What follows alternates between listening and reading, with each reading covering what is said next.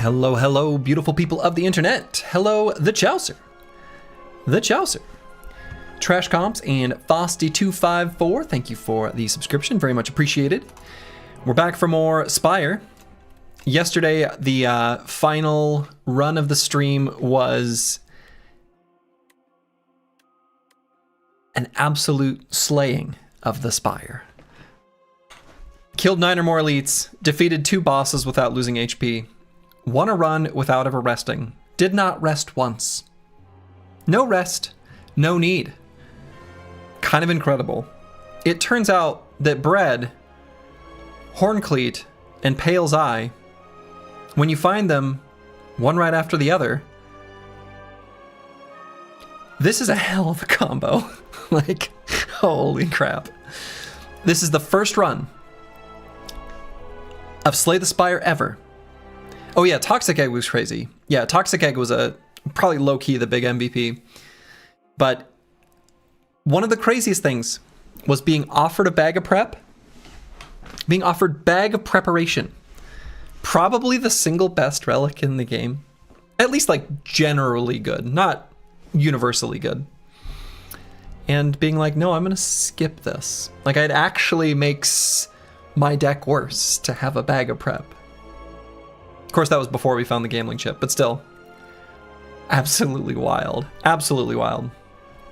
And so, since that's where we left off, we'll continue moving around the horn and we'll play as the Defect. Okay. All right. We're in the Underdogs facing the Waterfall... Underdogs. Facing the Waterfall Giant. I see a nice end of act path. Again, what I'm really looking for is not only choices, but elites and campfires in close conjunction, just so that we can get as many relics as possible. Or possibly upgrades, right? It's nice, like, if the elite fights go well. It can be very powerful. Rufin, hello, hello. So, Niao's Bones was a key part to that Necrobinder run going so well. Could try rolling the Bones. I don't really love these other options anyway. Booming Conch and Winged Boots are kind of meh. Whatever.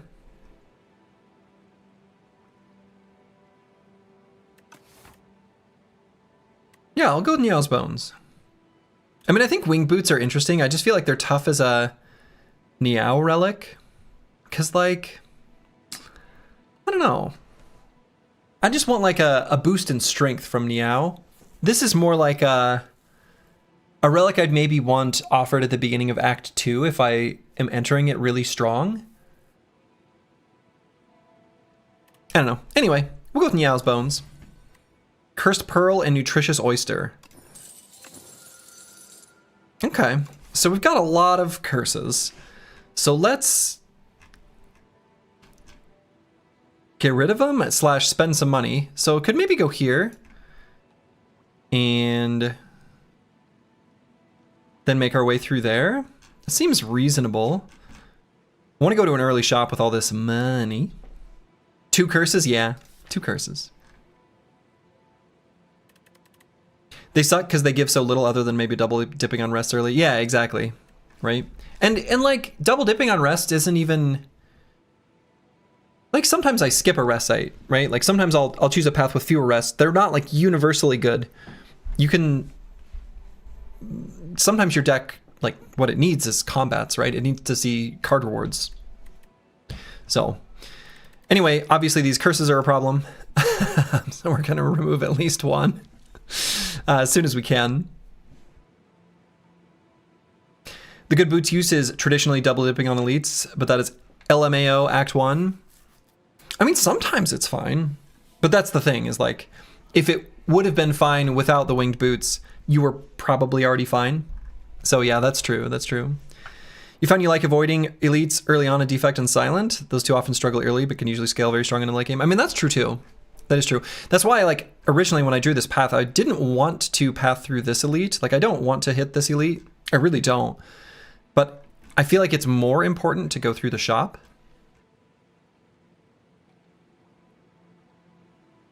Never seen those dice? Yeah, so this is new. Hello, Cycling. This is the new relic to the beta branch, the new Niao's offering, where you lose a little autonomy but gain a little power, where you get 2 different bonuses. So in this case, we got the Nutritious Oyster, which is kind of whatever.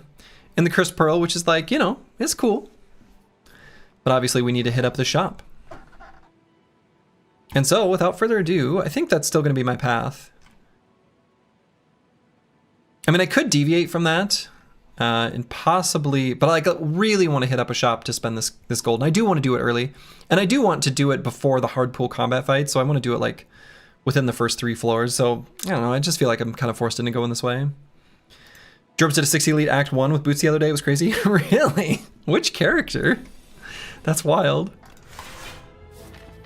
Let's see. And I think I've pretty well worked out that against like Sludge Spinner, I think I want to do dual cast, right? Because I'm pretty sure when I was looking at... Yeah, Sludge Spinner is one of the enemies with lower HP, just in general. And so I think right around 40 HP with the starting deck is where like dual cast is going to be better than a strike. With a starter deck, right? I mean, I guess there's also the weaken to kind of keep in mind. Ouch. Got him. Ball, Lightning, Scavenge, and Smokestack. I guess we'll go with the Ball, Lightning. Smokestack art. You know, here's the deal. I like this art. I miss the old one. The old one was very charming. But this is good. Like, this is good art. But I miss the old one. But I'll grab a Ball Lightning. I don't often grab this card. But definitely need to add something to the deck, right? And I think these are not good right now. Isn't Smokestack super strong? I mean, it can be, but I'm not relying on it right now, that's for sure. So let's see. We've got a... like 19 damage of attacks that we can do here. If I dual cast here. 4th curse would be a hard sell right now. I mean, that's a good way of putting it. Actually, I think the way I'm going to do this is I'm going to play defend and then as a single strike on the Toad Pole. I think I want to put him within 2 strike range or strike and Ball Lightning.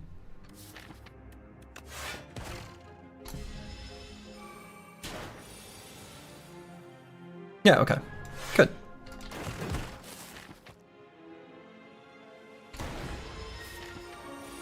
And we're just gonna... Perfect. Okay, Focus Strike, Uproar, and Lightning Rod.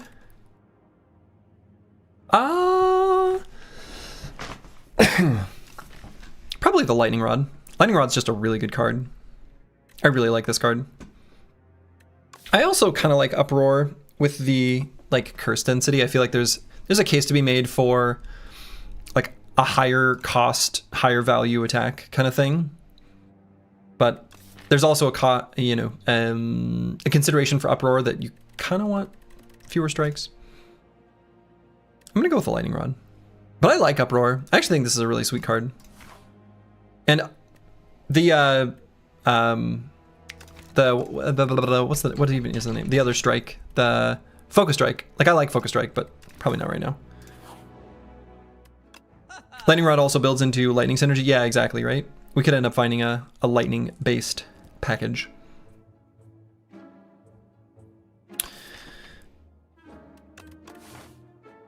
All right, so I want to build or find enough power to fight this elite comfortably. That's kind of my primary mindset right now.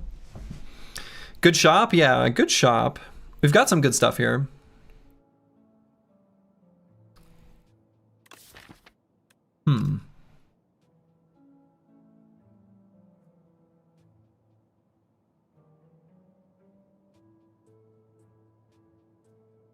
I want to buy the Toxic Egg, but like just realistically probably can't. Unless I think that grabbing the Toxic Egg makes it so that like going this way is more reasonable, right? I don't think that's necessarily wrong because I do think the Toxic Egg just makes building a defect deck really cozy. Yeah, this is a tough shop to decide on, and it's also like a pretty, like, this is a great example of like a differentiating moment where someone who's very strong at the game versus me, and knowing what to do here. All right, so I'm thinking like, what if I got the Toxic Egg, Turbo, and Carter move? I mean, Turbo's kind of bad right now, but I think it's still got legs, right, to become good. Toxic Remove Turbo's pretty good. Now, is that I feel like you typed that fast enough that probably was an independent thought, basically typing it and hitting enter the same time I said it, which is a good sign, right?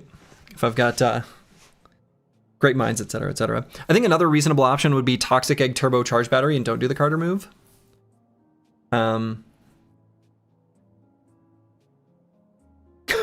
Do Toxic Egg, Turbo, and then Carter move. I mean, that's true.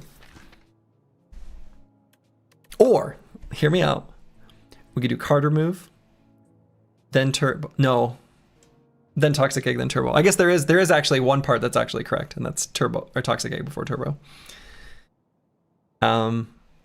If I had just one more gold, we could do Toxic Egg in the Charge Battery. I think the Charge Battery actually like pretty good with what we got going on right now. You see your second marriage in the bottom left? Catastrophe. Hastens. And actually, even like, in all seriousness, an upgraded Catastrophe is pretty sweet too. Like, that's a good card.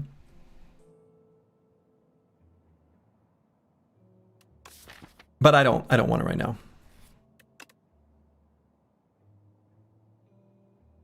Don't laugh at his trauma.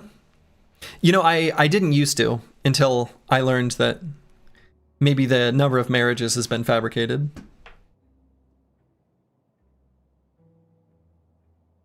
Yeah, so I'm going to go with the Toxic Egg, Turbo, Carter move, and then play the Cowards route and let the Toxic Egg sort of carry us. I feel like there's a lot of potential with the Toxic Egg to make a nice defect deck. I feel like the interesting thing about Spire 2 is that the card type that you add most often with probably every single class are skills and not attacks. Lack of Gremlin Knob, I guess, is a big part of that. So let's get rid of this Decay. And I will grab the Turbo Plus, because I think it's a good card. So if I'm going to go directly to a Campfire, which I think I am. I don't feel comfortable fighting any elites like right now with this. Not necessarily, right? We might be ready by these two hallway fights, but we might be kind of doomed. And I think I'll go with taking a little damage. You would have 100% bought the Turbo before the egg because you suck? No. The real question is, what part was I disagreeing with? What you would have done? Or whether you suck? Maybe both. Okay.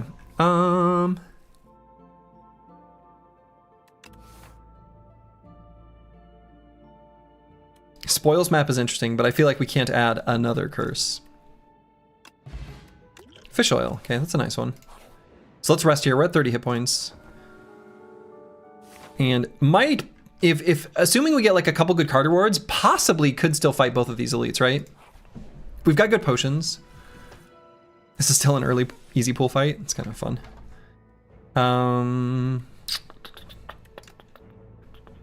So let's do Lightning Rod and attack this back one.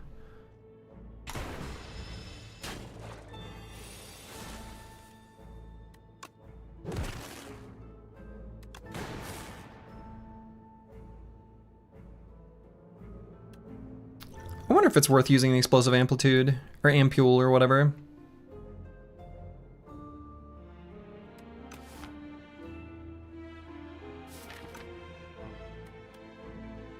Yeah, we'll just take 3.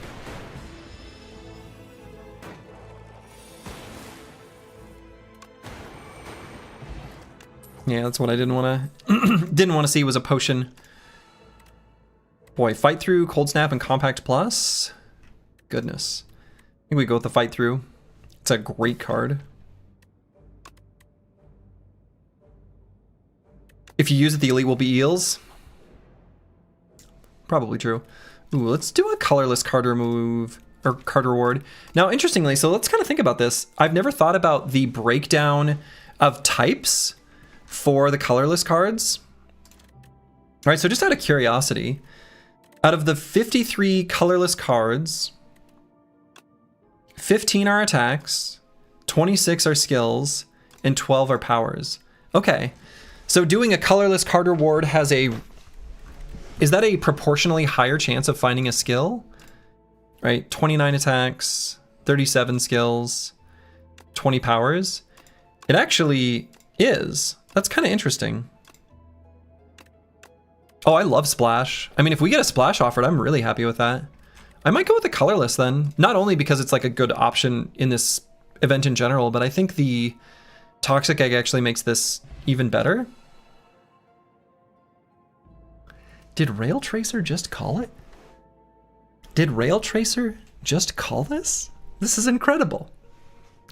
I mean, we grab Splash. Splash is a great card. Like, it really is. Like, make no mistake. It seems unassuming, but it's really good. Baby. Bag of prep.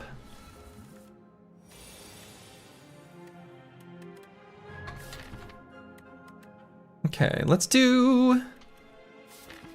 Let's see, so looking... This is an interesting decision point if I want to use the turbo for an extra 6 damage. Because I think we have enough damage here. I think I probably do.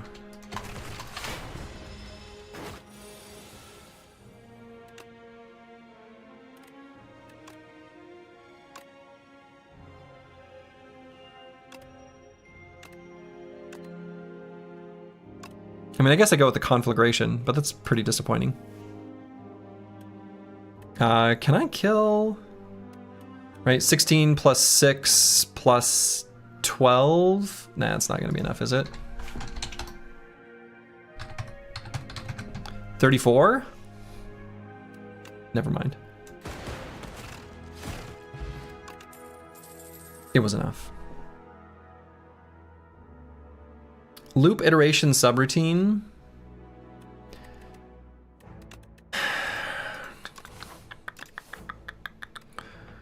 So I'm either gonna go with skip or possibly the iteration. Yeah, iteration with the fight through and the turbo, right? And it stands to reason that we'll probably add more status creation with the upgraded statuses.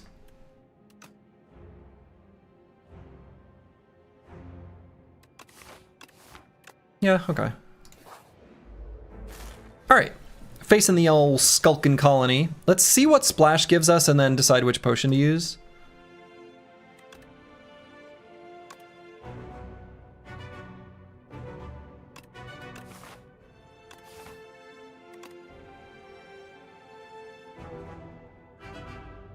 I mean, I guess I'll go with Thunderclap. Kind of disappointing. And...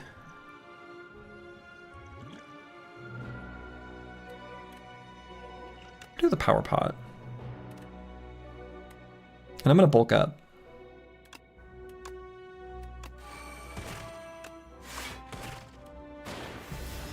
Bulk up is like fish oil. Twice.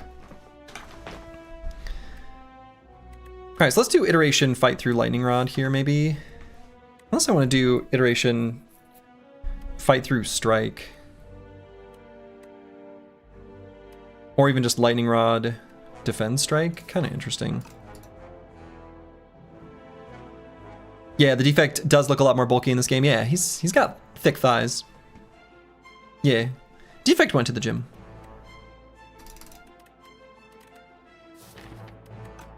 Yeah, I'm gonna go with fight through at a minimum with the iteration, and I think I might play the strike over the lightning rod. We'll be generating enough lightning in this next turn, most likely.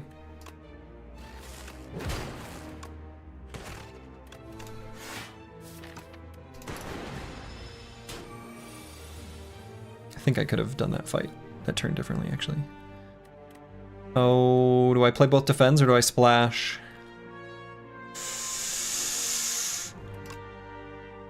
Hey.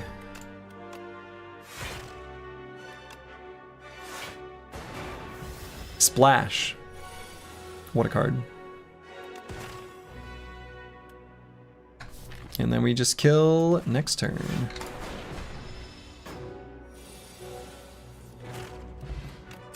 Mercury Hourglass, pretty good. I don't think this deck is going to want a Hyper Beam. I don't think we're going to want or need that. Hey, it's your favorite Midwestern streamer? Hey. Hello, good boy George. Let's go with the Charge Battery Plus. It's a good card.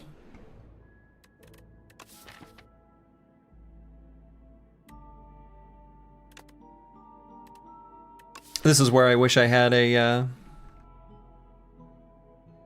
multi-attack or multi-defend card of some kind. But I suppose just upgrading the iteration to give it card draw is totally reasonable.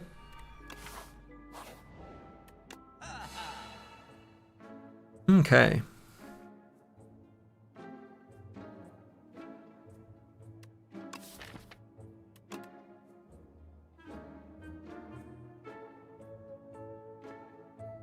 I've got an idea for something I might do here that it's kind of a feels bad. But something I'm thinking about that I don't normally do at the shop. But I've got an idea here. Anyone guess as to what I'm thinking I'm probably gonna do? I'd be curious if anyone else is aligned on this.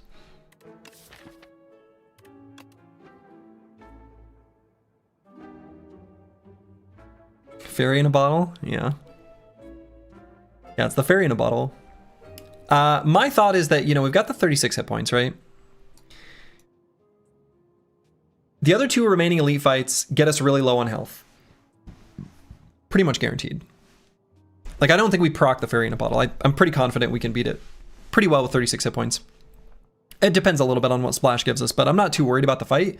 But what I am worried about is then going into Waterfall Giant with low hit points with this deck as it is.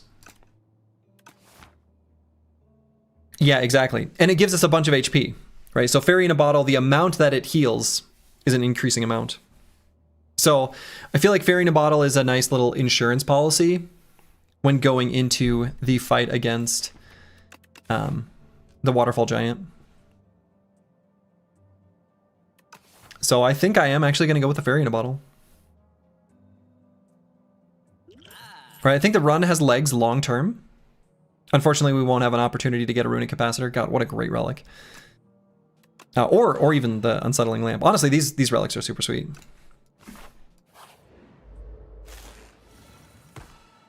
Okay. And I'm kind of thinking about doing the Fish Oil in this fight. I think that is a reasonable thing to do. We've got a pretty good potion chance. We didn't get a potion in the last elite. Right, so we didn't get a potion in the last couple card rewards. So I think I'm going to use the Fish Oil just to make this fight go a little bit cozier. But I think I will take 2 to get another Lightning Orb out. Splash. I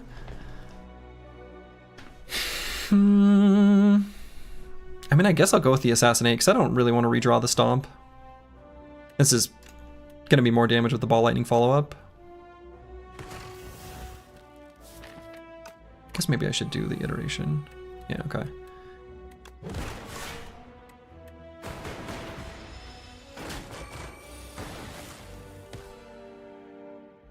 Oof, I don't really want to split him here, but I guess I probably do.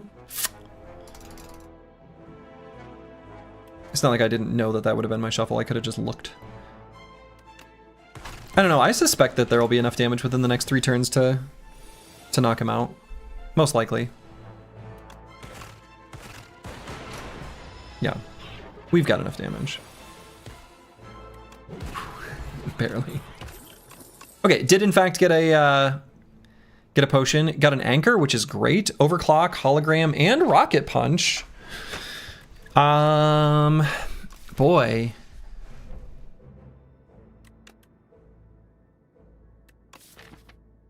These are all good. It's definitely one of these three on top and not the skip button. The Rocket Punch is actually really good here. But I'm probably still just going to go with Overclock.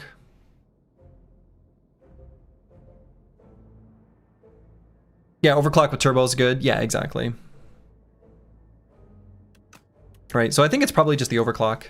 It's just a great card, and it gets us to our splash more quickly, so we can splash more frequently. So I'm going to go ahead and grab that. And probably just go ahead and rest. And if we hang on to a fairy in a bottle, then we do. Yeah, it was a very strong set of rewards for sure. I'm gonna go ahead and use the strength pot, and honestly, unless this goes terribly, which it might, we are more than likely not gonna need to use this fairy in a bottle. I think we'd have to give a pretty bad shuffle. Okay, let's splash and defend.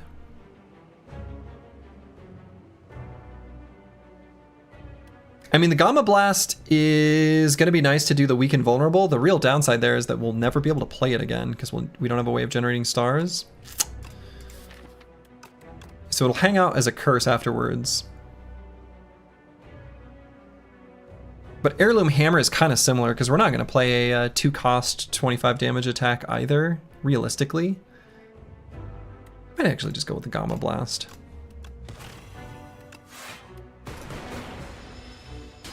Next splash is a Shining Strike. I mean, you know, it's possible.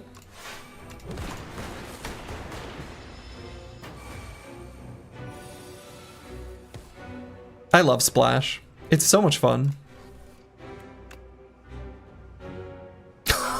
It's Solar Strike. I mean, I guess that actually is probably what I grab, right? That's wild. You found out Brightest Flame's colorless card yesterday. The hammer made a bunch of flip. Oh, yeah. I had a... I also was able to get multiple flames, and I'm trying to think of why I was able to do that. It was a little while ago. It was the one I did off stream. I don't remember. Rocket Punch feels almost too strong. You can't believe it's not this turn. Yeah, I think it used to be this turn, and they changed it.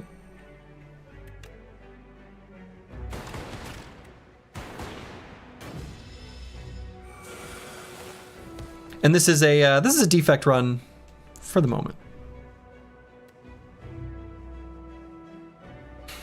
Okay, taking a big hit here. Ouch.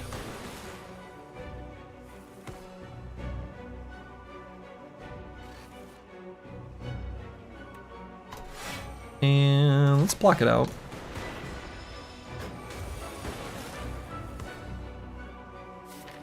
Dang, was hoping to find the Solar Strike before the Gamma Blast. Normal defect stuff. So we're gonna take a little damage here because of the burns.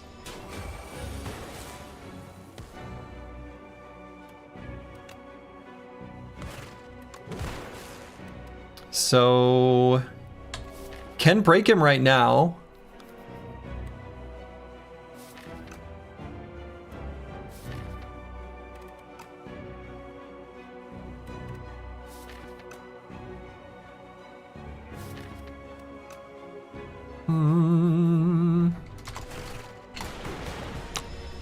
I think I'm going to choose to do it.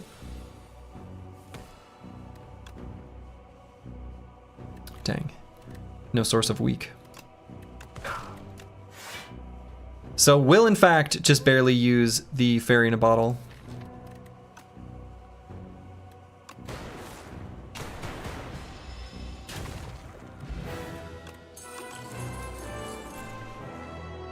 Okay, not the most exciting options here. All for One is like, oops, a little bit cute with the turbo and overclock, but I don't love it. I mean, Splash can also, of course, generate 0-cost cards sometimes.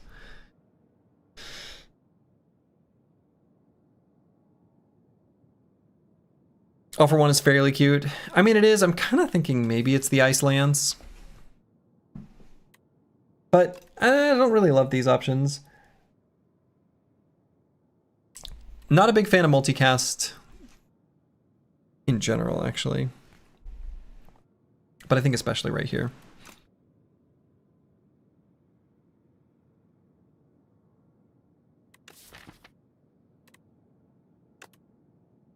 I don't know. I might just grab the All for One.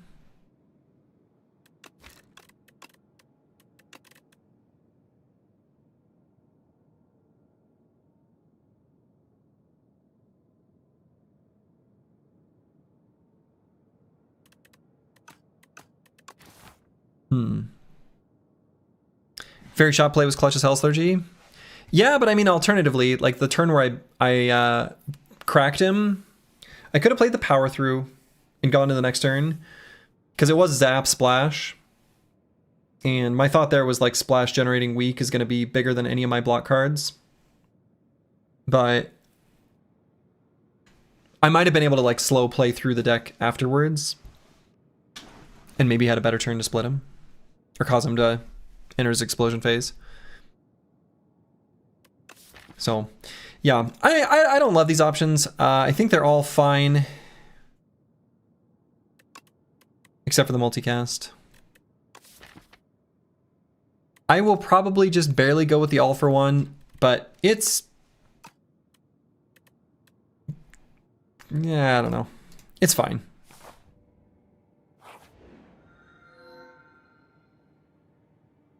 Okay.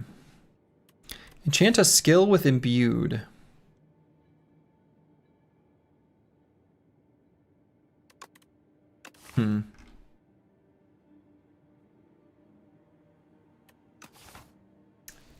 Gain 4 potion slots with random potions, pretty nice. Imbued Overclock is cute for All for One. It is, right? If we imbue the Overclock, then we start with 10 cards in our opening hand every time. Yeah, Imbued Splash, also kind of cute. Right, because then we always get to open with a splash. It basically turns it into like a Vexing Puzzle Box kind of equivalent sort of thing. What's Infused Core do? Infused Core will make it so that we start with 3 lightning channeled instead of just 1. It's fine.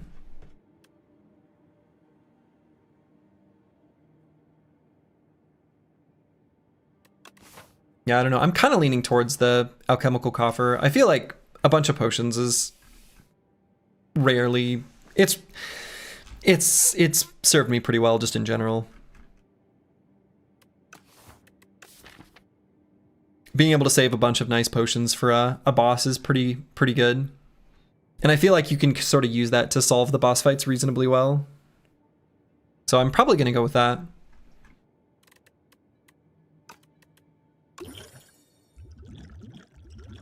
Okay. Pretty good ones. And so let's see if we can take a few elite fights here at the end of the act. May be able to do so. And then if we go here, we can also skimp out entirely if things have gone poorly to that point. I don't hate the prospect of going up here and instead of forking left, possibly going for an earlier elite. If I think I can do alternating campfires and elites on this path on the right. We do have a lot of hit points, so when we rest at a campfire, it's gonna heal quite a lot.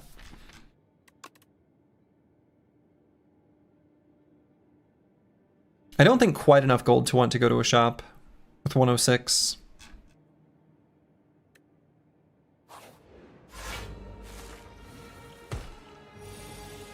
Splash.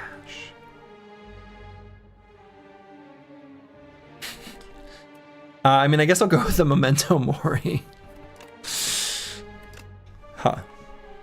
Why do I have so many hit points? Well, we got the Nutritious Oyster, which raised our max, and then there was another event that just gave some HP. And so I think I'm not going to play the Iteration. I think I'm going to do the Memento Mori here. And just a defend and a strike. Focus damage on that back exoskeleton.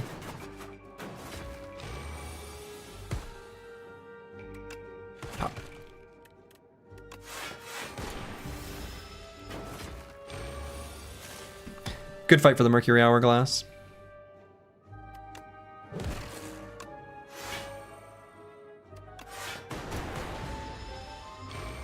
I couldn't read the Oyster. It was behind your handsome head. What does it do? Oh, sure. Oh, it is behind my head. Upon pickup, raise your max HP by 11. Aerobic acid, that's what I'm talking about. Dude, this potion is sick. All right, so a boot sequence has been spotted. Now, interestingly enough, when you have Anchor, generally speaking, I would say don't pick up the boot sequence. But with an All for One in the deck, I think I'm okay picking this up, right? So I think with an Anchor, it usually makes boot sequence unnecessary, except for maybe the biting scrolls in Act 3. No, maybe. But like, most fights aren't going to threaten you in that way, but I think I'm still going to grab it. It's also pretty good at the bagger prep. I mean, that's true. That's true.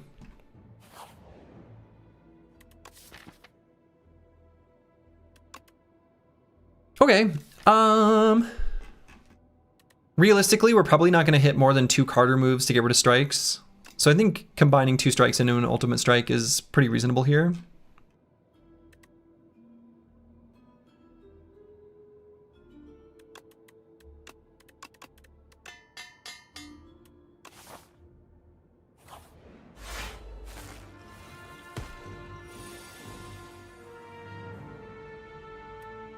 Okay. Let's hit up our iteration.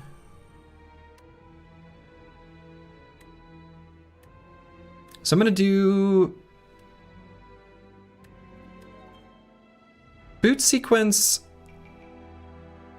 lightning rod, ball lightning.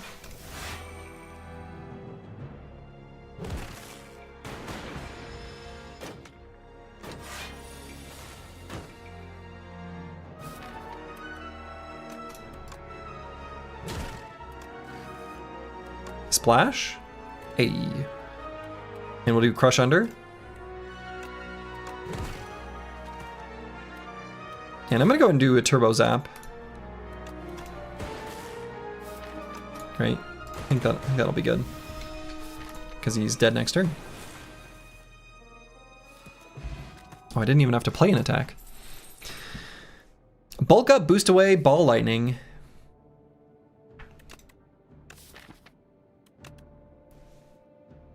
Bulk up and boost away are both really good here.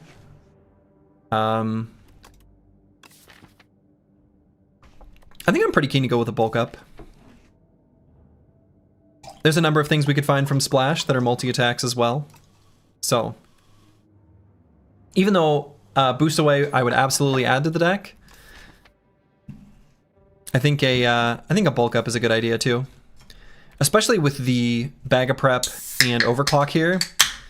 I think it helps give us abilities to actually get that into play. This deck is already so good. Yeah, we're off to a good start. Off to a good start.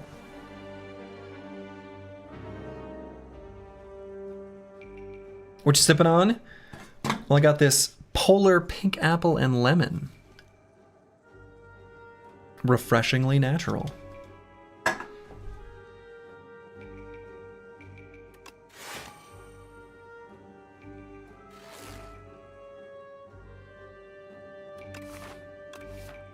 So thinking about like potion strategy long term, I'm thinking about like the powder demise already for the knowledge demon, and probably the aerobic acid as well. So I'm thinking probably of trying to use one in this fight. And I'm thinking about maybe using a vulnerable pot against the big boy in the back, because I think this can be a kind of tough hallway fight. I think the deck's a little bit slow, especially if Splash doesn't give us anything favorable, so I'm kind of thinking about doing that. Could also do like Stable Serum.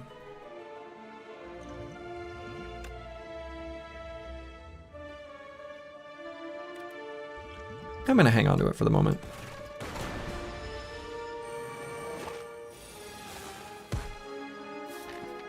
Okay, so we're gonna be able to pull up our boot sequence as previously described.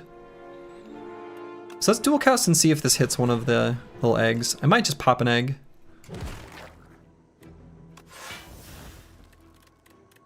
And is it worth playing the turbo? Probably.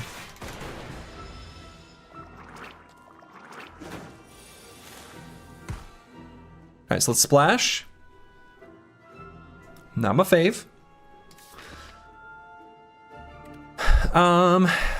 But we could splash the Grave Blast to splash again. Try again.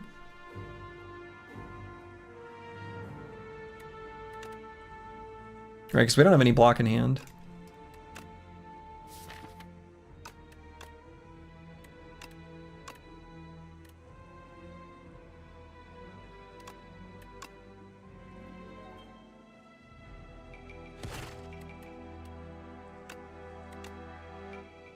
There it is. Fetch fight through. I mean, that would have been a reasonable option. Something like 7 stars, pretty good. So we'll just take 8, and then I think we're done taking damage. Could also just do fight through, right? Maybe that would have been better.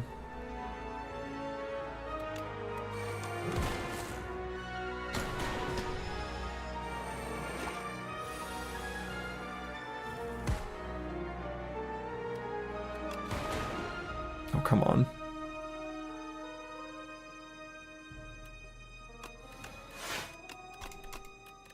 All right, Lightning Orb, right there.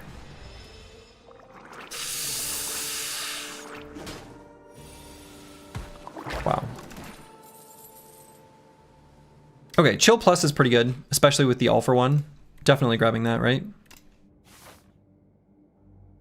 And I think the deck should be fully capable of fighting a string of elites.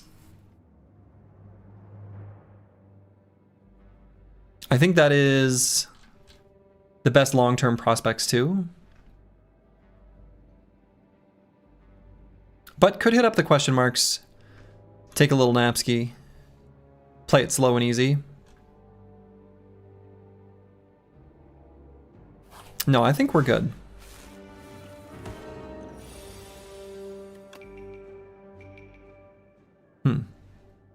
I guess the Gamma Blast. Common theme.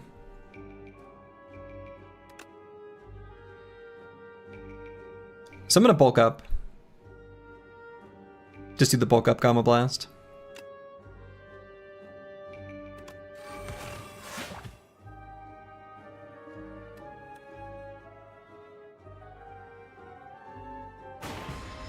Use some potions, Mr. Midwestern Man, or not. We'll probably use some potions in this fight.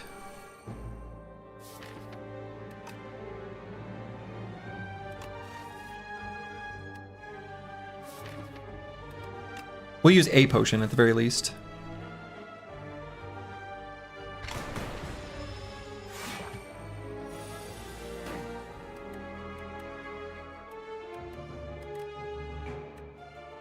So we're able to block for 20.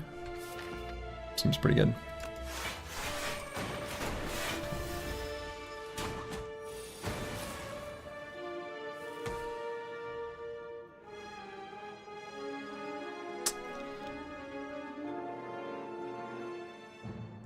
Just gonna use the ship in the bottle.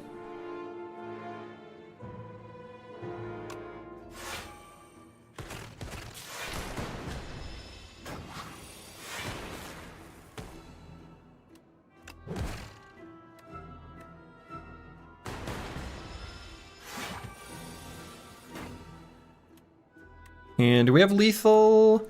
If we do ball lightning and strike, yes. Okay, white noise, rocket punch, ball lightning. Ooh. I feel like the rocket punch is really good in the deck right now. The white noise is pretty tempting though. White noise, best card in the game. I mean, sometimes it gives you echo form. Also, we haven't gotten potions in a couple combats, so I expect we should get one in the next upcoming elite fight. I don't know. I think the white noise actually is probably the correct pick.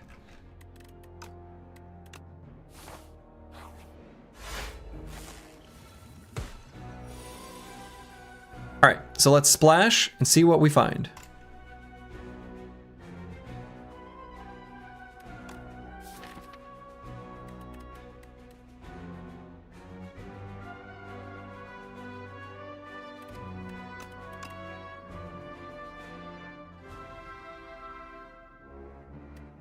The flechette's only hitting for 14 is a little disappointing. I mean, the bulk up can make it bigger.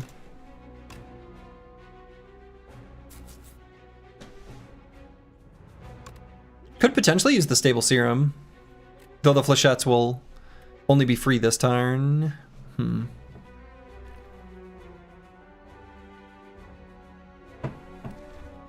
mean, it's just flechettes.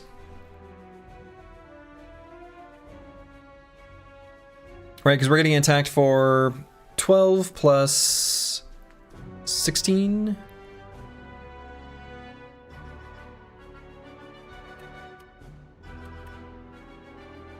Yeah, so probably just bulk up flechettes and boot sequence. The silent card grand finale seems so outrageous. It is. It is outrageous.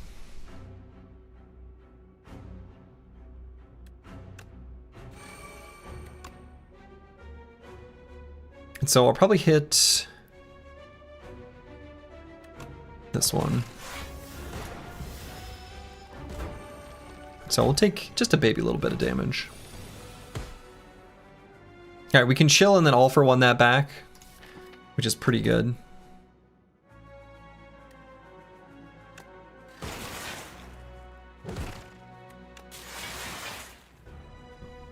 Still have to fight through to block this though. Play the iteration when we see it, it'll be fine.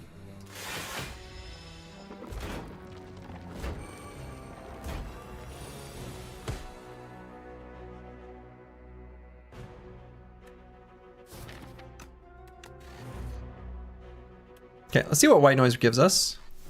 Storm.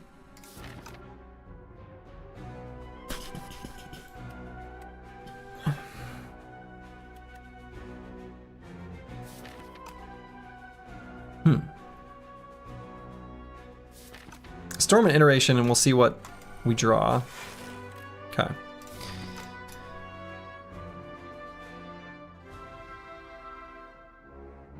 So could strike and try to destroy this middle section of the decimillipede, but I think another reasonable option would be to use the speed pot. Still use the turbo, but strike other parts and try to keep that section alive. Or leave that section alive, I should say. I think that's what I'm gonna do, actually.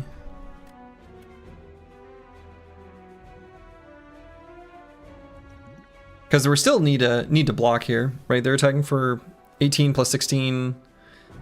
Why does this enemy make me do so much math, right?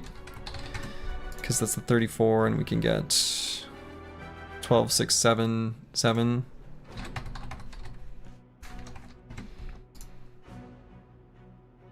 So I guess we're only 2 shy without the speed pot.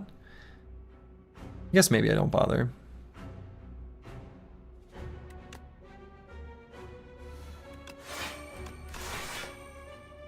In fact, I can do the zap. Do the zap, in fact. And then we'll hit this section.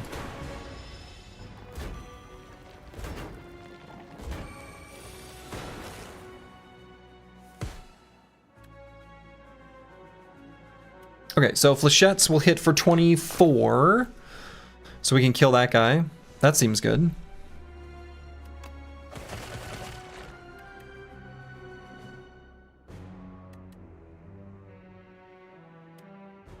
Surely the zap, this lightning will just hit that back one, right?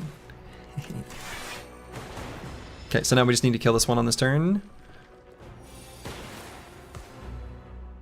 Let's see what Splash gives us. That's right. We'll give him the Kingly Punch. Genetic Algorithm, Darkness, and Hotfix Plus.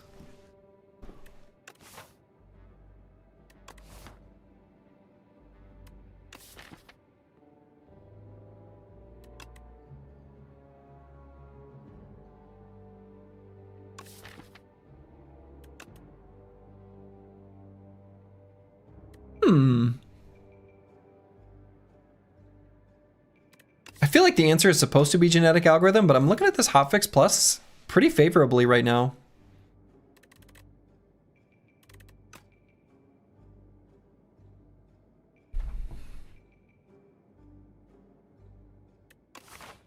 I don't think it's too late for a genetic algorithm. I don't think that's really a thing. But why? Because it's good. Kind of because it goes directly with the Chill Plus, making All for One a really good block card. You could get that algorithm pretty high. I mean, eventually, right?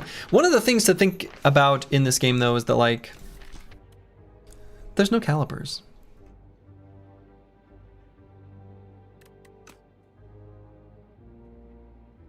And genetic algorithm, like, it can be good, for sure. Like, it's a good card.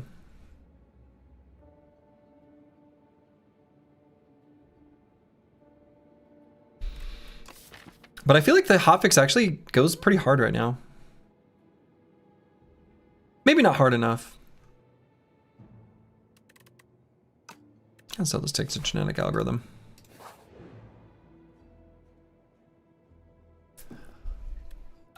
Metamorphosis does work with All for One, by the way. So I'm okay doing this. Also, it does Toxic Egg, so it will be upgraded. Potion Belt. Potion Belt. All right, so we're able to upgrade here. And I think the most important thing to upgrade, especially with that metamorphosis that we just added, is things involving with card draw or just like raw efficiency per stat sort of thing. So I think bulk up is a pretty good choice here. Zap also honorable mention so that All for One can grab it.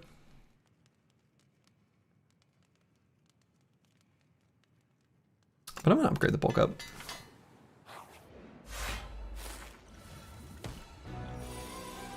It's time to splash. Let's hit him with an uppercut. Uppercut's pretty good. Slurgy is the potion man. Don't enter any establishments looking for potions without consulting Slurgy first. That's right. I am, in fact, the potion man. Doing all the things that a potion can.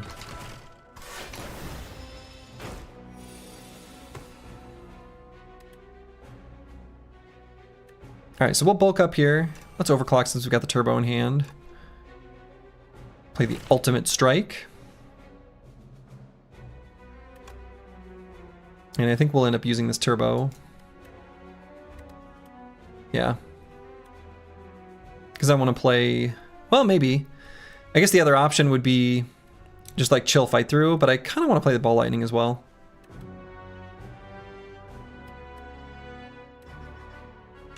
Yeah.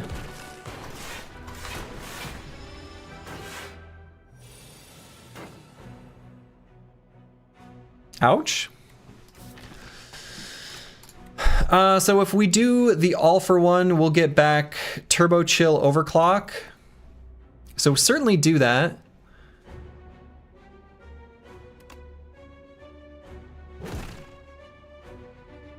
Right, so I'm thinking about doing Dex Pot. We don't have a Dex Pot. I'm thinking the Speed Pot. I don't think so. What I'm thinking about doing is doing the Turbo, and then the Metamorphosis, and then the Overclock.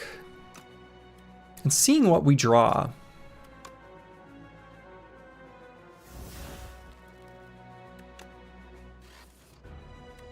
Okay, so we found Barrage. So that'll gain us an energy. Let's play this iteration.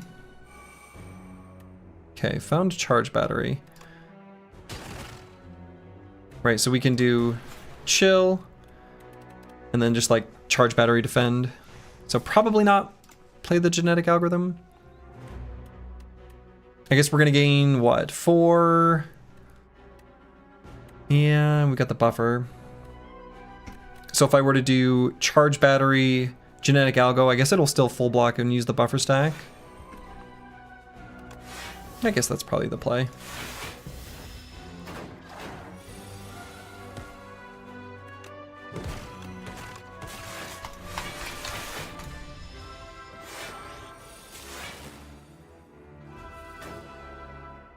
Okay, let's splash. and Devastate. And are we gonna have enough for this to be lethal? Sure feels like we should. Yeah. Regal Pillow, very good. Cool-Headed Plus and Hotfix Plus. Oh boy.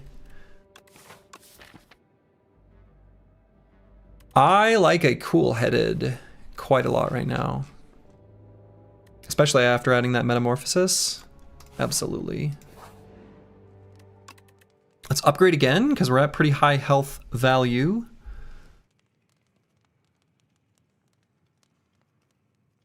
And what's the upgrade here?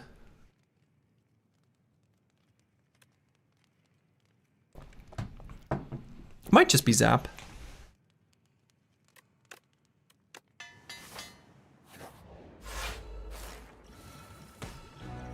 All right, we got our B-Boy here. So let's do Metamorphosis, Lightning Rod, Tweet Sequence Zap, take 1. Cool-Headed Plus feels more than twice as good as when it's unupgraded, and I'm not sure why. I agree with you, and we are irrational in that. That does not make sense. Oh, I guess I don't. What gave me block there? But yeah, that doesn't make sense, but I feel like I agree with you. Let's see, do I bulk up here?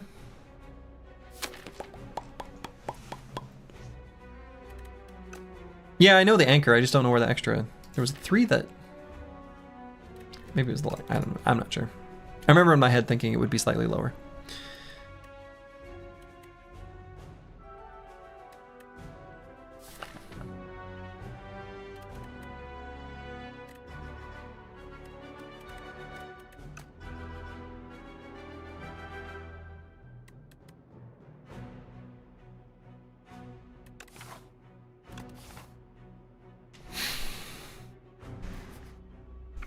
I don't know, bulk up feels like it takes a lot of damage, but maybe that's just the play.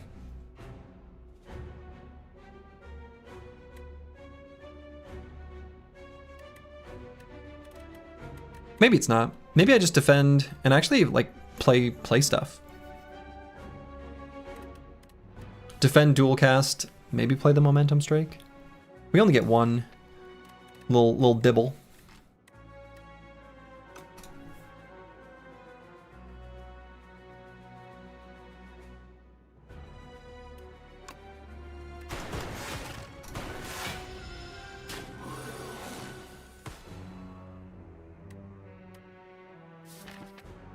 Okay, let's iterate and then white noise and scrape.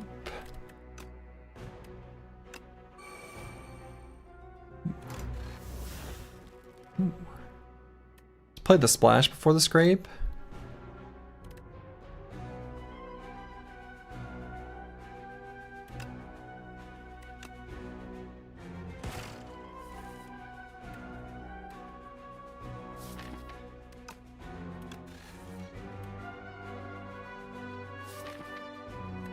Okay, next turn looks pretty good.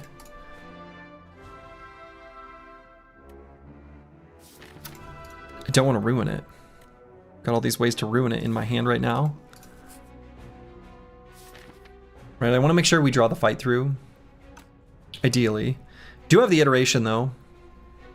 Okay, so maybe even playing like the dagger throw kind of makes sense. Like after playing one card. Yeah, just like that, actually. Okay, so we'll draw a bunch of good stuff next turn. So actually, probably pretty safe to play the Refract too.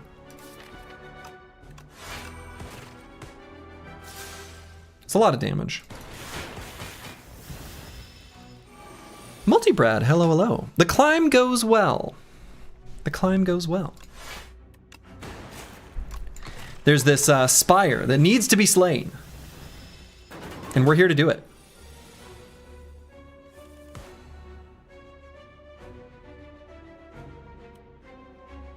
Let's see. Dang it. So if we bulk up, that'll do 9. Still not able to kill him. So actually bulk up kind of hurts us here, huh? Well, shoot. So I'm just gonna do chill Tesla coil.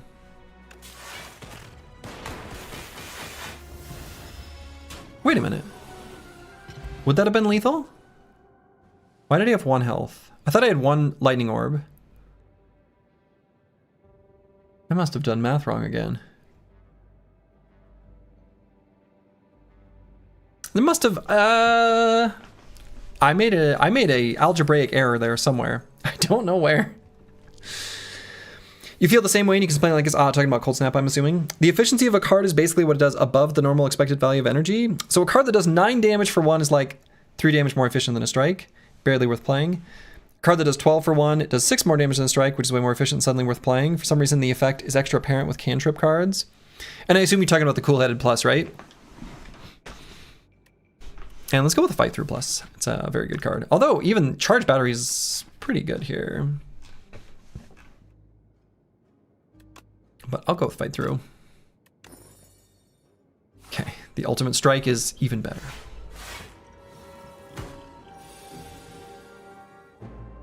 We took Metamorph, we did take the Metamorph.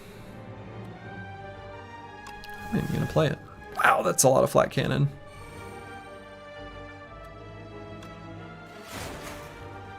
Okay, not gonna play the boot sequence. We'll let All for One grab that. Toxic Egg makes it hard not to. Well, and we've got the an All for One in the deck. So let's fight through Ball Lightning and Flat Cannon.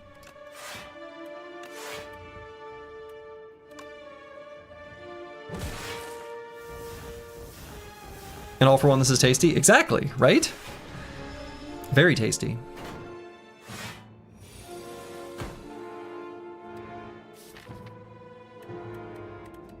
Okay, so we can use the All for One to pull back our Chill and Boot sequence, but we'll go ahead and splash. I mean, I guess it could be the Precise Cut, so we get that back. It's like kind of cute. We can play it twice with the All for One.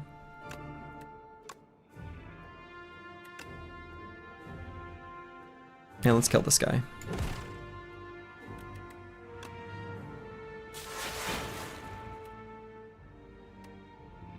Yeah. So I guess we can leave the boot sequence in the deck still. Tomorrow's the big day and you're getting a little nervous? Tomorrow's the big day? The big day? What is the big day?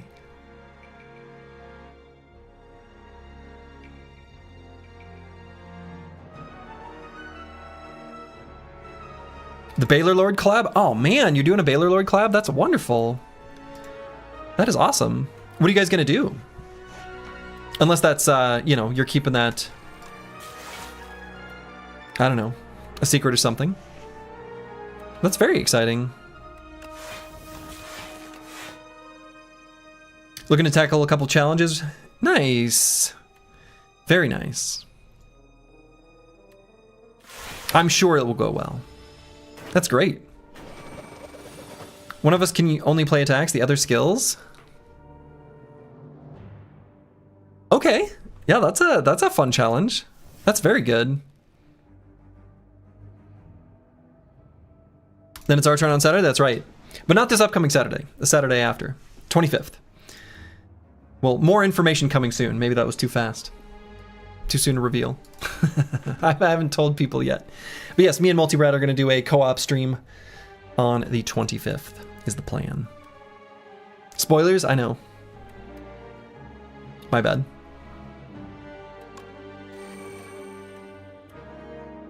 Very hype, very hype.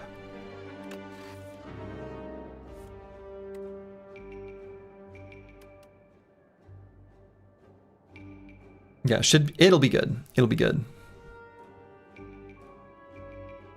We've got I think the run idea is very good.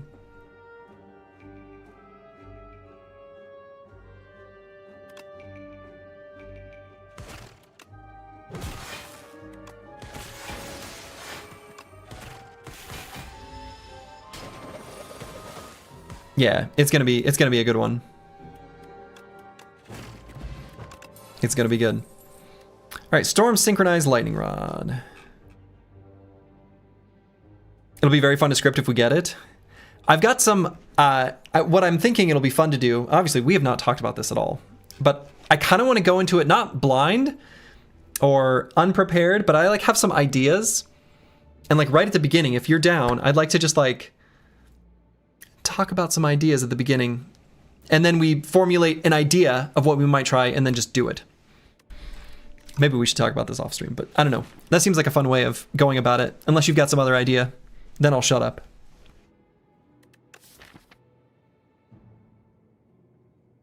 You're down to theory crafted at the start? Okay, good.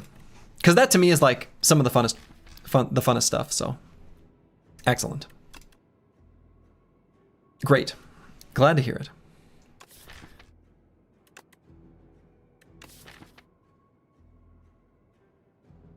Okay. So this card reward, I'm leaning towards maybe grabbing a lightning rod, and the idea behind the lightning rod is that I kind of just want to add defenses, because I feel like between the metamorphosis, the all for one, and the splash, like we have the not scaling strength, but we've got like all the damage output we need, like sort of a non-scaling damage output. So I just want to add more defenses. Something in lightning rod here.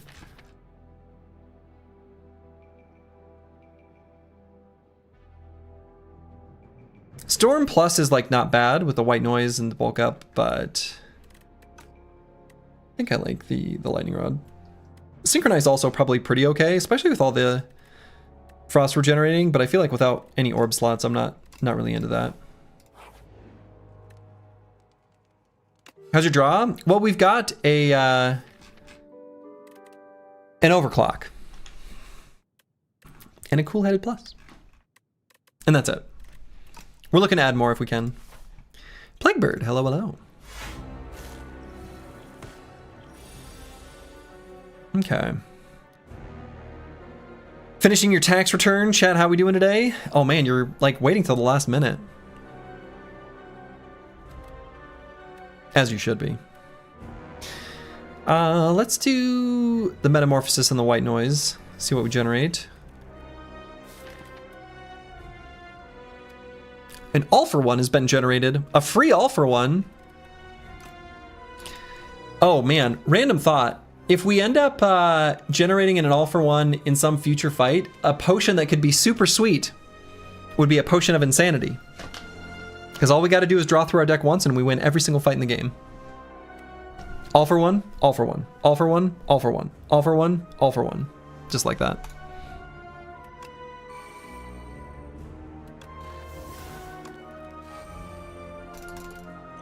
Okay, considering using the stable serum here.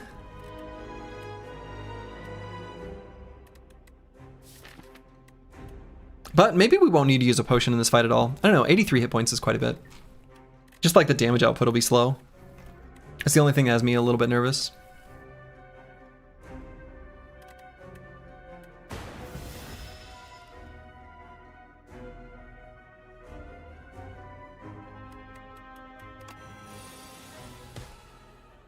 You still have to do yours? I thought all the European countries were nice about not making it complicated. Okay, so I think we just play everything here and take some damage.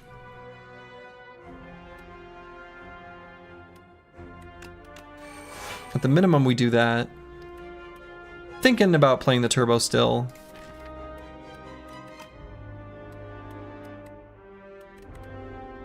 Yeah, I think so.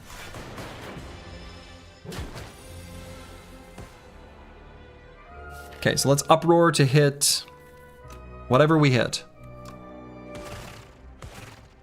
The ultimate strike. So we're gonna hit for 27.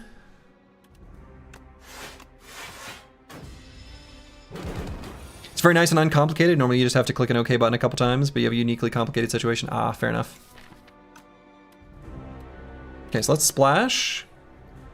Body Slam Plus is a 0 cost card that we could get back with the all for ones in our deck. I think there's a lot of situations where that actually may end up doing quite a bit for us, and these other ones sort of suck. Oh, 0 cost all for one.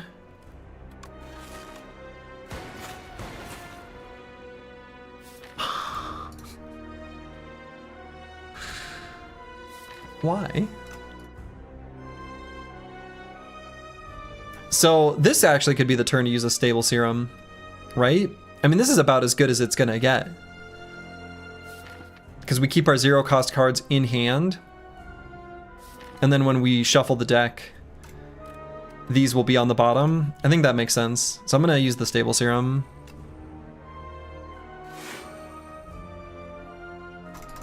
Yeah, it's a bad place for all for one to be, but I think this'll be good. And so I might just play like just the momentum strike so that we draw 5. Maybe not. Yeah, maybe so.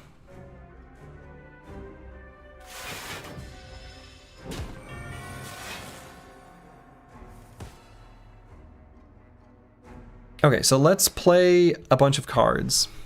And then we'll play the all for one and run it back again. So we're going to gain a bunch of block for our fight through, including this. So maybe I dual cast first. I suppose I should test the coil then, huh? So actually I will just do dual cast, then chill. And I suppose a defend is more damage than a strike, considering we're going to play the body slam twice. Oh, I should have done the focus strike. Ah! Boy, there's so many like little random mini order things. You're starting to come around to body slam plus being one of the best damage cards on Ironclad. You're very often hitting for 30 plus damage with it in the late game and sometimes hundreds. Yeah, it's I agree. It is actually pretty good.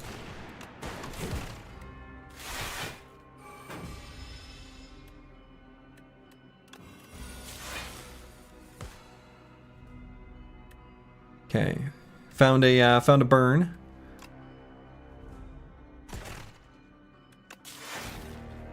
Okay, genetic algorithms here.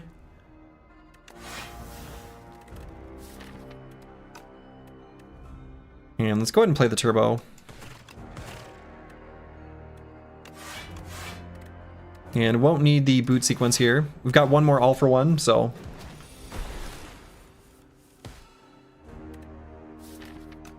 Okay, so let's play the Uproar, which will hit Ball Lightning, I guess.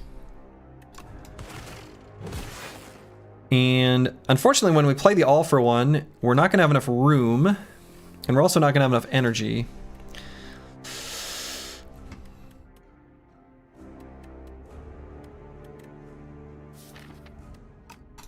Another option would be just to block, right? Like fight through and charge battery. This void's sort of screwing us over here.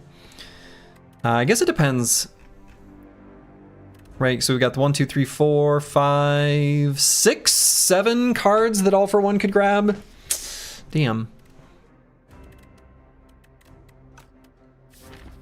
And I don't actually know the order in which it grabs them or if it's random. Right, does it do it in some sort of like logical way or like algorithmic way, or does it just do it randomly? Okay, so we got the other all for one. That's good. So let's play the focus strike, then the Tesla coil, then the chill, then the other all for one, which is now going to make this lethal. This sure feels lethal. Yeah. Ask again. It's on play, I think. Last card is last brought back, if that makes sense. Gotcha. So it's like their gotcha. Last one played is the last one brought back. Okay. Ooh. Trash to treasure is very good with this deck.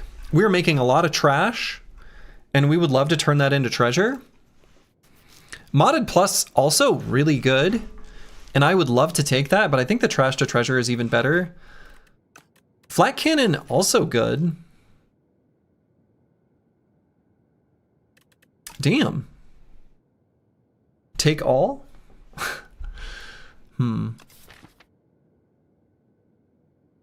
Yeah, they're all good. They're all good here. Damn. Luxury of choice. So you played Zap just before All for One. You have 3 available slots. Zap is 4th. Zap gets left behind. Ah, okay, so it's like if you were to make a discard pile, it's like pulling from the bottom of the discard pile. Interesting. Trash to treasure, probably most versatile. Maybe. I believe so, yes. Okay, that's good to know. Is that how it worked in Spire 1 as well? I don't actually know how it worked in that game. I think with the... It makes sense that you would know the in-depth mechanics with the challenge runs. Sometimes you gotta know some really weird stuff. Okay, fair enough. Yeah, trash to treasure, right? We're making a lot of trash. Let's turn it into treasure. And the upgrade, I think, is innate, right? Yeah.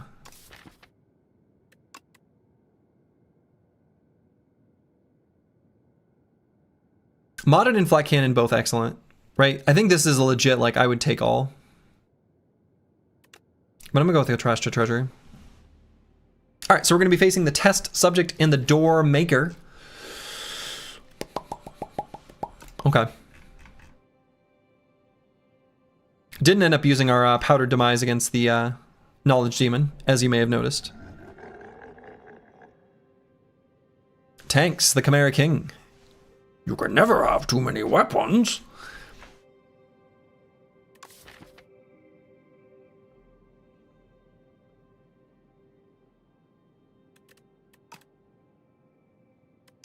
It's kind of boring, but I might just choose the Psy. No Fronda said, no Fronda said. Spiked Gauntlets, also okay, but...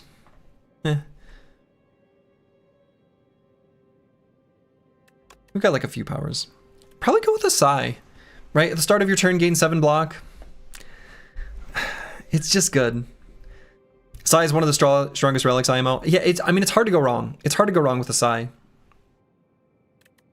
And the Warhammer, like, you know, we really don't even need that many upgrades. Yeah, free defense every turn. It's pretty good. Probably just end up going with that.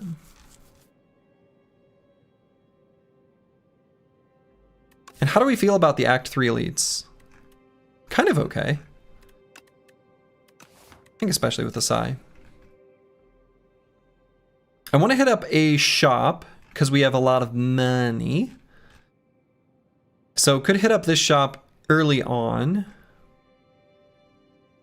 And then just have like kind of a boring ending route if we want to hit up a second shop, which I think is reasonable to want. And the reason I want to hit up a shop right before the end is just to fill up on potions. But yeah, I would have loved the Frond, right? Filling the potions every battle. But yeah, we'll just go this way. I think that makes sense. We've got enough money that I kind of want to go to a shop early on.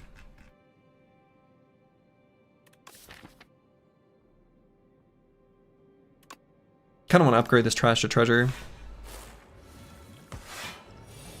But sometimes you just start with it in your opening hand. So that's kind of nice. Okay. Splash. Kingly Kick, I suppose. Does the most damage.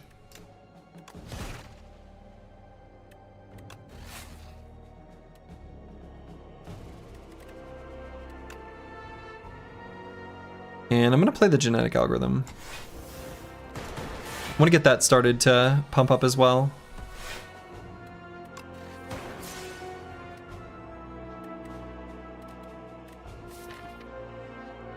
Okay, so we've got the turbo, overclock, and boot sequence down there. Okay. So is there not an Ascension 20 anymore? It only goes up to 10 at the moment. And I don't think they have plans of increasing it. Okay, so there's the Metamorphosis. Let's see what this creates. Wow, that was some good stuff. All right, they're dead next turn. So I'm just gonna play the whatever I want, I guess. Let's generate some orbs.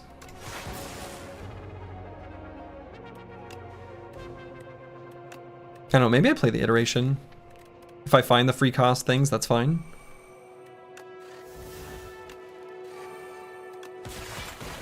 Okay. All right.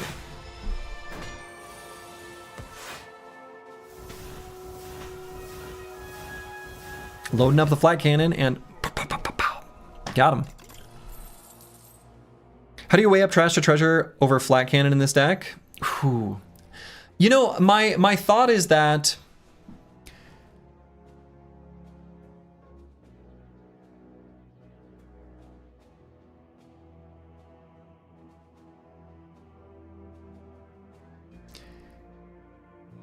Trash to Treasure is probably more consistent, and the reason that I would be reluctant to take flat cannon is it's a big deck, right? So it's a big deck with not that much card draw. So my rationale for not necessarily liking the flat cannon that much is a very possible, like 1 in 4 probability occurrence would be that flat cannon is early on in my deck when I first shuffle through it, where I either don't have many statuses or just don't want to play it in general. And then as on the shuffle, it's at the back, where that's going to be near the end of the fight, even against a lot of the bosses. So there's too many situations where it's not good and could be inconsistent. Whereas I feel like the Trash to Treasure, we always get value from seeing it and playing it. And a lot of this, the random orbs, I think are just going to be pretty good, especially as we're able to pull through the like all for one chill and sort of cycle through all those orbs that were created, right? So I think like, for example, the glass and plasma that I'm not able to generate other ways are pretty good only when you evoke them. And so random orbs kind of nicely want that sort of orb cycling strategy that we're kind of able to do already. So that's some of the things that were going into that decision-making process. Now, is that like good or correct? I don't know, maybe.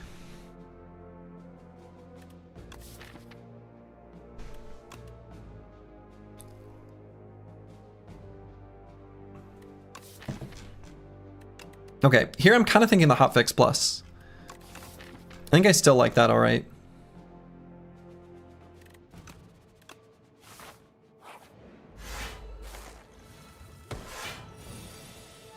Trash to Treasure, right here. Incredible. May end up using the Explosive Ampule here in this fight, we'll see. Guys, we're able to do 29. And able to block for more than enough.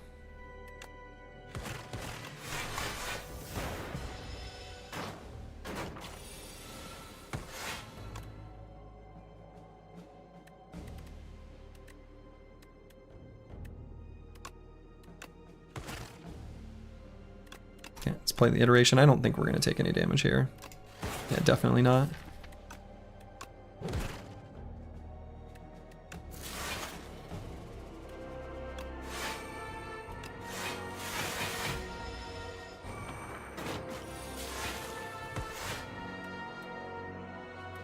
Okay, let's generate a lot of fun orbs.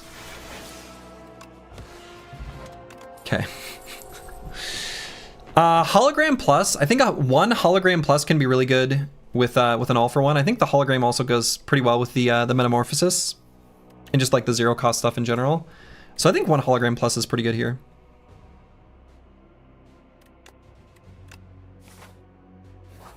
Hollow is hot. Hollow is hot. What I really want is just more card draw. Right, so I'm especially looking for overclocks. Overclocks and Cool-Headed Plus.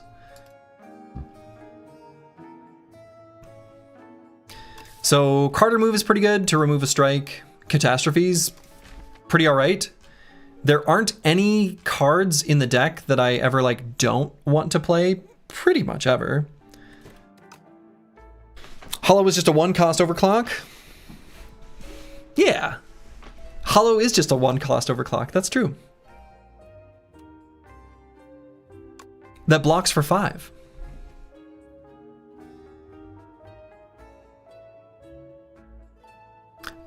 I think the Catastrophe is pretty alright. Again, Catastrophe is not like card draw, but Catastrophe, I think, plays a little bit like card draw.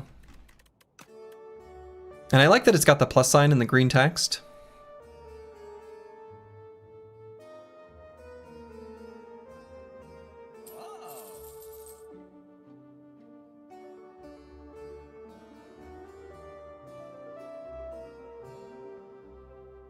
And I don't think I even want a second turbo, but maybe I do.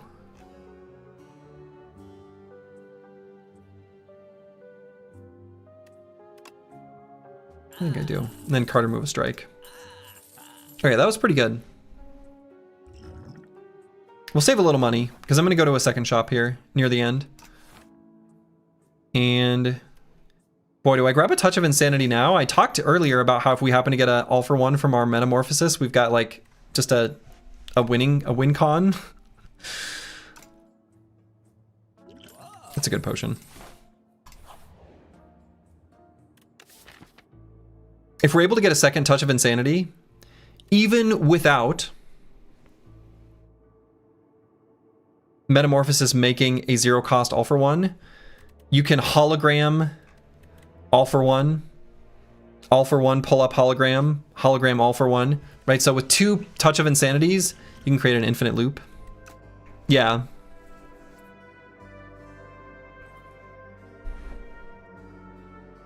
Turbo gives you the energy. Oh, true, yeah. Oh, right, yeah, so since we've got a turbo, assuming we've played a turbo, we already have an infinite combo with just the Touch of Insanity. Yeah, all we have to do is make hologram 0-cost. Cool. Okay, great. That all day, every day?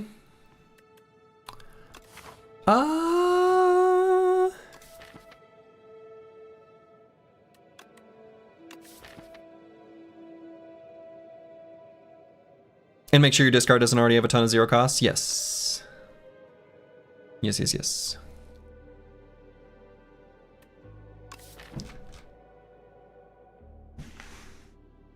Yeah, it's probably still that. What's a clumsy to a deck like this? I mean, what's losing 6 HP?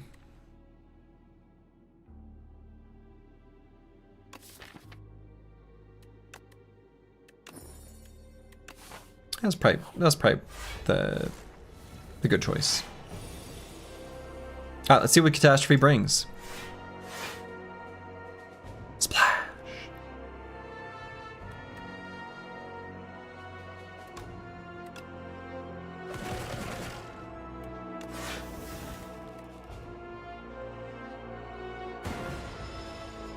It's not losing 6 HP, it's passing on a relic. I mean, true, but the relic can be bad.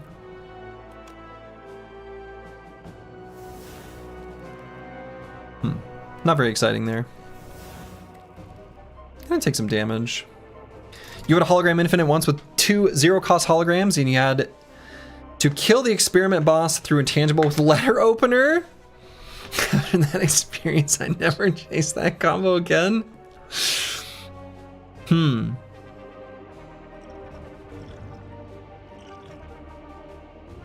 Fair enough. I don't really want to lose HP here.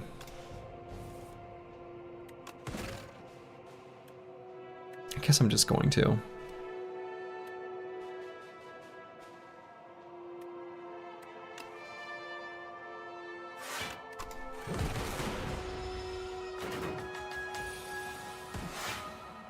Did you see the Hellraiser softlock submission Reddit? I did not.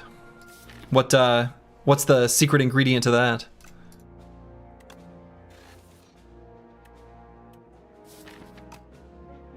Okay, looking to find that all for one.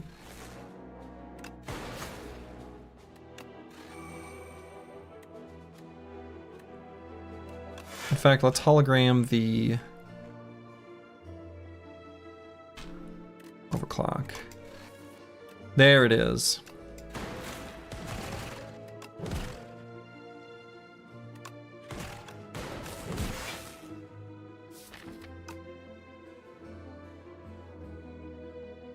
Okay, guess we end turn there.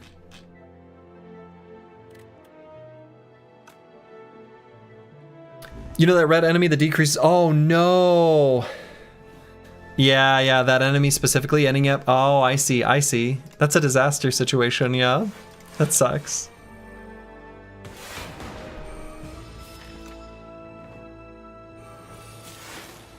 Where your strikes do no damage, but you're stuck striking forever.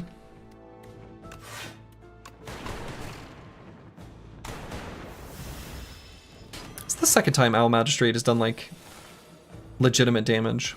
I don't like that.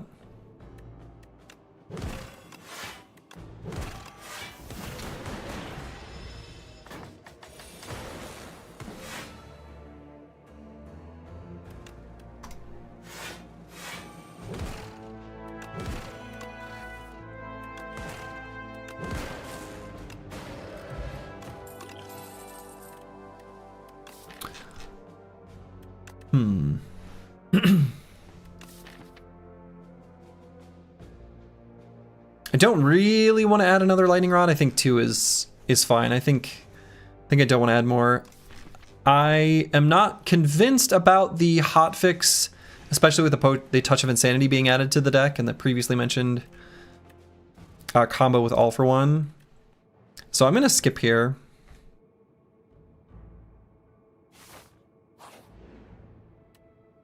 All right, we'll create a custom card and we'll make it a skill.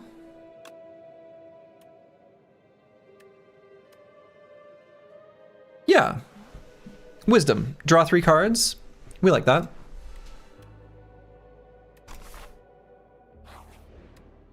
Another draw, and it's draw that starts in our opening hand with our bag of preparation. It's a lot of cards that we can see on the first turn. Like our Trash to Treasure that's pretty much just upgraded. Excuse me. So, let's see.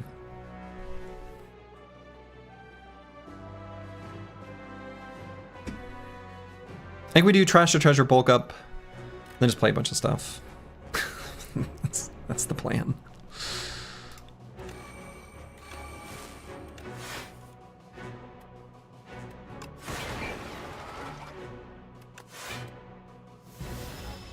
Hey, have a good night, Multi-Brad. Talk to you later. Okay, Defrag is here. Do I even play any of these? I don't think so. I think we like these plasmas here.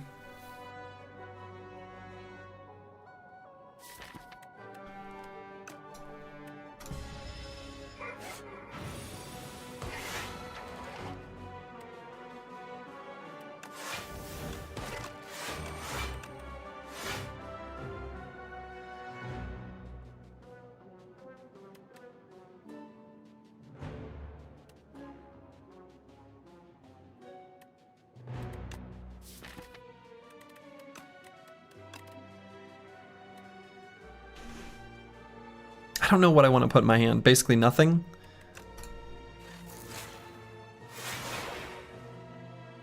Okay. So obviously need to play the iteration at some point.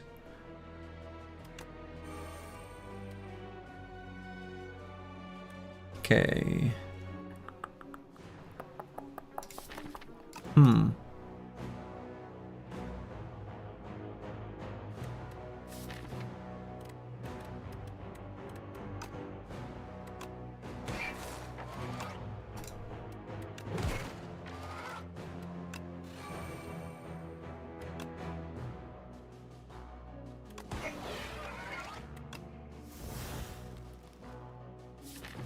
Okay, Flat Cannon was created, has 11, so it'll do 88.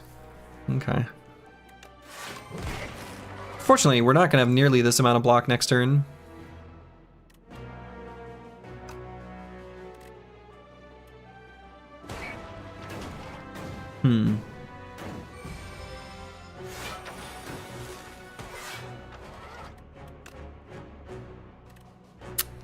Yeah, splash not doing it for us here.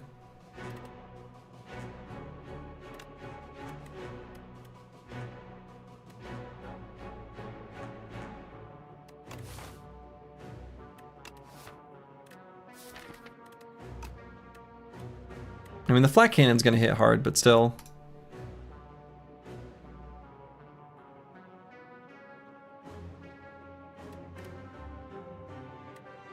Man, I don't really want to take this much damage, but I guess...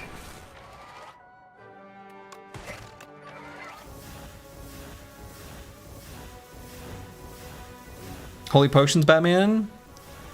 Many potions are here.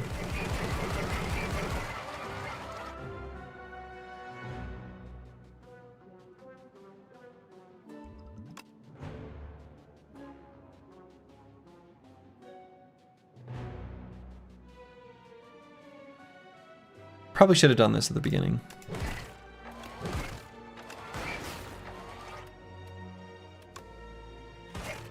Incredible. Never mind. Not taking any damage. Alright. I think a capacitor is actually quite good here. Or is it? I don't know. Is that true?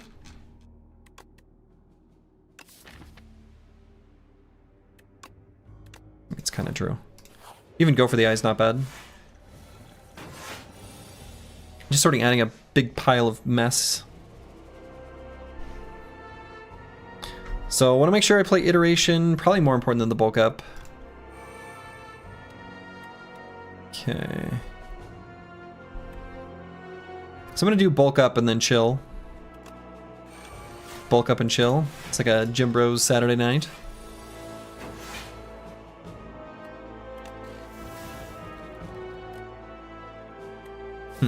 It's capacitor time. And we're not going to need that turbo.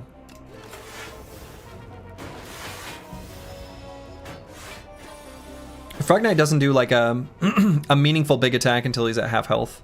So if we're able to build up enough like frost orbs until then, we're totally fine. Let's just do metamorphosis here. Okay, found a flat cannon. Always find a flat cannon.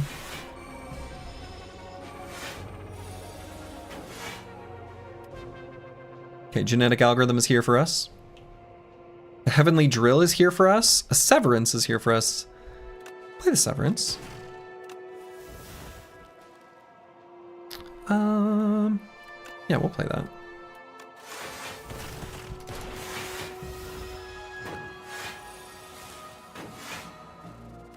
All right, trash to treasure is here.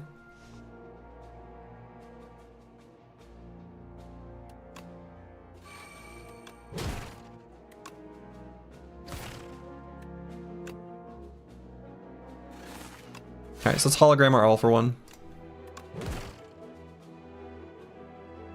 Cards.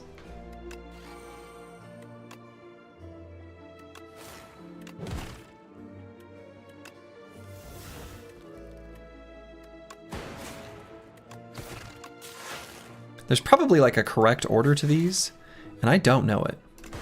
I mean, it's not gonna matter. We can always flat cannon at the end here and kill him.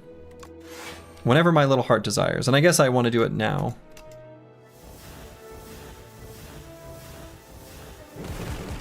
Pop, pop, pop, pop, pop. All right, another explosive ampule. Overclock, hell yeah. Easy, easy overclock.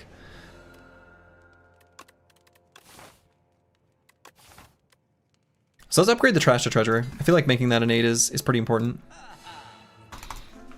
And...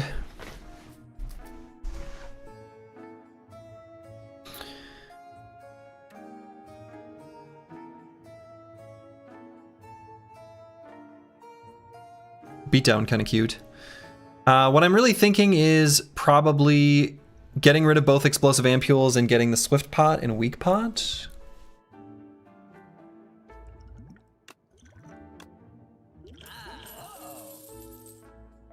I think those are the potions that'll be most useful going into the boss gauntlet. Okay. So all for one is here already.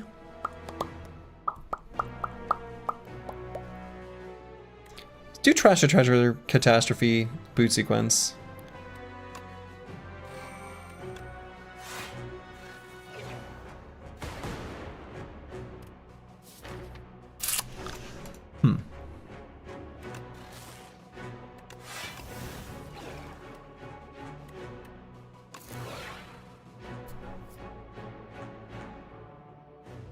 It's a Plasma Orb there.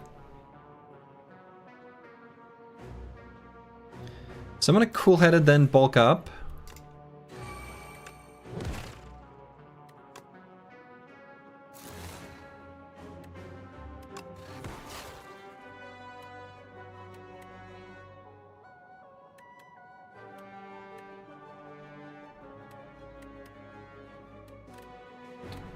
Not sure which card I want to play. I guess maybe the Ball Lightning?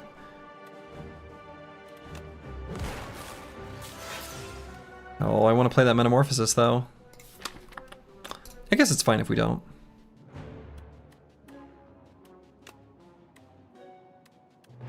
Yeah, let's just hit him with the Ultimate Strike. It's a big chunk of damage.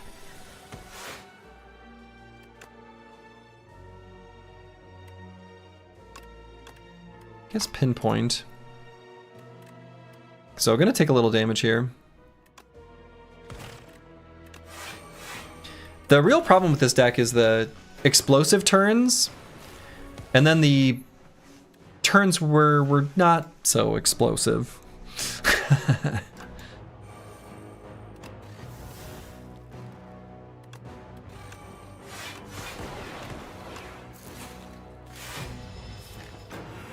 Okay.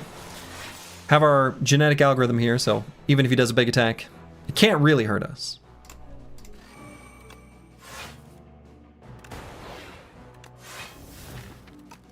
So let's hologram the Mad Science, draw more cards, draw more cards.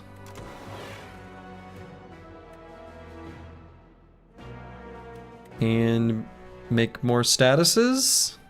Maybe some energy, then maybe an attack.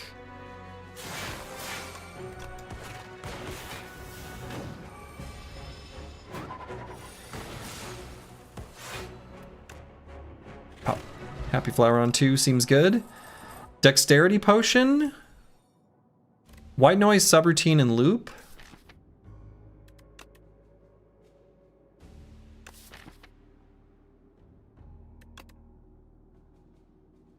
Grab a White Noise. And I think let's replace the Speed Pot with the Dex Pot. Double White Noise, double White Noise. So then we can upgrade. And what do we upgrade?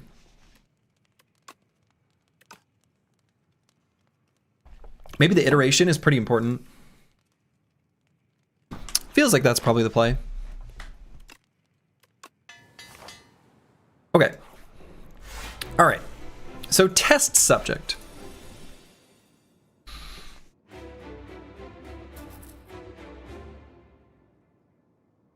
Want to make sure we get through this first phase pretty quickly.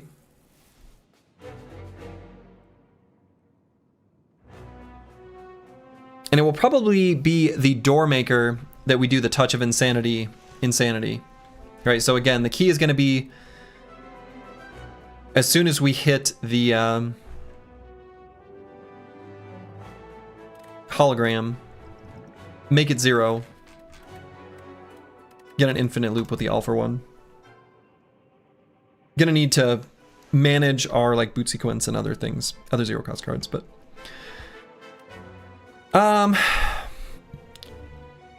so that we don't give him too much strength, I might just do Trash for Treasure, Metamorphosis, Fight Through, and pass the turn. So we're gonna give him 6 strength.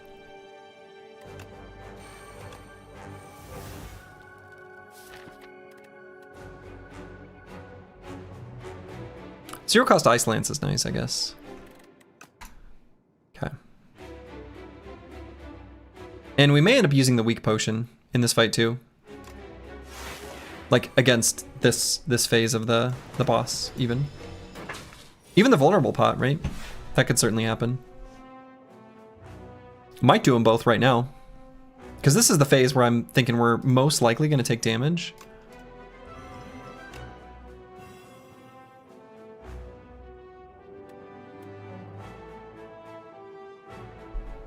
And is this the fight where I'm going to want to use the Dex pot? Probably don't need to, but I might use the Swift pot.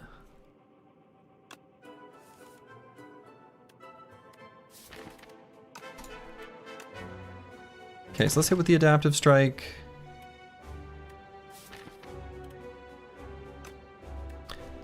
Kind of thinking about hologramming the Mad Science because we got these turbos here. Also have the Catastrophe. Could just see what this hits.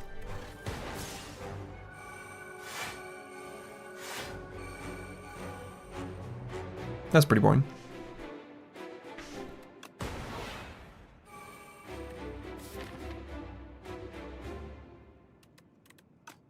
So All for One's gonna kill.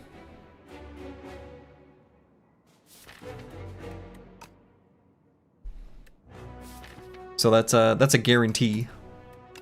So what I might do is just grab the Catastrophe to try to hit powers.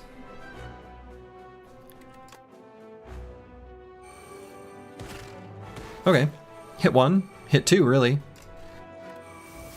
Hit 3?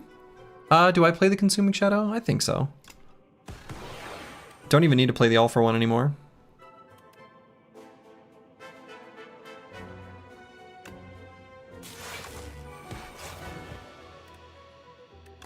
Ooh, okay, let's play the Bulk Up and the Capacitor. Like those.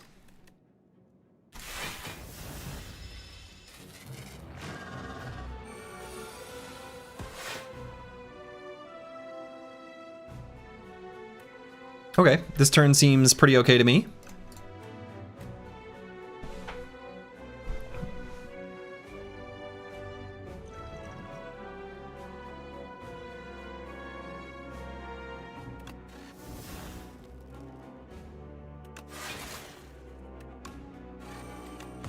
I think we just play all the cards here.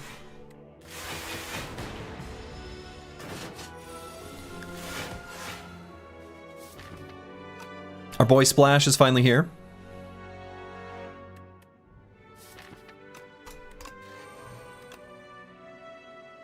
Misery.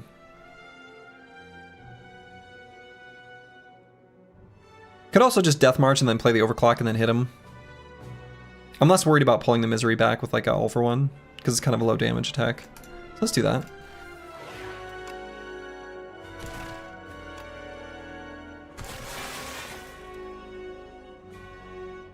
And don't need to play the Genetic Algorithm. Might just put that back in the shuffle.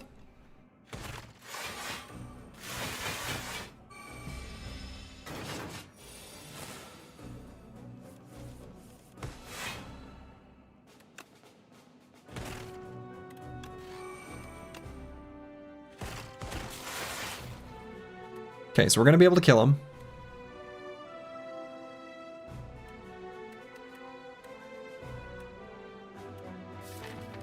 How many voids? Just one? Surely we don't hit the void if we play the Mad Science, right? Okay.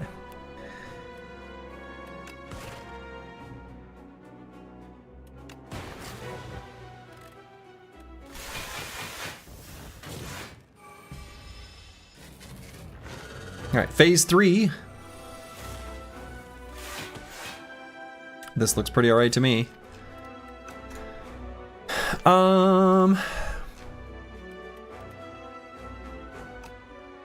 If we were to hologram something, what would it be? I guess we could be the Ice Lance? Could be the Ice Lance.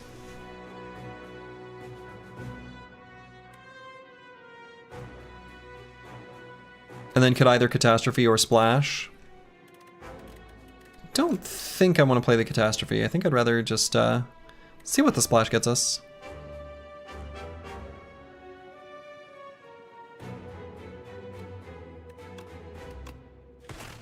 So let's get rid of a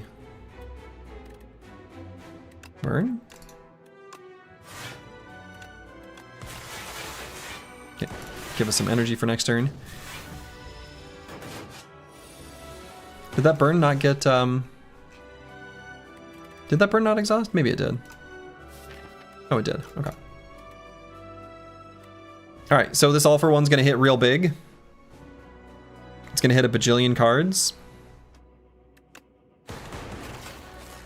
I kind of don't want to play the Adaptive Strike, or do I? I don't know, whatever.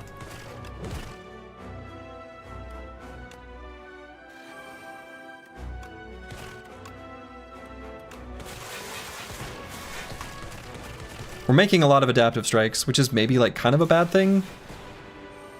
But by the time we shuffle, the fight is like what's even happening? Well, this turn kind of sucks. Next turn looks okay though, with the genetic algorithm most likely being there. But no damage. Maybe I want to cycle through, try to find some damage.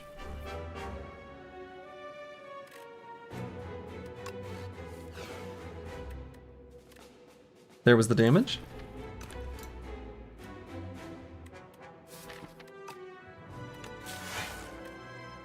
There's our genetic algorithm. Fight through is there.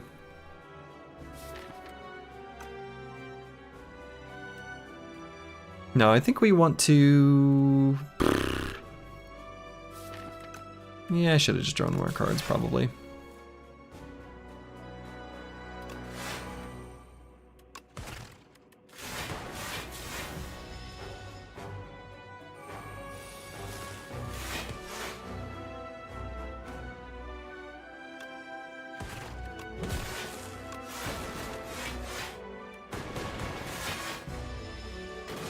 At least got some lightning orbs there from the trash to treasure. Might even end up killing him just with 19 little plonks of, like, tickles of damage. That might happen here. In fact, I think it is going to happen.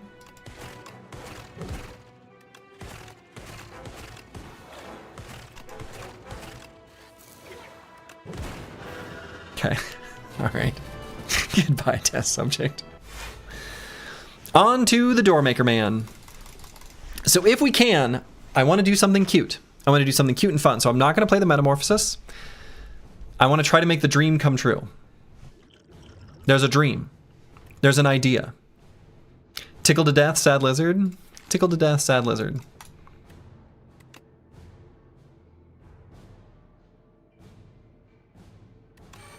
So I think we have like no very minimal actual chance of losing this fight, which is why I'm going to do something a little questionable. Ooh, created 2 zero-costers, huh? Guess we drink that one too. Hologram. Okay, hologram has become free.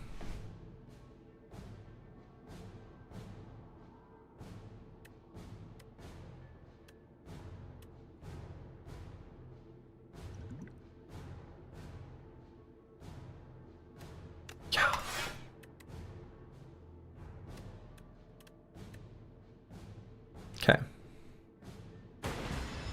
Free hologram. We're gonna see if it happens.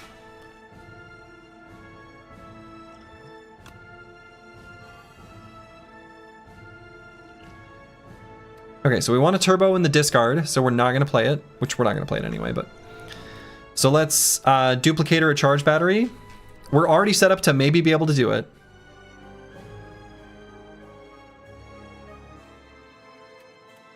All right, so I'm gonna do this one, and I guess I'm not even gonna bother duplicating it. Do we find the all for one in this hand? No. Still could potentially do it though. So let's splash. I guess hang.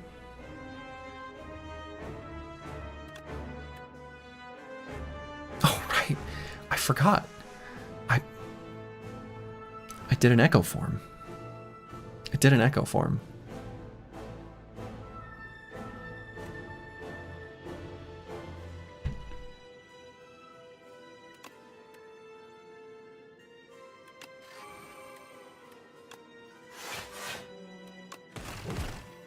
And I think I don't bother playing the overclock even with the trash for treasure.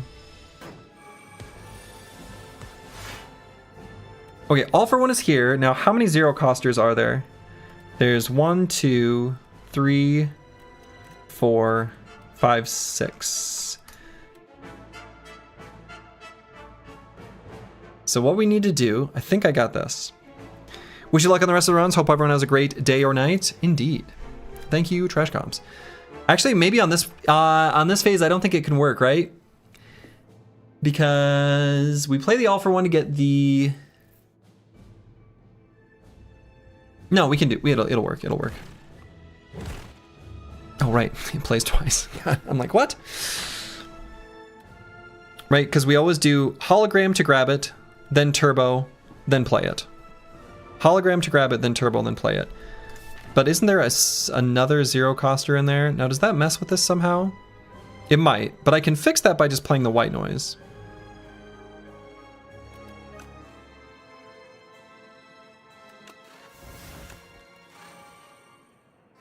Right, so I think I can do hologram, the all for one, turbo, all for one, hologram, all for one, turbo, all for one, hologram, all for one, turbo, all for one, hologram, all for one, turbo, all for one. We've done it. This is what I wanted to have set up. Got there.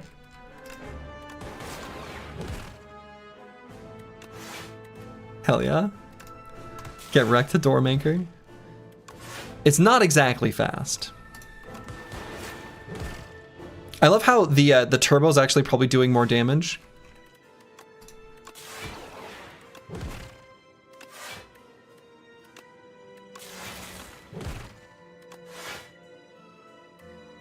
So I have to like scroll.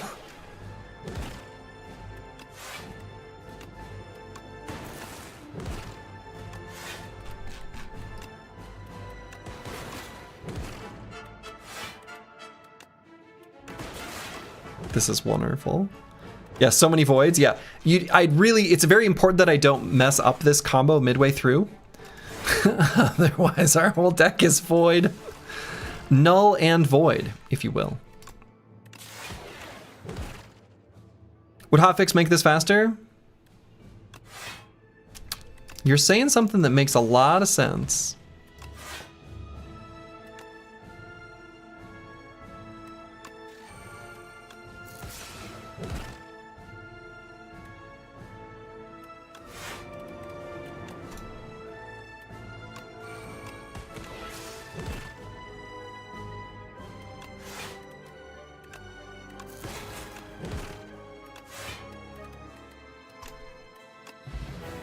Okay. Wonderful. Easy. Mr. Architect, you're back. Didn't I dismantle you? Random garbage lines. Fix you? Fix your friend? Ridiculous. Splat. You know, no matter how hard I try, I can never defeat the Architect. The Architect always wins in the end. Let's see, how much damage have we done collectively? We Slay the Spire players have done 137,338,731,269 nice damage. Wow. Feels like a lot. He's got a big hit point pool.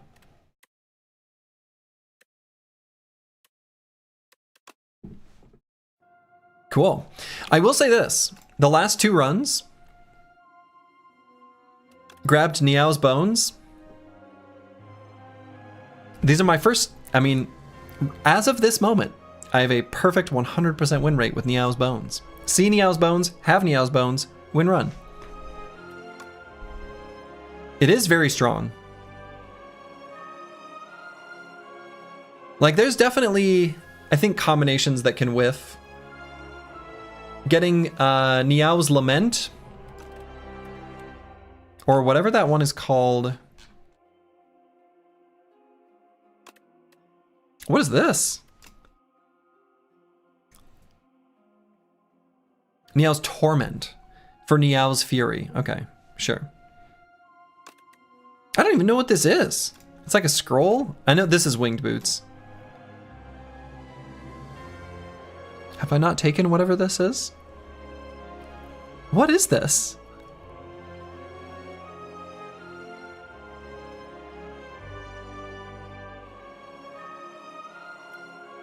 I'm sure I've seen it. Unless it's also new. Okay, we're gonna do an Ironclad run, but first, I'm gonna use the restroom. I'll be back in just a moment.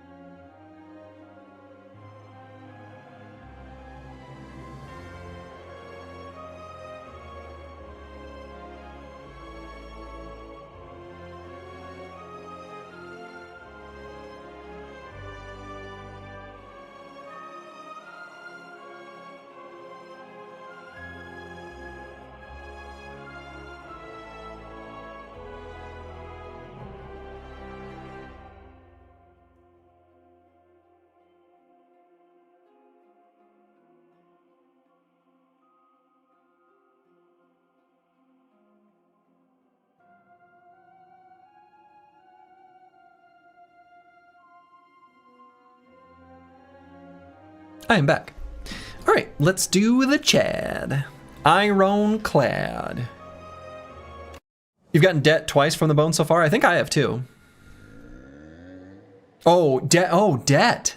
Debt, the curse where you have to pay money. I thought you meant the, oh, whatever one gives you greed.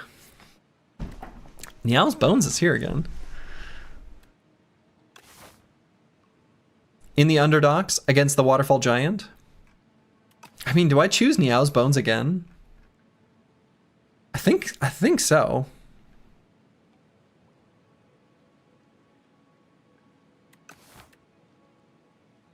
I suppose it does say random curse.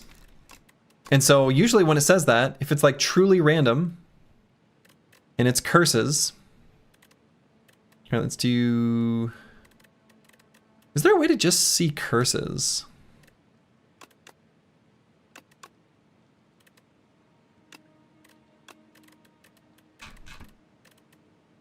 Yeah, here. It's a toss-up if you're able to even get the dead out of your deck in the first shop. Oh, I suppose. Right? That's fair. Yeah, debt is probably the worst one, right? Oh, or bad luck. Debt and bad luck would be awful. Debt is the hardest to get rid of, though. That's for sure.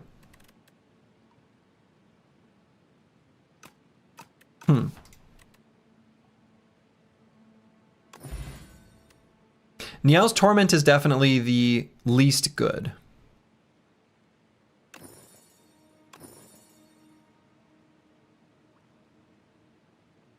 Okay, so what did we get? Oh, it probably didn't say yet. I think bad luck is an event curse. I mean, it definitely is. I mean, debt is also kind of an event curse, right? Reforming one. Hello, hello. Yeah, I'm doing well. Had a nice defect run just to kick off the stream.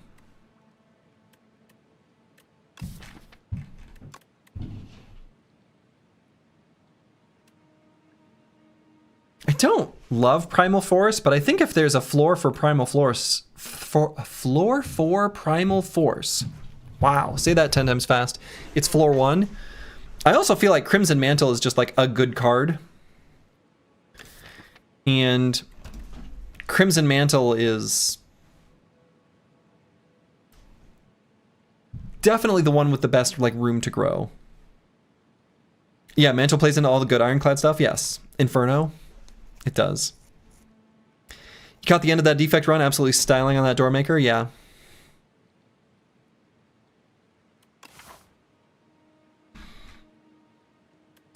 Okay, I think the Crimson Mantle is like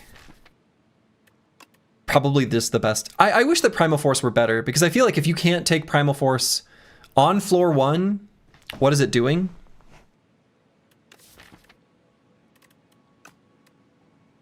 But like, I don't know, what is it doing? Soji, are you much of a metal music fan? Not particularly. I mean, let me put it this way. I have been my whole life completely unable to use any sort of like music curation service because my tastes are eclectic and not bound by genre, which is a very hipster thing to say, and I realize that. But I don't like follow any particular genre of music particularly closely. I have my favorite artists, and they run the gamut, though it's, I don't know. It's like a bunch of indie artists, and then also like I really love J.S. Bach, but not any other Baroque composers. So I don't know. It's like whatever. Primal Force is probably better for Act 1 than Mantle. I mean, sure, but I feel like it certainly is going to be better through Act 1, like passing through Act 1. But if you can't justify taking it on floor 1, and maybe we can, but I still feel like Crimson Mantle is probably better. So I'm going to pick the Crimson Mantle. No! It's debt! It's debt! No! Apples and fruits, what have you done? What have you done to me? Your friend has always been the guy who says, I don't really feel much from music. I know that's a very strange reaction to it, so you're allowed to be a mega hipster. Oh man, I feel so much from music. Like, too much. Way too much. All right, so we want to get rid of the debt.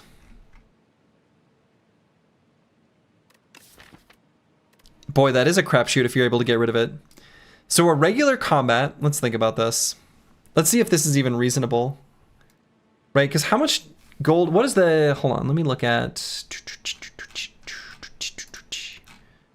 So a regular combat will give 7 to 15 gold.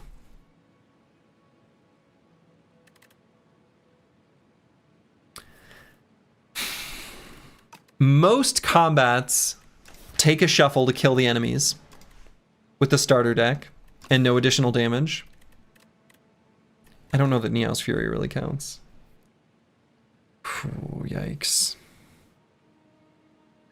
Anyways, the reason I asked is because you ran around a metal music cover artist on YouTube, and my lord, her range and vocals are just unreal at times. Very nice.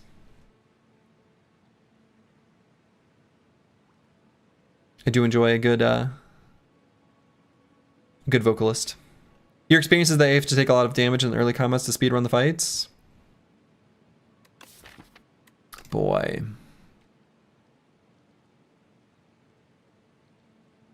Yeah, getting deaded twice in a fight is definitely money negative. I mean, I'd like to get rid of it right away. Actually, it might be safer to try to get rid of it this way. There are more events that give than take away money, especially in the underdogs. So this might be the best way of getting rid of it. Would be to travel through these event nodes. Really do need to get rid of that debt, though. That's really quite bad. Right, and some that let you remove cards. Obviously, those work too. And then we're going to be able to, like, it's a really open act after that. Lots of different branching from that point. So I think we head up through this way. Interesting. Well.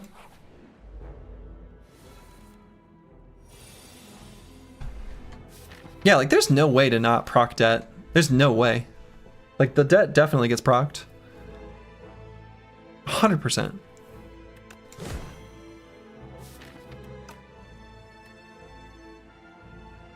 So is it worth taking 8 to try to... Man. Otherwise, yeah, we really end up with, like, no money at the end of the act. Like, that really, really adds up. This sucks.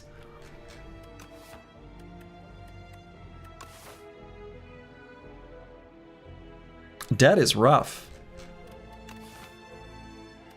Yeah, I'm gonna take 8.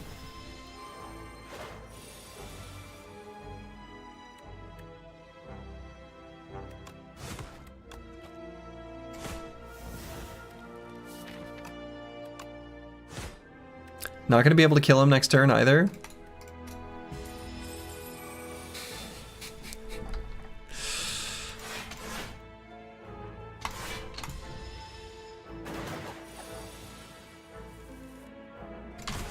Okay.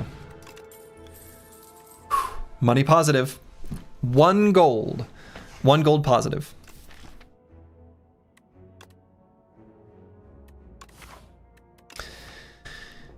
So let's see, what's the best thing to add here?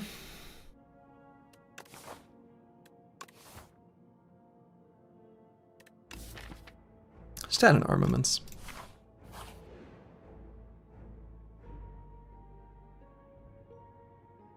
Your shift deck is against the Entomancer. Hope you found a snake bite.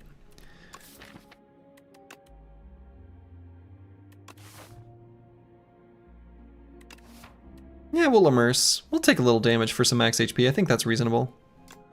Well, shivs all day? Well, good luck.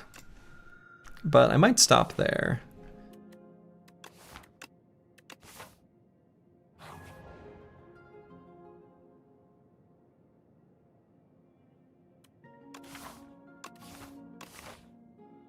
I can't carry around more curses.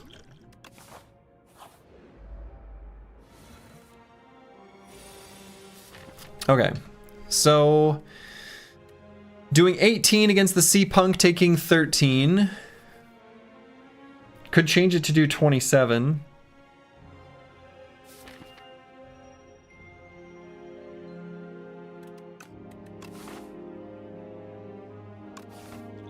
I actually think that's worth.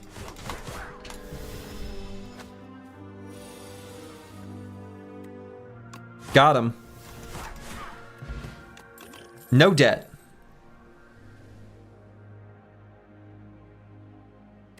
Bludgeon and uppercut. Ooh. I kind of wonder if...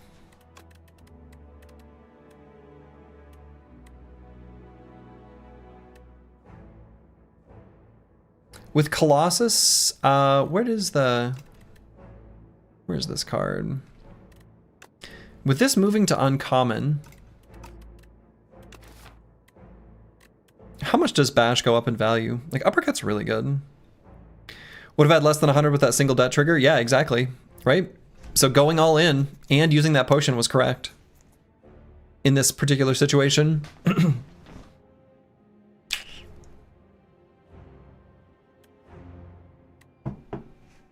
Had exactly lethal.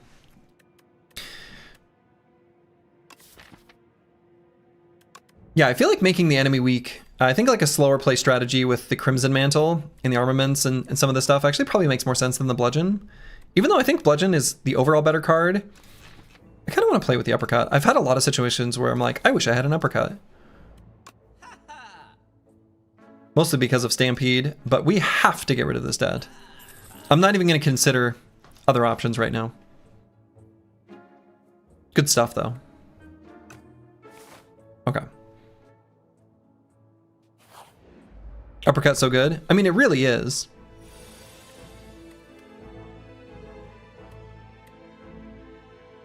And you know what? We'll take one here to make him weak and vulnerable for next turn.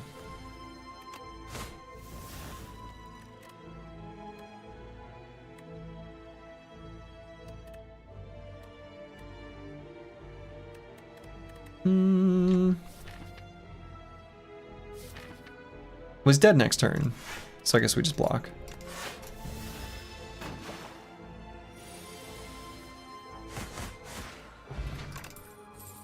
Bloodletting, Rage, and Headbutt. Bloodletting. We like Bloodletting very much.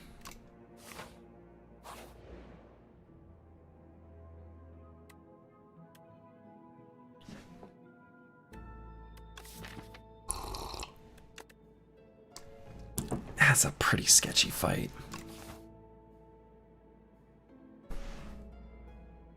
What is the reward? Consult the spreadsheet. So what's the, let's see, events. This is in the Underdocs. What is this one called? Punch Off. Can only occur on floor 6 or higher. Guess we're on 8. All right, receive regular combat rewards after the fight, plus an extra potion and a relic. Extra potion is generated following rarity chance, blah, blah, blah. Does not affect potion chance. If the regular potion roll drops a potion, then you will receive 2 potions. Okay, so regular combat rewards plus an extra potion and a relic. You had to leave. Did we win the splash run? Sure did. Sure did. The splash run was a success. Yeah, the problem is that we have to fight 2 punch constructs. So 1 relic either way. Yeah, except I'd like to not have an injury because we already have an injury. Yeah, it's like a slightly better elite, and I don't think necessarily a harder one. We're gonna take damage. I think it's worth doing. I don't think I'm gonna lose 44 hit points, but we're gonna lose a bunch.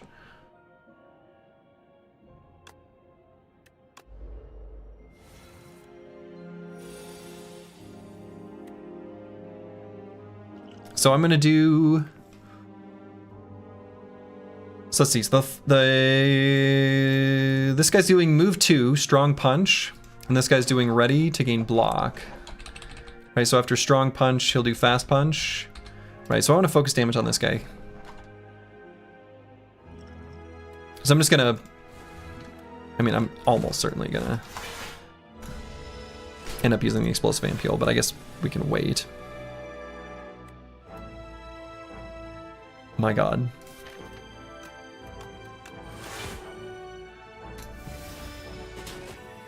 Ow. That is so much damage. Okay, our best cards are at the very bottom. That's bad. Let's Niao's Fury to see if we find the Bloodletting. Did not.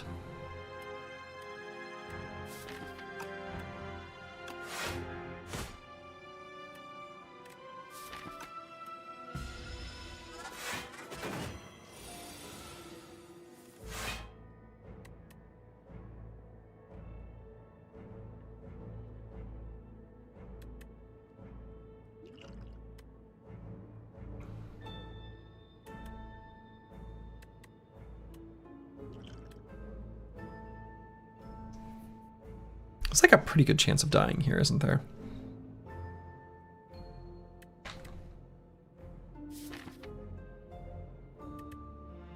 Right, so I don't think the line is going to be to play the uppercut at all. Or is it? I don't know, it probably still just is.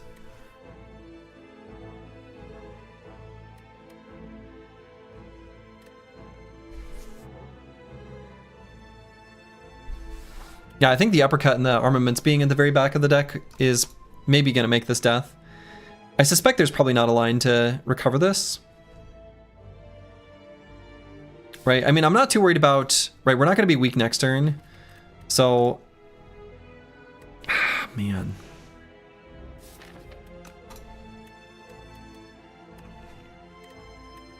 I mean, I guess if I do 15 there, I guarantee I can kill him with a strike. This guy's going to do the big attack for 16. Ooh, I don't know. This is... I don't know how the math works out probabilistically for the best line here, but it's... none of them are good. None of them are good.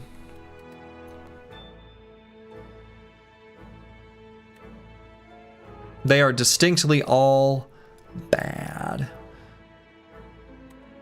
I think the line I'm going to go for, which, again, I'm not confident in this at all, but on the assumption that we end up with at least a bash strike or 2 strikes, we're going to be able to kill that front punch construct with the explosive ampule, which I'm just going to do next turn. So I'm going to do an armaments on the strike, hit the back guy and play a defend. We're going to full block this turn and have to kill this front guy next turn.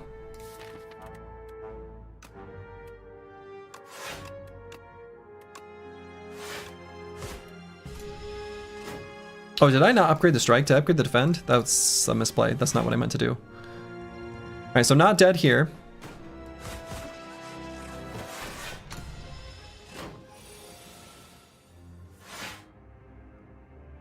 Not dead here.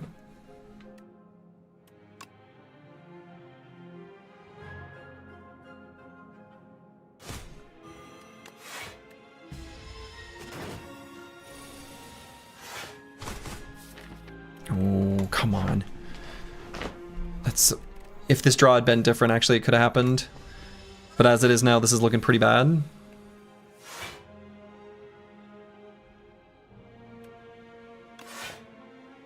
Yeah, dead. If that draw had been different, would have been not dead. But we kill ourselves.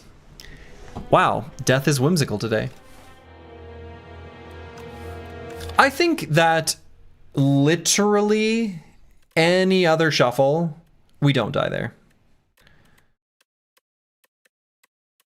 I think just literally the armaments and uppercut being at the very back is, like, together pretty awful.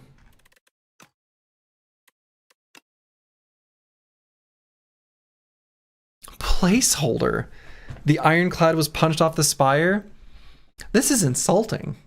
They didn't even think to give this real death text. My feelings are hurt.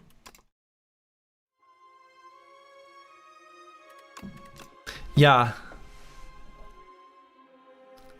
Getting in debt. That sucks.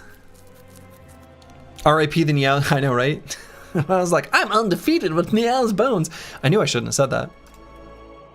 Knew I shouldn't have said that, because that was the previous two.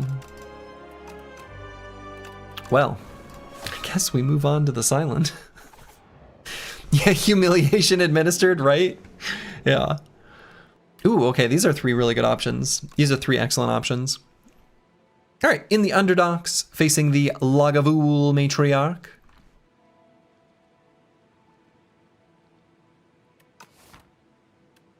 Silver Crucible is pretty dang sweet.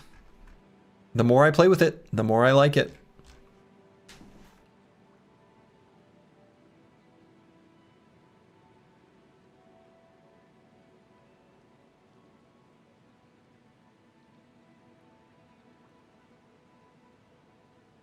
Okay, with 3 upgraded cards, I actually think even doing a relatively early elite, especially if we're able to heal up afterwards, is pretty reasonable. And then if none of these are shops, we can hit up that shop there. Otherwise, we've got choices to end the act. I think I like that route better than any others.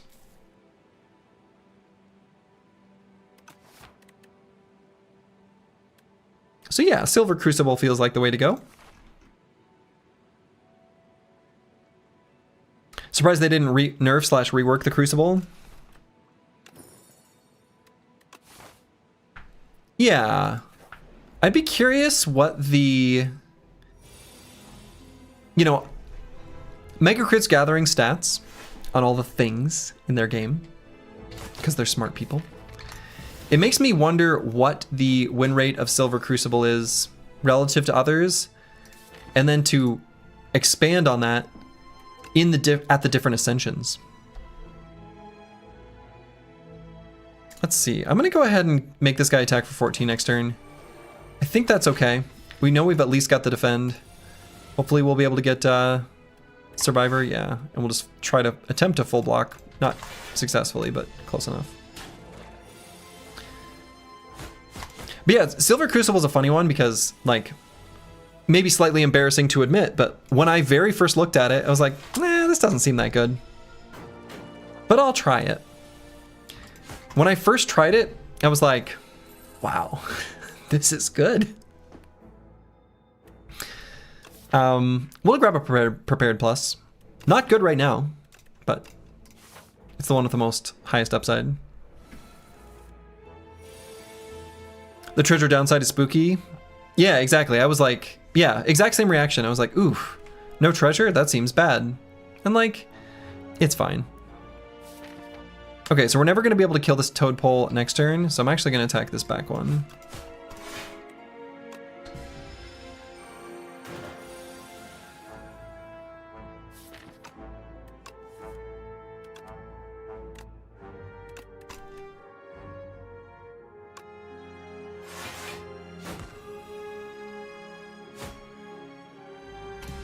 Turns out green cards are good. Yeah, turns out, like, who could have predicted this? Like, who knew that when the cards just simply change color,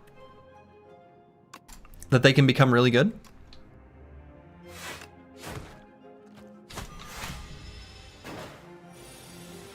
You just have to imagine that your treasure is a front-loaded whetstone / warpaint that always hits your best cards.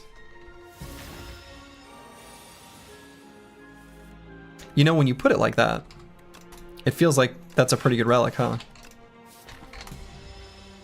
Boy, the way we drew our deck here sort of sucks. I'm glad this guy has no scaling. But yeah, apples and fruits, that's a good way of putting it. That makes it immediately seem excellent. And, like, obviously so. You think you can explain why it's so good? You think the most important thing you need to do in the early game is increase your deck output per energy, and upgraded cards are particularly good at that. It makes all the fights in Act 1 mostly trivial, which is easily worth a relic. I mean, yeah. Two different ways of saying the same thing that are both true. All right, very happy to... Actually, honestly, all three of these are pretty good. But I've got a clear winner in my mind.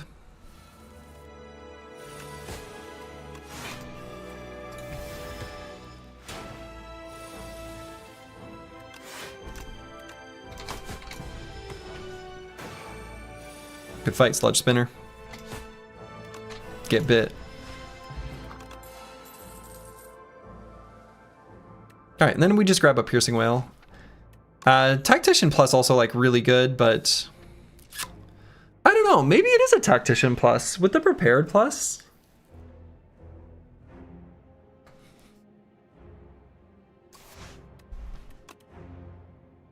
Piercing Whale's so good though.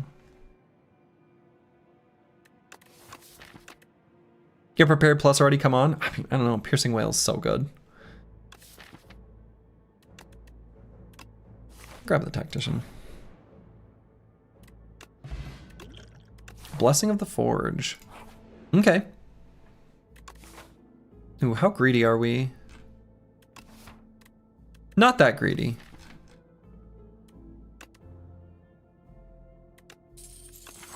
Whale is so good versus the eels. Whale is so good versus the eels. Oh, man. Steady on some cards? Oh, boy. Tactician's pretty good if you can give it retain, you know?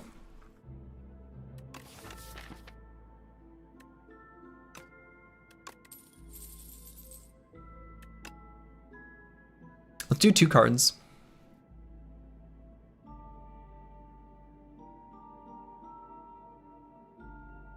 Well-laid plans enchantment is nice. Retain Snakebite 5-head. Will it even let you click it? It will.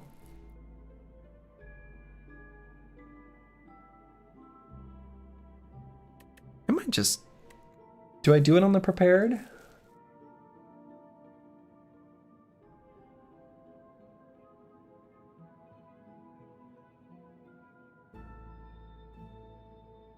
Yeah, that's the tricky thing. You'll always play prepared though.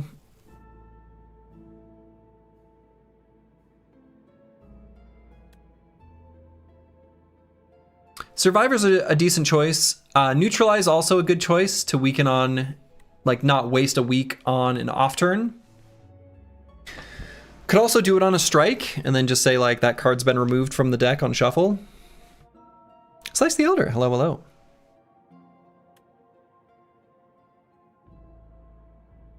Tactician, yeah, Tactician for sure. But we get to enchant too, because I think choosing the 2 option is correct here. I kind of like Neutralize, actually. And I think we can fight an Elite. If it is the Eels, we're in rough shape, but we've got a good potion.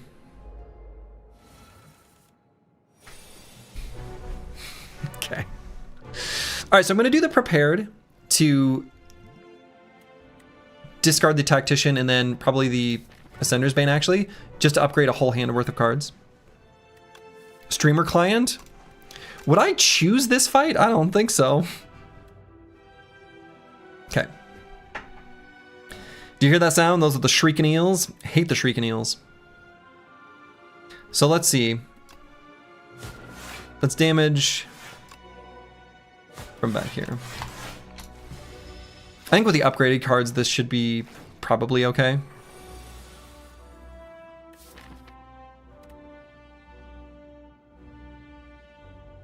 Could you nuke one actually? Possibly, but I think it'll be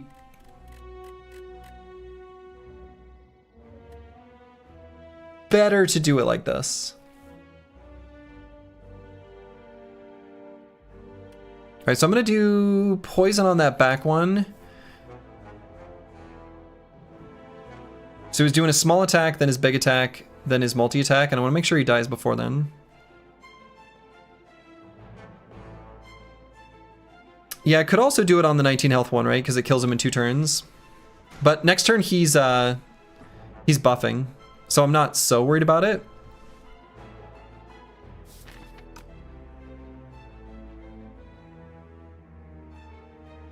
Oh no, hold up. No, he's not. He's doing, let's see. What's the size of their attack? Yeah, he's doing his big attack. So next turn, he's doing his multi-attack for just 3. Yeah, so he's only attacking for 3 next turn. I actually think it's a bigger deal to kill this guy in his 3 turns. So I'm still gonna do the snake bite here.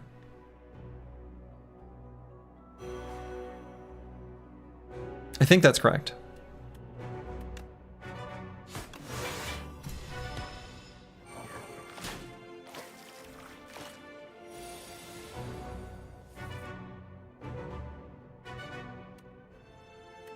Okay, let's play the prepared. Hey, look at that.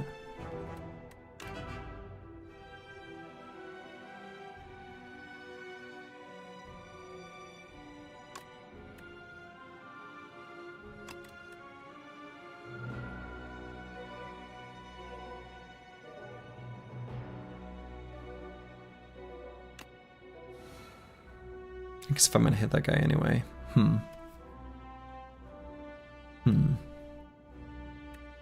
Yeah, maybe it wasn't right to snakebite him if I want to prevent the damage from his regular attack too.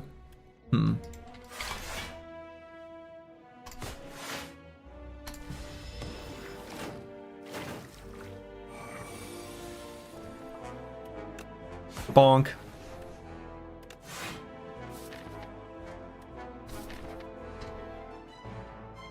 Okay, so this guy's gonna do the big multi-attack, but we've got a survivor, so we're in good shape.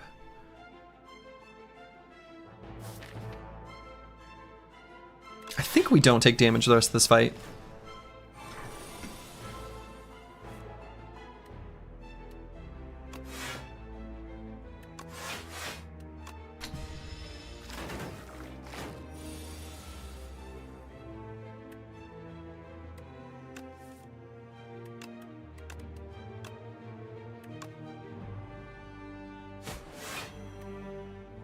I think we take 2.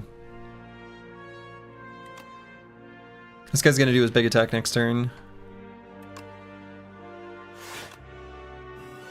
Let's make him die next turn.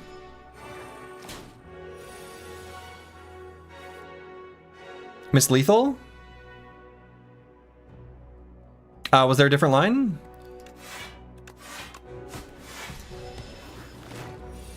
Isn't Green Strike 9? Yes? Did I have a green strike? Did I not play a green strike? Snake plus strike was exact? Is that not what I did? What did I do? I will take your word. I don't remember. Neutralized and snake? Okay. You neutralized and took 2? Okay. Then yes, I messed up.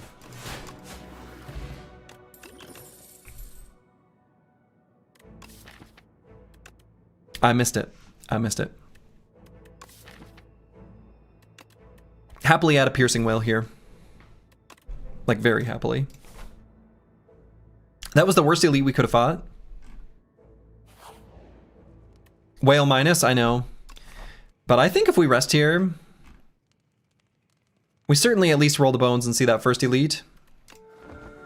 We're very good against the other Underdogs elites.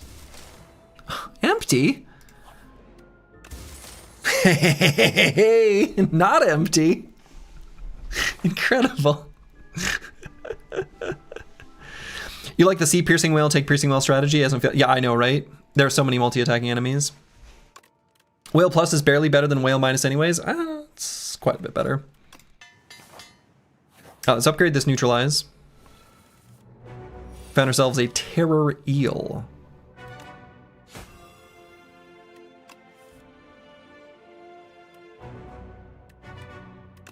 And let's block through this.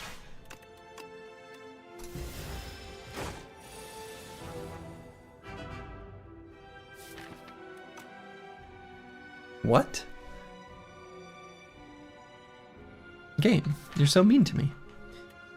I mean, that's fine. We'll just play the snake bite. We still only take like 5, so it's whatever. Could potentially use colorless pot.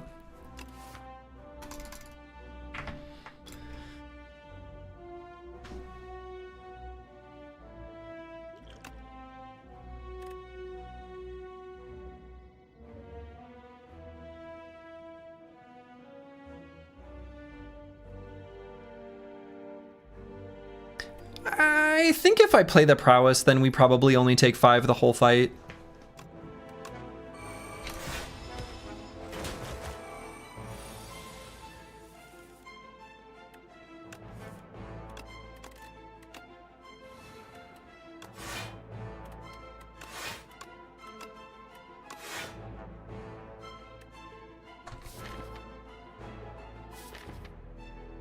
I guess we'll be able to... I guess I could full block, still playing Snakebite. Let's just do that. Your current deck is basically strikes, defends, leading strikes, piercing whales, and infinite blades. And 1 after image and a knife trap. It works wonders. Sounds pretty strong.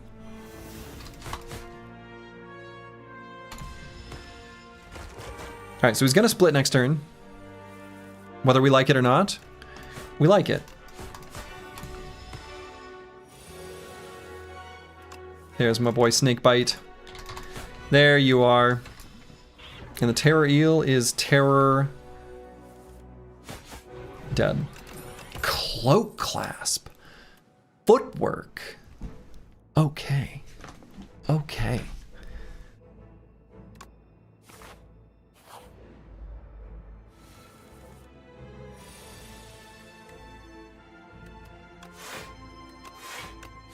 Today we are blessed. Good cards, what game is this? Right?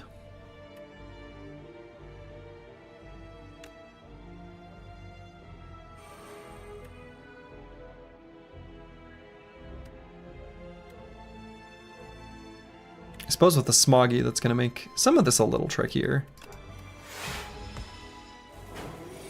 Cloak Clasp and Ripple Basin. Awfully good though, right?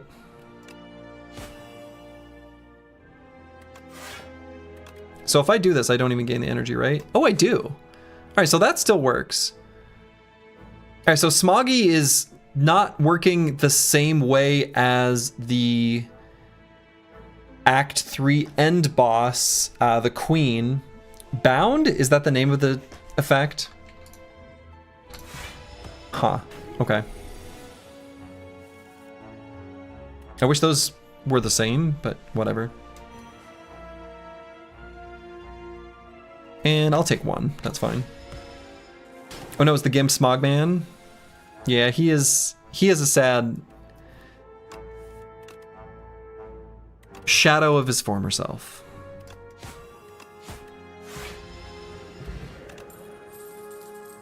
Mirage, Well-Laid Plans, Deadly Poison.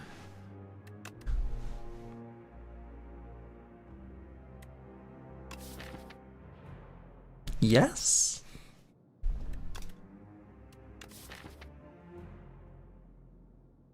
There's a very easy pick here. Is there? I think it's probably just the Well-Laid Plans, but Mirage also very good.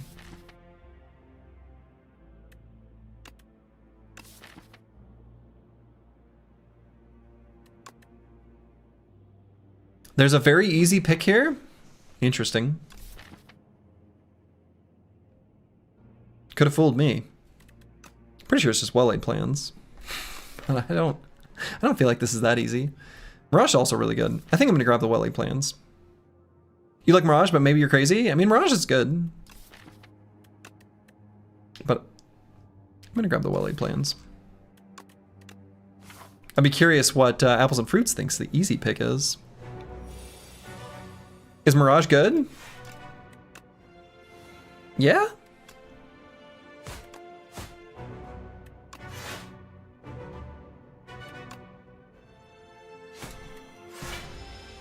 You think it was the well-laid plans? Well, that's what I picked.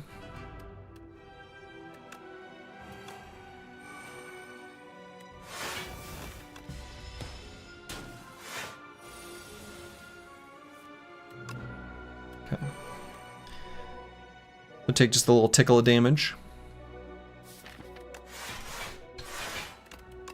And I don't think we take damage the rest of the fight.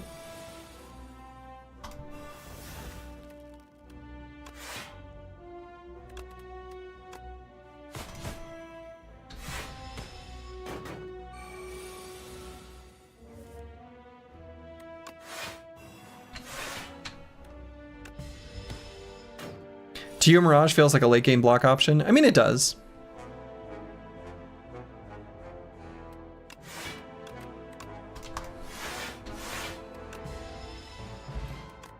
Oh, I wasn't even paying attention. Noxious Fumes is here. Okay.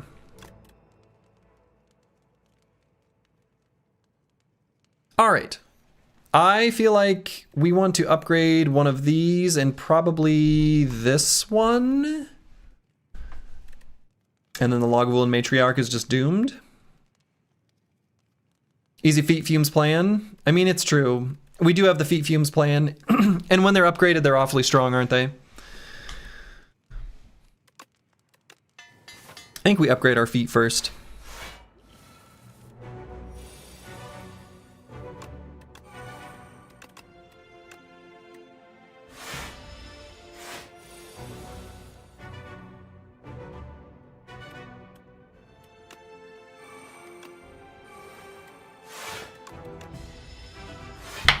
We'll hit the Lagavulin Matriarch with a Snake Bite to get things cracking. And you know what? Nah, we won't play the neutrals.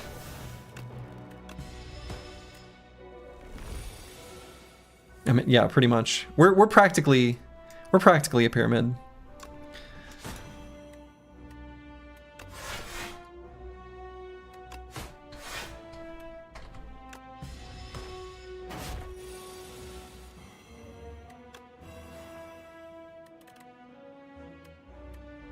I mean, I guess I may as well like do that.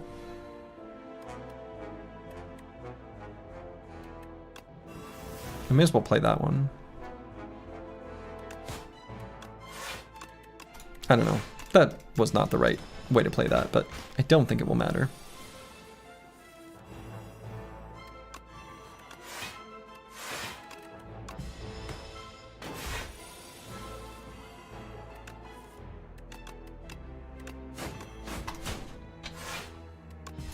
We have a little trouble, like, getting through his armor.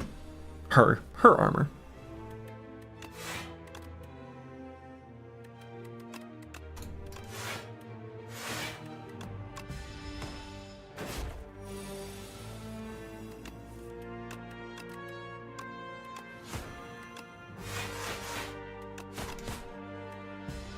Okay, bye Lagavulin Matriarch. Is this the run? I mean, I think it is. Hello, Broad Metal Look 2. Burst, Bullet Time, Knife Trap. Burst, good.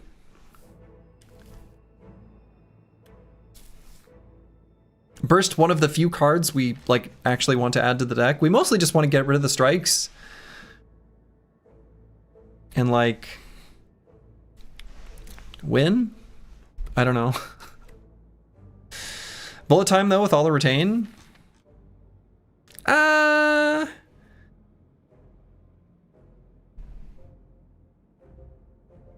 Ironclad needs a buff. Change your mind. Okay, I'm here to change your mind. Probably the other classes need a nerf.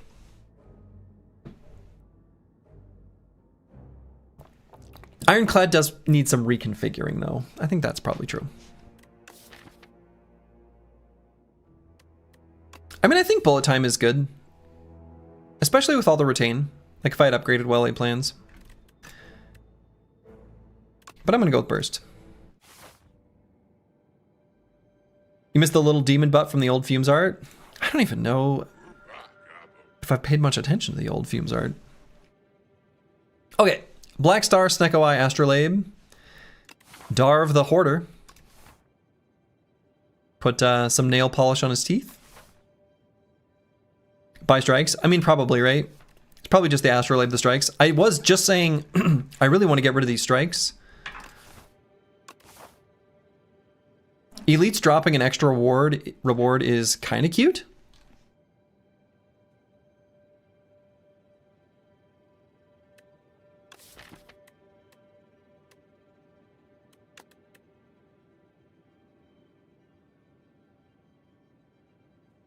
But 3 card removes, it's pretty good. Though Astrolabe can kind of whiff, right? I suppose Black Star technically kind of can too. Yeah, let's just do this. And we get Reflex, Flick Flack, and Assassinate. All right, sure.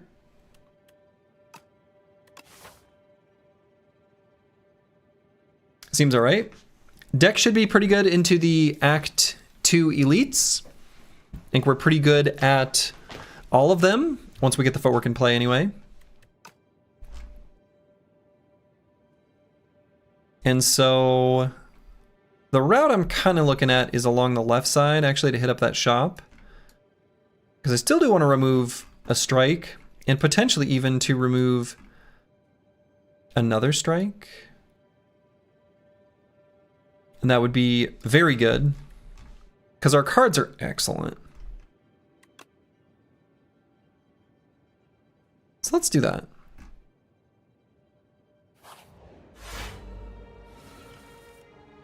Honestly, even this anchor is really good. The deck is just really strong right now. Yeah.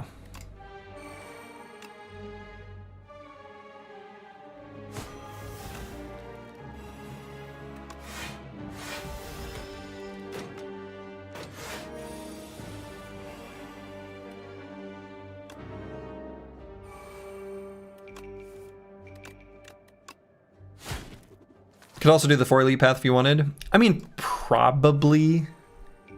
Like, realistically, yes. But I think removing cards is actually, like, a little bit stronger.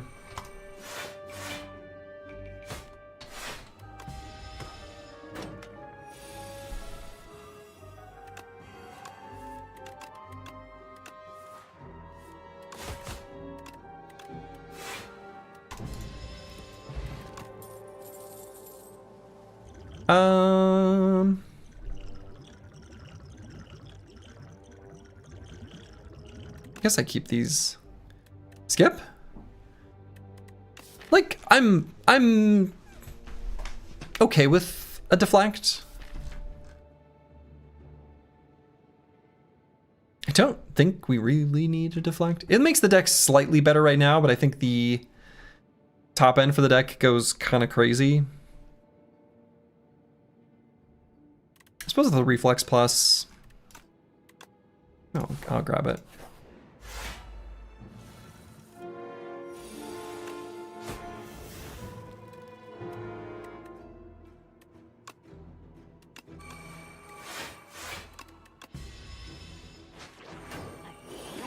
No, I want that Reflex Plus back. You can't have it. You can't have it. That one's mine.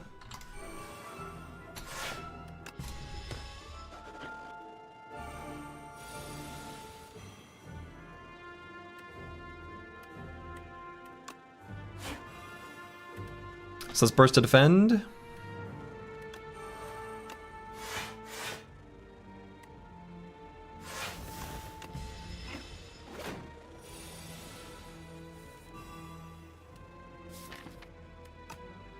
Where's all my damage cards? My ding dang damage cards. I need them.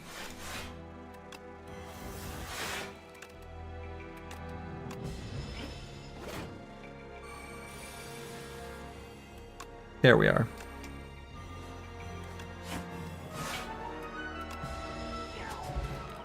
Give me that back.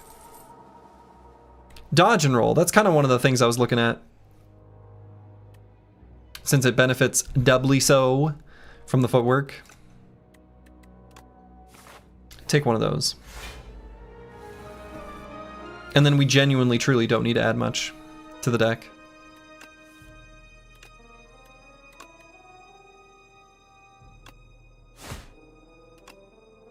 Guess I should have done the assassinate first, given that could have been an outcome there.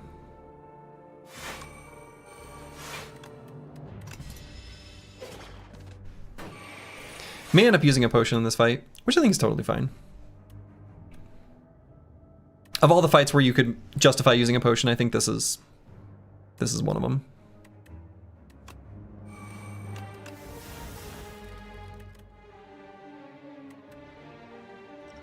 Yeah, I'm just gonna use the Radiant Tincture.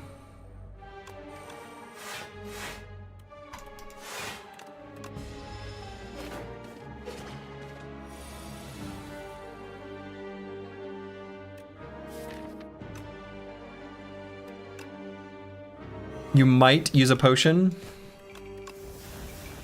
Wow. Incredible. I hope you're proud.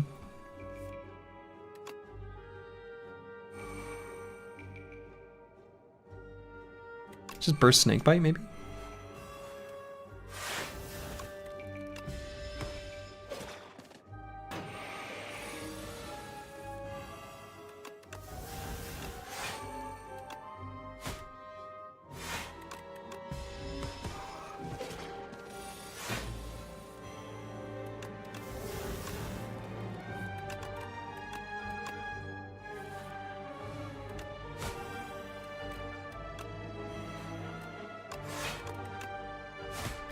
Yeah, we're with the Cloak Clasp and the Ripple Basin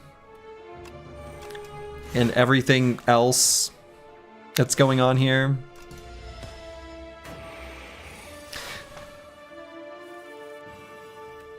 This is like a dream. Calculated gamble.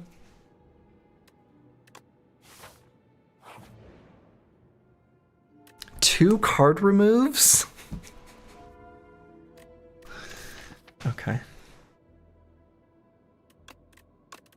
Gotta love poison decks with no attack relics. Yeah.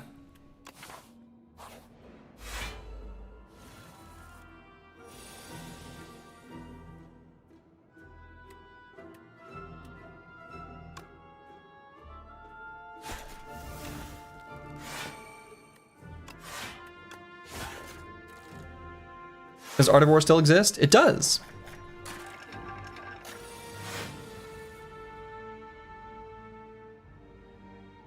And might Fumes then Calculated Gamble?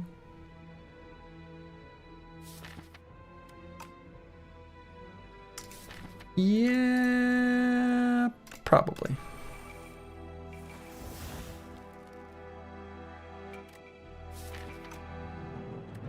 So if I Footwork, Burst, Prepared, we'll definitely find the Tactician.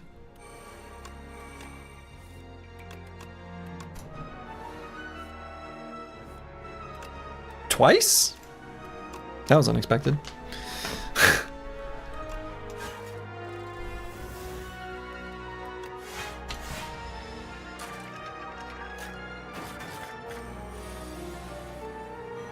That event went way up in value with the shop remove nerf? Yeah, sure did.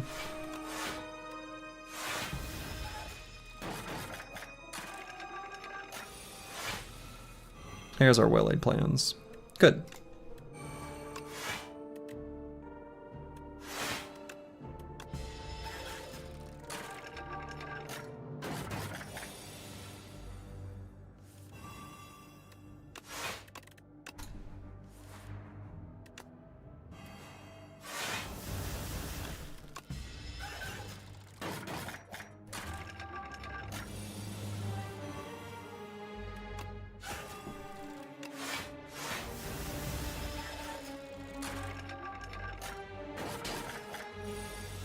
It took a damage. Shucks.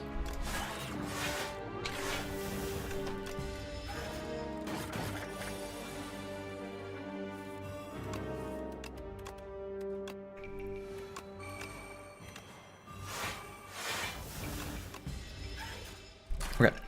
Goodbye, chompers.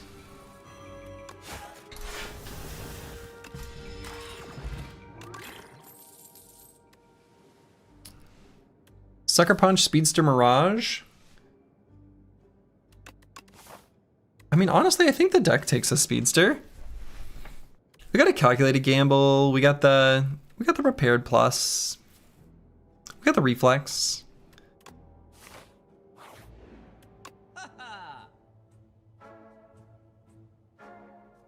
Speedster seems great judging by last fight.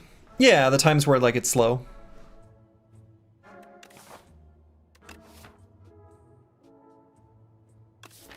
Backflip is good here.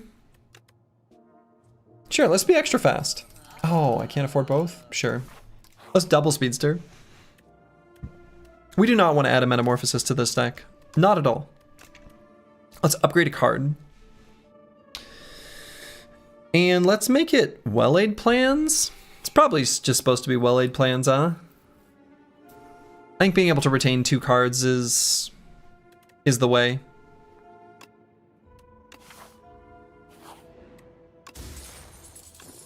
Permafrost? Wow.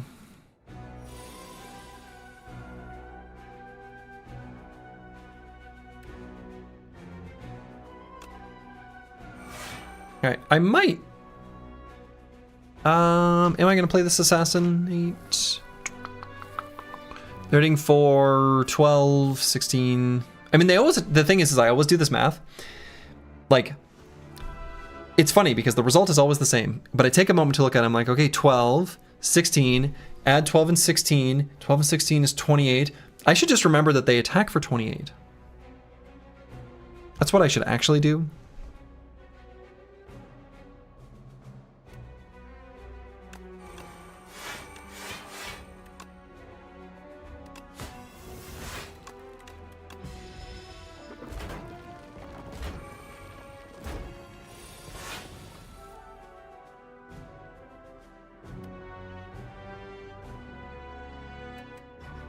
So, footwork, defend, defend.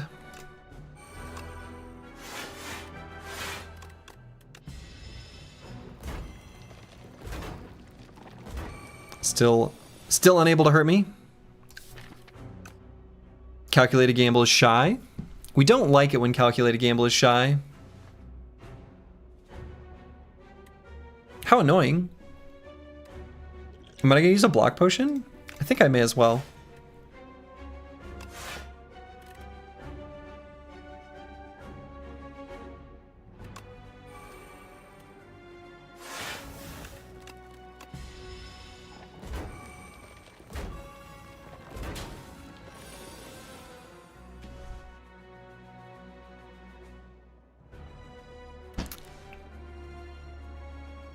I guess I just Calculated Gamble.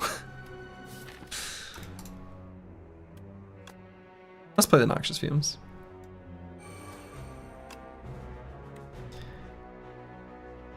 Yeah.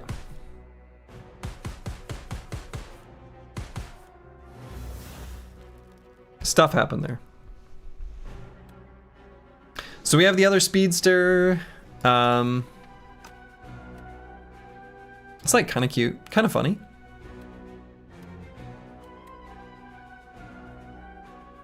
Don't really need to play it.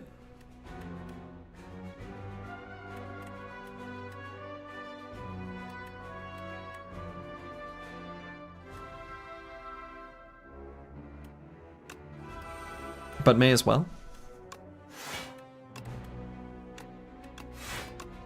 Pretty sure this is still gonna full block. It did not. I should have done the math.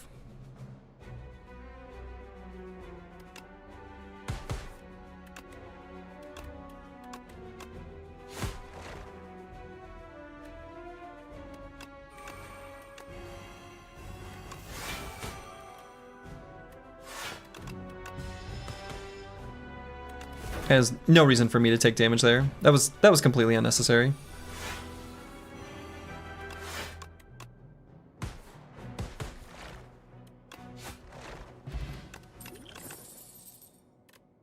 Untouchable? And Piercing Whale.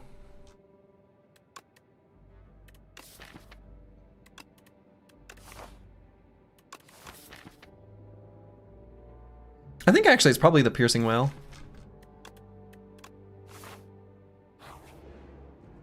And just in case I screw up again, I'm gonna rest.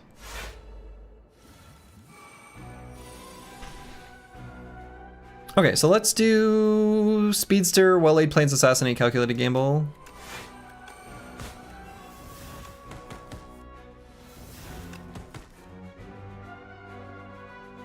And if we just neutralize, we're good.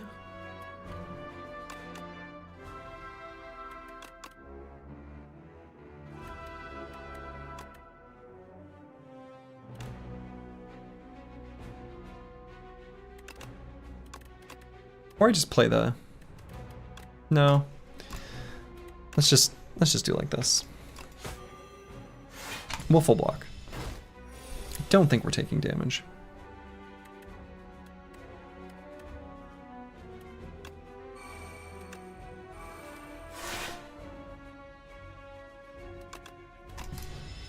Oh, I don't have my... What am I doing? Okay. There's no better showcase for how broken the Sly mechanic is than a 2-cost block 6 card with Sly still being playable. That's probably true.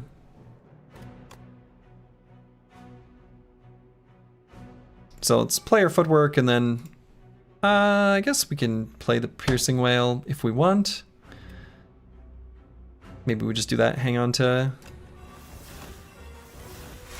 some of this fun stuff. Maybe this one. This one? Piercing Whale for the win. Piercing Whale for the win. Pop, pop. Pop, pop, pop.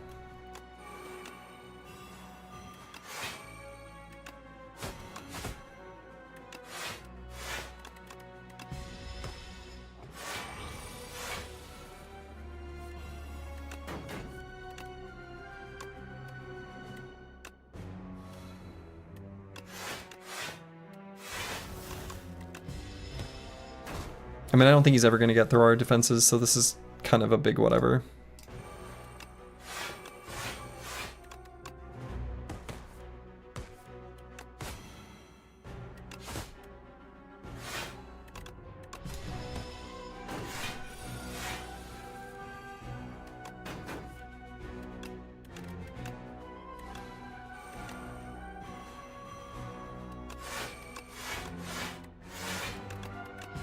Okay. Well. Buy Infested Prism. Are those new cards? Or what's new cards?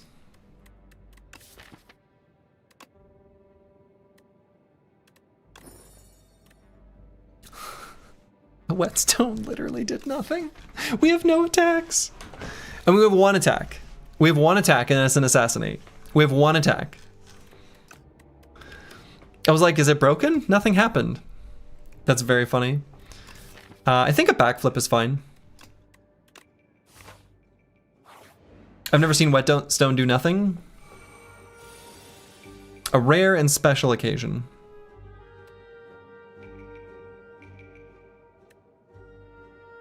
So I guess I Flick Flack.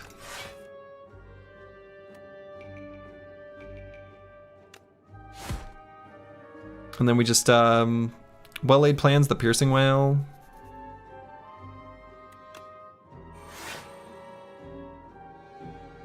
And the Deflect. So we'll play this.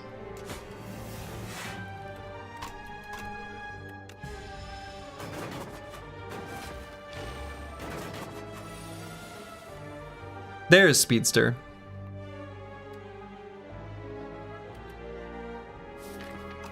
I like want to play them. I guess I shouldn't quite yet. You know, Trap just hit for 300 damage turn 2. That's a lot of damage. It's a lot of ding dang darnage. No, we just go ahead and do this. What am I doing? Who am I kidding? They're dead.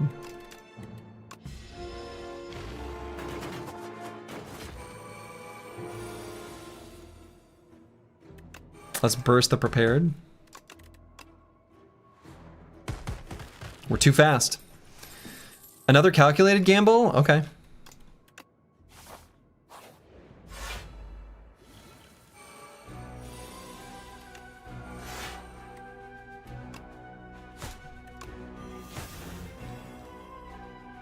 Okay, we played our attacks.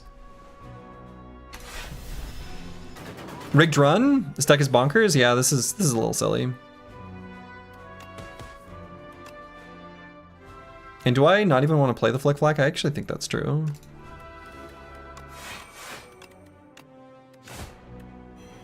Oh wait, did I play it somehow? Did I discard it? I guess that's fine.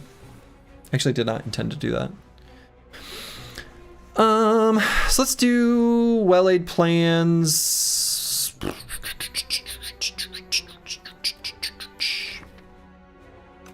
Just want to make sure we hit the piercing whale. So I'm gonna do well-laid plans. Footwork. Laying on to a reflex and a calculated gamble.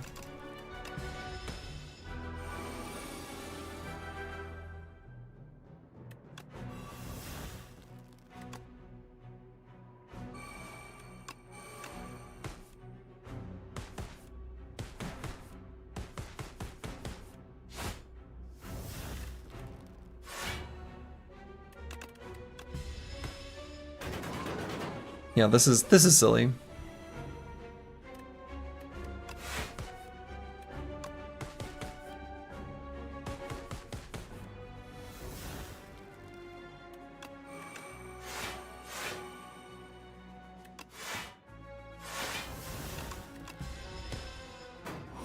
We're a speedster.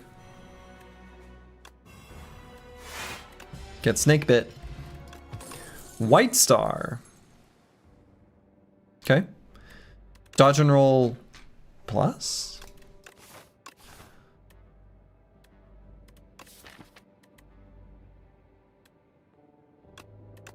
I mean, these cards aren't really changing the deck in any way. Like, actually. Like, the deck is remaining basically the exact same when I add these cards. It's not changing. It's not actually getting better. It's not getting worse. It's just not really changing. No dagger throw to oh no, I don't do attacks. Attacks, that's not my thing, okay. I leave attacks up to someone else. That's for other Slurgy. Alright, let's footwork, deflect. Noxious fumes. I guess we'll just stay like this. Attacks just -4 block. Attacks are just -4 block. So true.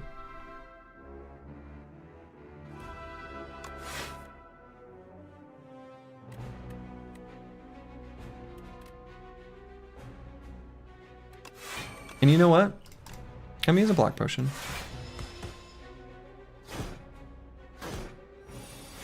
Because we can.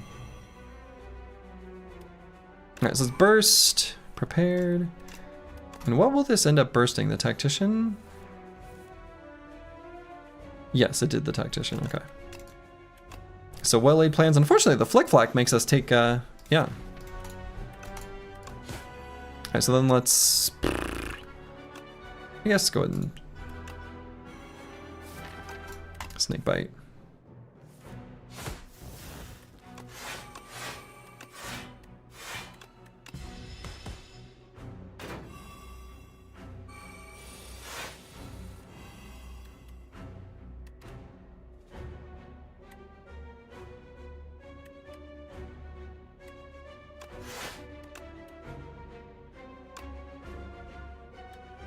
I kind of want to burst the snake bite. So I'll hang on to him.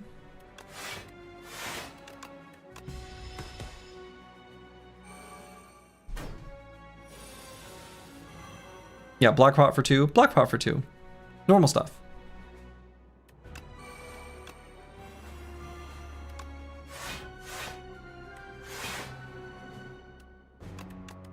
Let's get this speedster in play.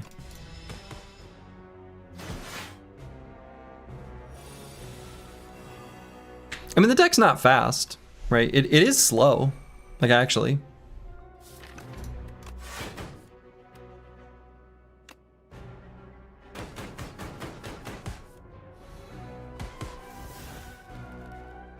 Not sure I even understand exactly what happened there.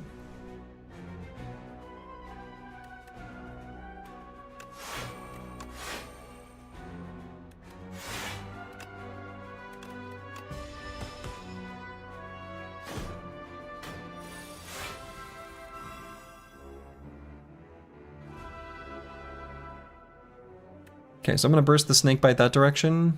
Will I take damage if I do that? I don't think so.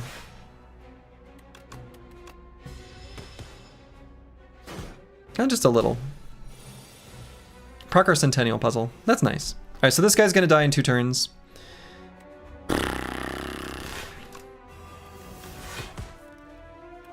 There's our other speedster.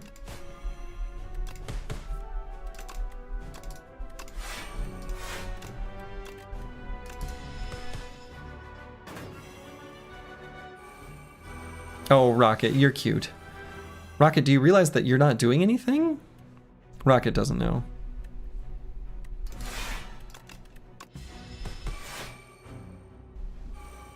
Oh, Crusher. Crusher, you're dead too. I'll make it go faster.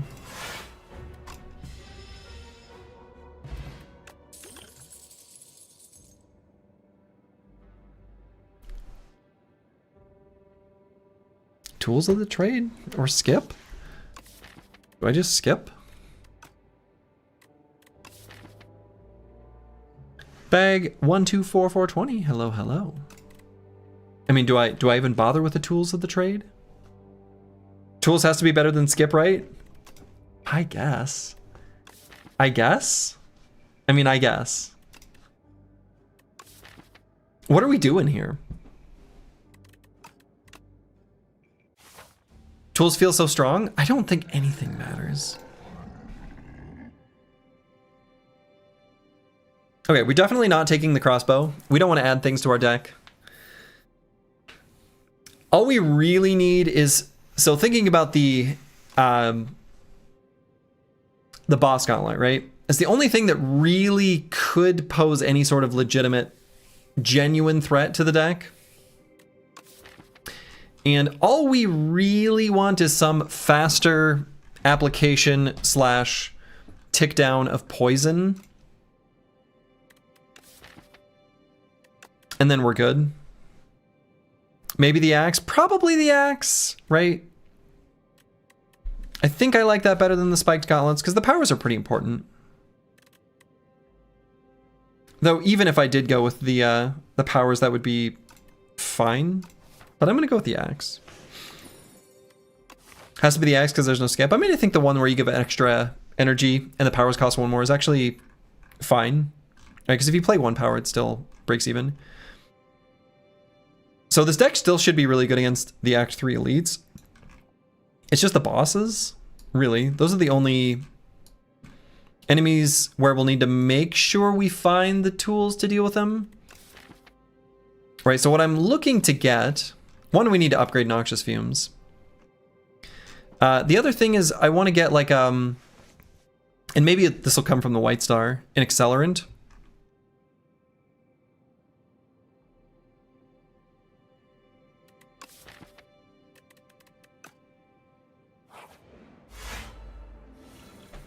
And I think that's all we really like need.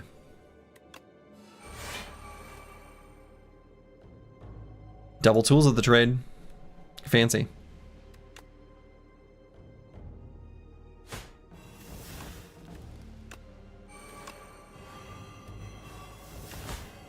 They're so weak.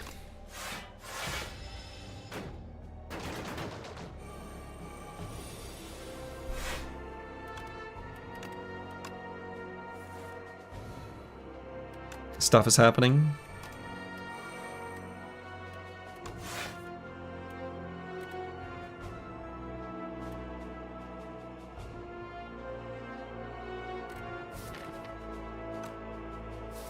And let's find... Guess I can full block here.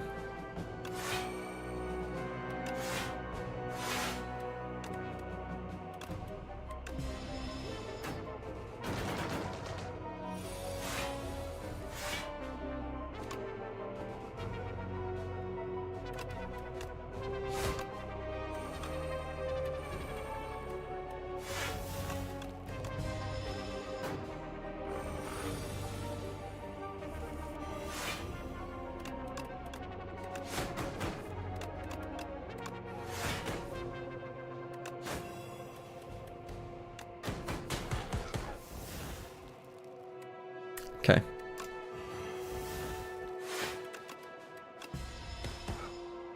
This is silly.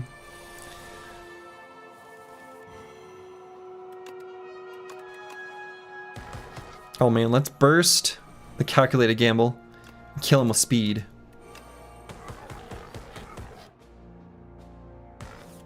Got him. Got him. And a strength pot is pointless. Expose is pretty pointless.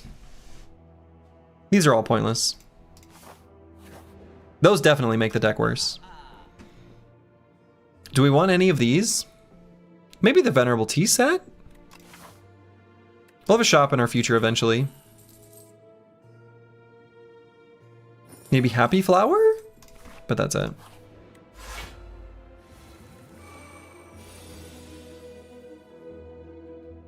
And we can double play a calculated gamble here. I think that's fine. Or double play burst to double play calculated gamble and then extra multi-plays after that.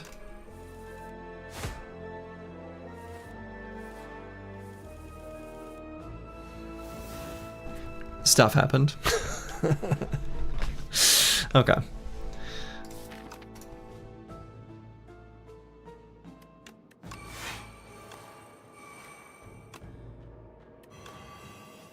What's going on? That's a good question.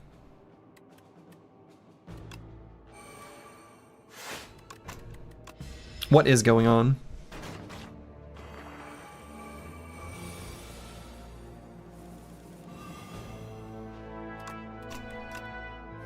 Oops. I meant to click on the reflex.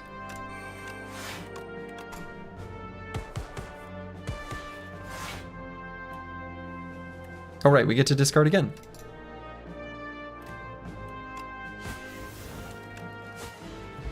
You're so confused? Good. Piercing Whale Plus? I mean, we can still do that.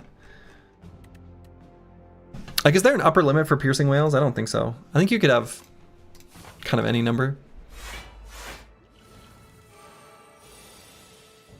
Okay, so let's burst the calculated gamble again. That was fun.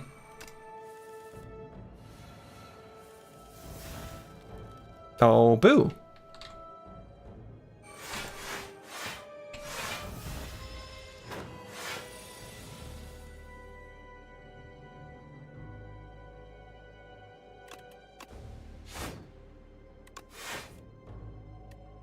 Okay, let's calculated gamble. We want to find that footwork.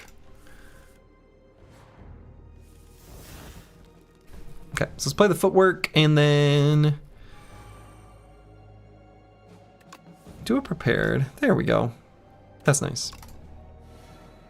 So then we can burst, like backflip or something.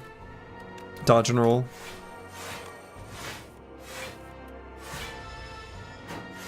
Okay, so it didn't really get any like powers or anything in play. Oh, come on.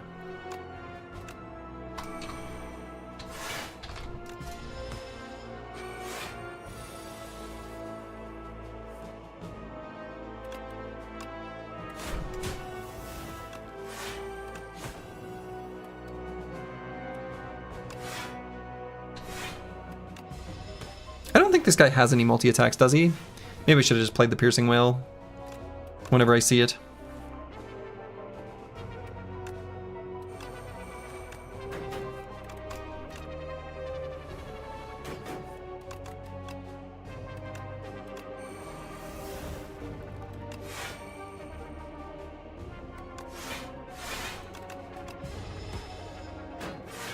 There's kind of no way for an enemy to hurt us anymore. I'm like, the only time that actually happens is if I just like click something dumb. Like that's literally it. It's the only way.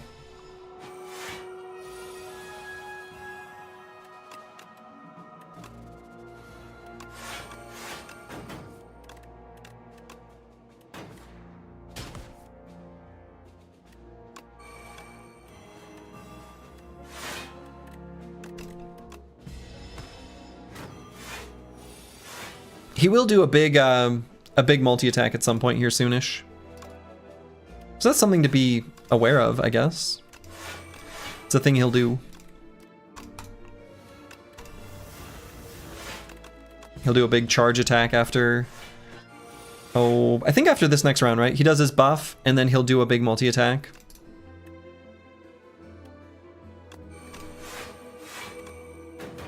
So let's at least make sure that he's... Yeah, like, I don't know. Gonna die instead of hurting us.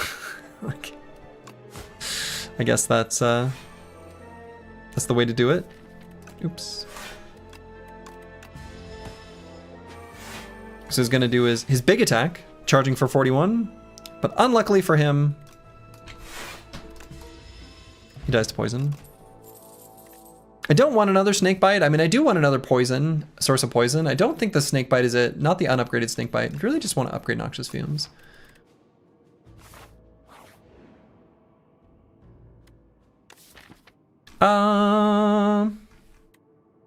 Duplicating the deck is actually totally fine. We've got I think we've got enough discard that we're fine with putting the bad luck in there. So I think we'd rather just duplicate. If we do find an accelerant or something, it will make it harder to find, but I guess that's fine. But it'll make the first phase of the door maker a little smoother. Double all the powers, very nice. Yeah, exactly. I don't want to get rid of this. I could get rid of one of the speedsters, that's fine. Pantograph? Okay.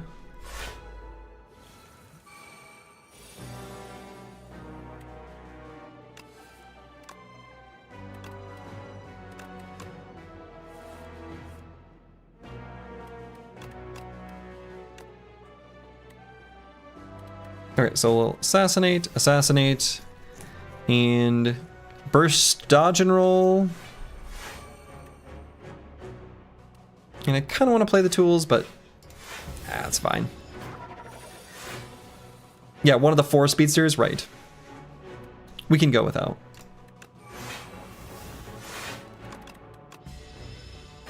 We'll manage. We'll find a way.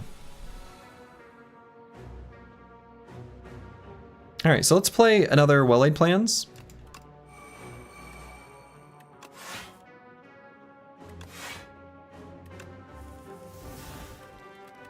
And we want to play another footwork, but that's fine.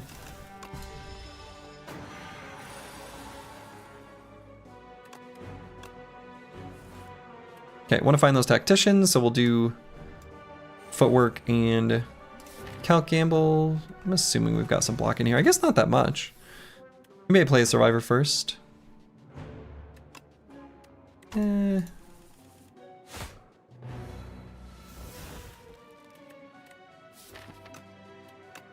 so this will be one of the things we burst. This will be the other.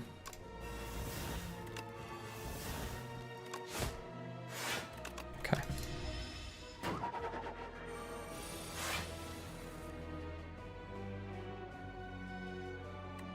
I don't even know what to get rid of. Alright, let's find that piercing whale.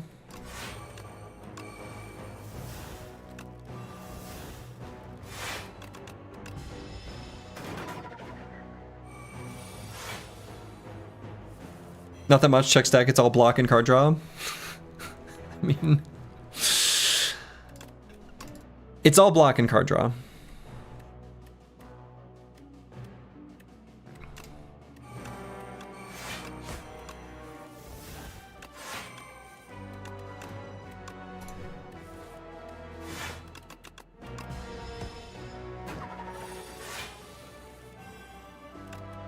get rid of that bad luck.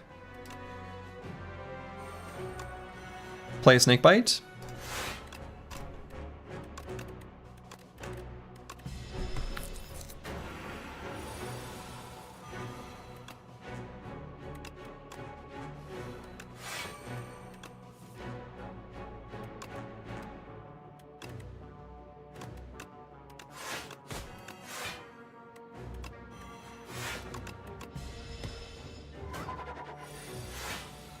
We do kill them very slowly, though.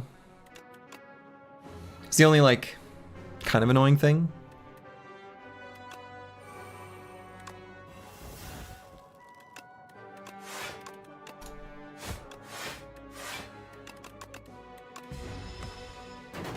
I could probably use my thinky part of my brain to make it, like, go faster.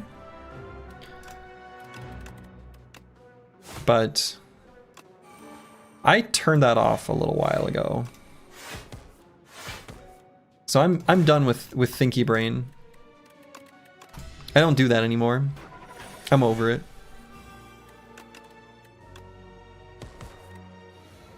But the thinking part would make it go slower. Yeah, so that's right, exactly. Like the actual act of thinking slows me down, so this is probably faster. Do I grab a bubble? No. Accelerant, though. We take an accelerant.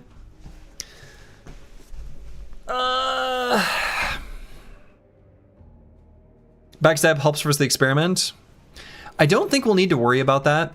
I think with the doubled assassinate and the throwing axe, right? So we're gonna hit him for about 50.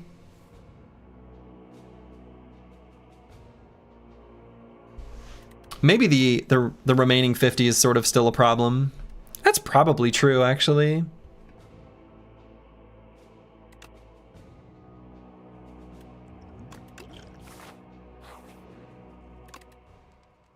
All right, so we want to upgrade Noxious Fumes.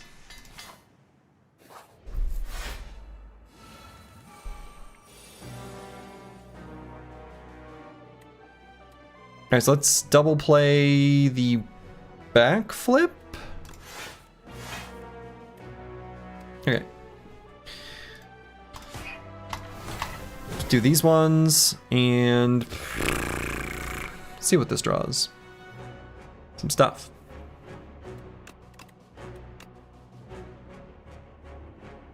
And I want to play this accelerant, I really do.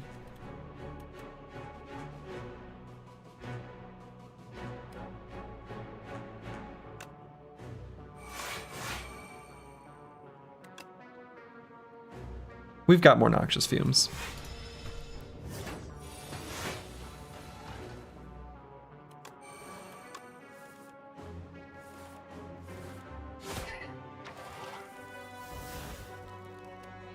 All right, with all these well-laid plans, we can prevent him from even really putting statuses into our deck.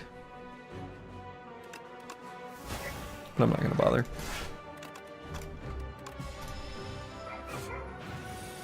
Or into our hand. I think they probably just go to the discard, is my guess. I don't really know how that works.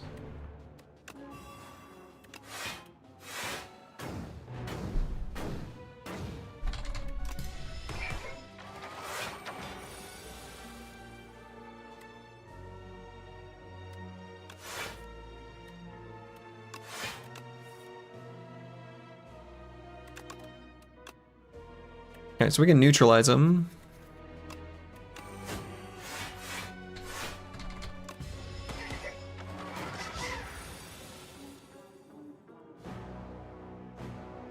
No. It was close. Almost got bad luck. Alright, Noxious Fumes, come on. The other Noxious Fumes was shy. Actually, I guess I discarded one of these.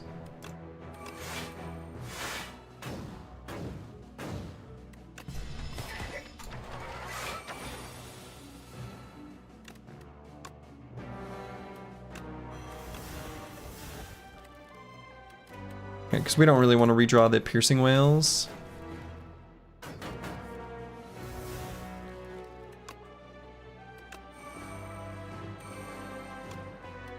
Actually, I'm gonna do this.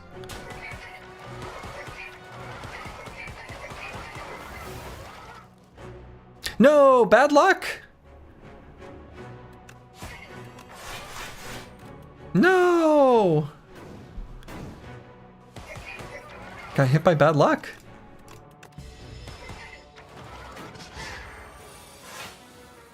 Ascender's Bane doesn't exhaust when you retain it. When you draw it with the Centennial puzzle? Whoa. That's not what I expected.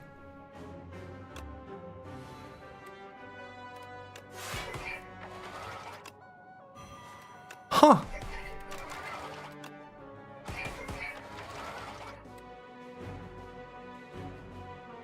It was post discards. I mean, I guess. That's weird though.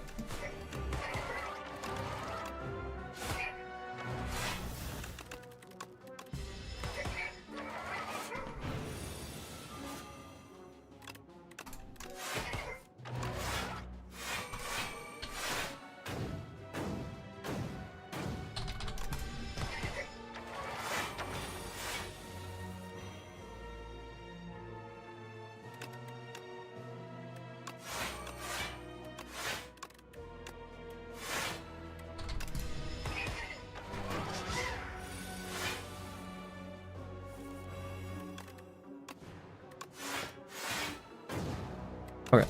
Goodbye, Mecha Knight. Cunning Potion. Oddly Smooth Stone. Cool. I don't think I want these. Nightmare? What would I nightmare? I don't think so. I'm just gonna skip.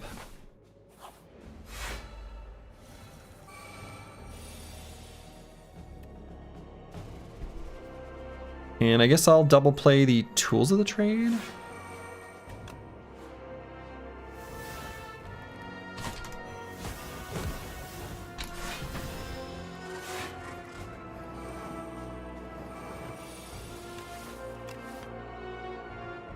So let's discard.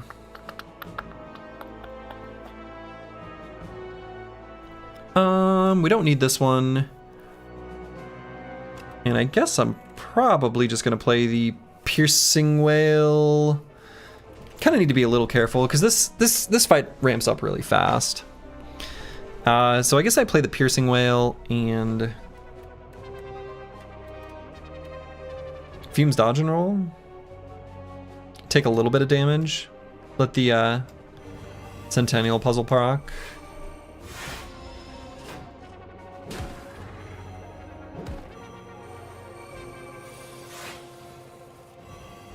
Okay, hoping to find that tactician, and we did. Good.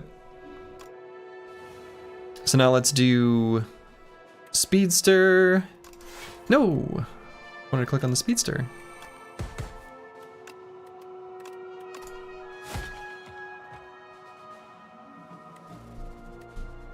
And we'll well-laid plans, dodge, and neutralize.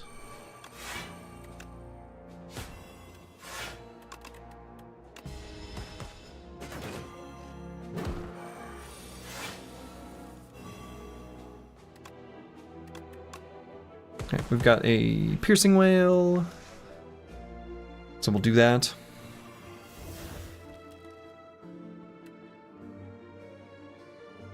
Just Snake Bite? I don't know.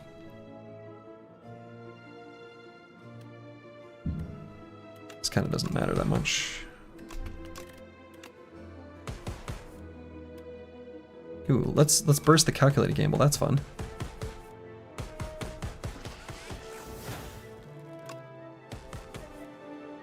We're so fast. Sure, we'll take another prepared plus. Whatever.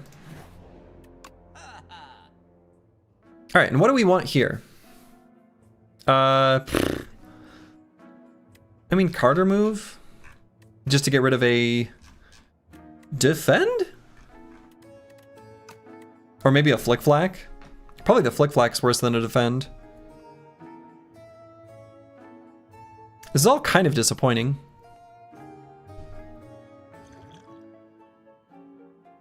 Is bad luck eternal? Yeah, it is. Bad luck is eternal. There's a message there. What a terrible shop. Good against phase 2 of the experiment? For the scales? Yeah, I mean, I guess. Right, either bronze scales or maybe honestly even the stone calendar. But the bronze scales will probably do the most damage overall. Carter move is irrelevant. Maybe just fix up potions. Instead of a vulnerable pot, just go with a dex pot. And honestly, instead of block pot, maybe energy.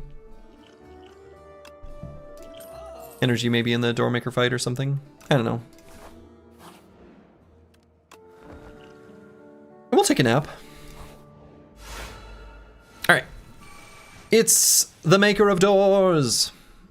I don't think we ever want to play the Assassinates. I mean, we're going to double play Footwork with our throwing axe and feel pretty good about it. And then just dump the Assassinates.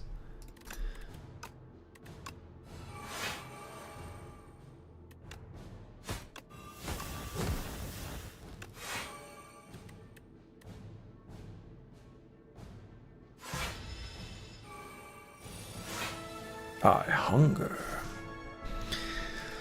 All right. Speedster. Let's see what we draw.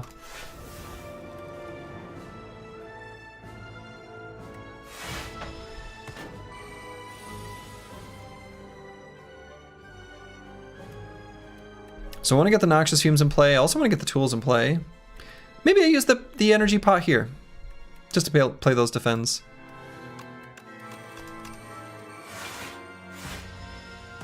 Seems alright.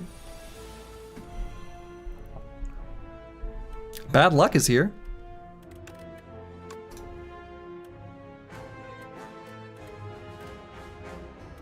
So I think if we do the, let's see. Tools is kind of awkward in this, yeah. It is a little awkward right here. Just get rid of that. So that comes out even. So we'll just do a dodge and a well-laid plans. And take a cute little smidge of damage. Nope, just kidding, take 0.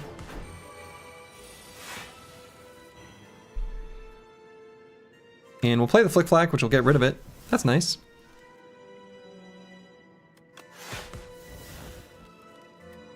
And so let's do well-laid plans and then Calc Gamble.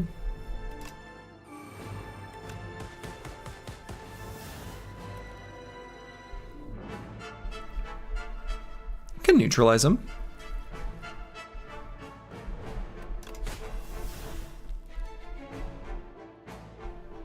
Hell, I'll even play this. Why not?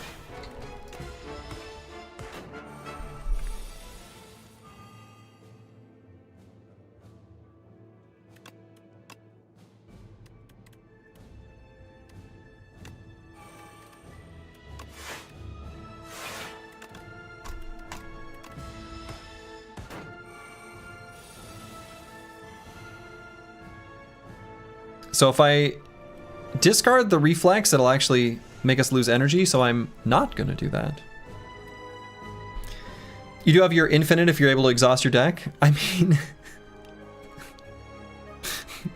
heaven help us if it comes to that. Accelerant is being a little shy.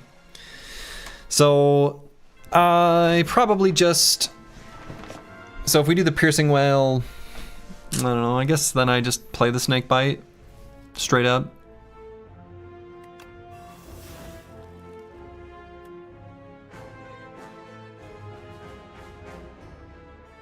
I guess we don't even full block if I do that. Kind of want to.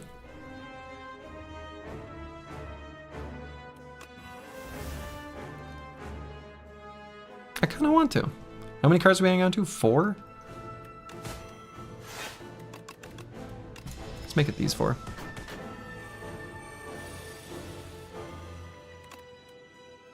Alright, so now here... Accelerant is still here, right? Yeah, okay. So let's burst the snake bite. right? Because I think we do really want to do that. In fact, do we burst? Are we bursting so hard we're bursting? Yo, dog.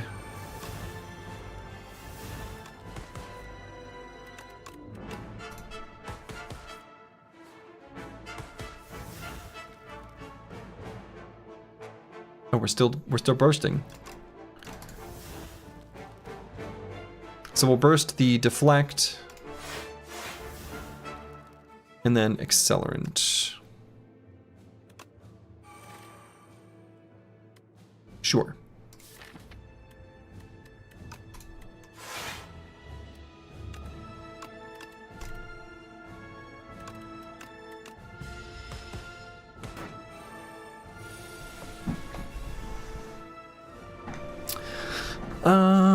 Let's hang on to a piercing whale.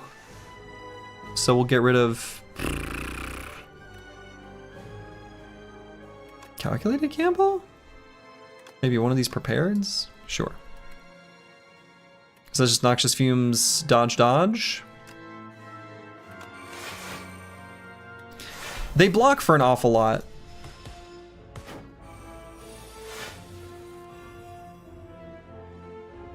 And bad luck is still in there, so I'm actually not gonna be tempted to hit that reflex. The reflex could get us. I don't want it to. Or excuse me, yeah, the reflex could get us into the bad luck. We don't want bad luck. Dodge and roll is the most premium card when you have deck scaling going on. Yeah, it really is. It's very good. Alright, bad luck's still in there. And no draw with it.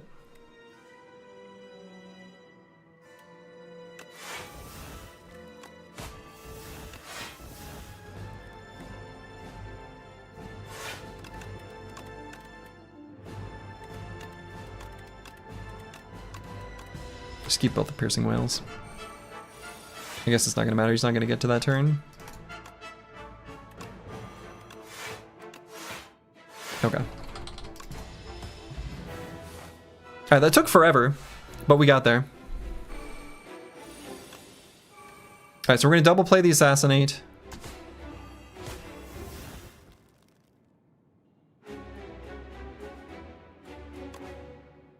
Why did the first one do 21 and then 19? Why did that happen? Why did the first attack do 21 and then 19? Did I see that right? Are my eyes playing tricks on me? Yeah, 21 plus 19. Why did you do 21? Akabeko? Oh, okay, because he wasn't vulnerable yet. 21 then 19. All right. I'm like, what is happening?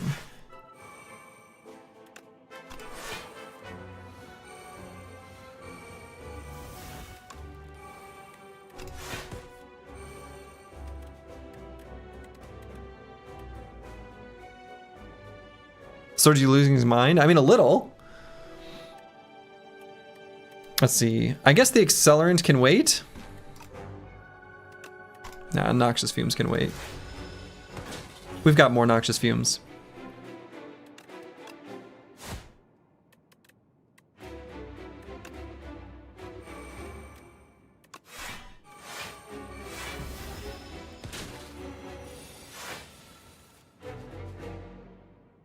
All right, we got him. So we're just gonna speedster and then calculate a gamble.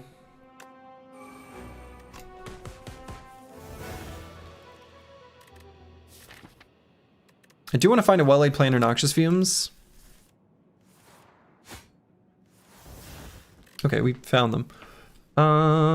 Probably the well-laid plan's more important, because we'll hang on to a piercing whale.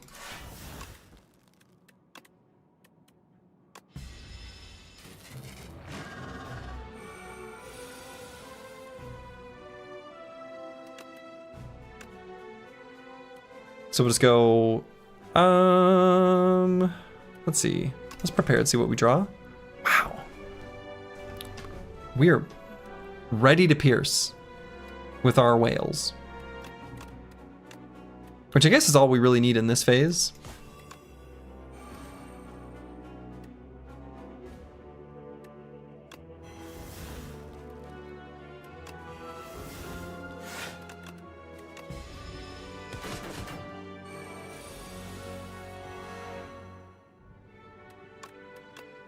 right, so let's burst Snake Bite and then Piercing Wail.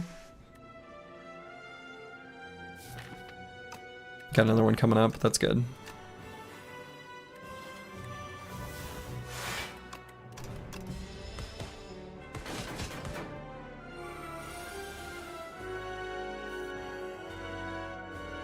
Let's discard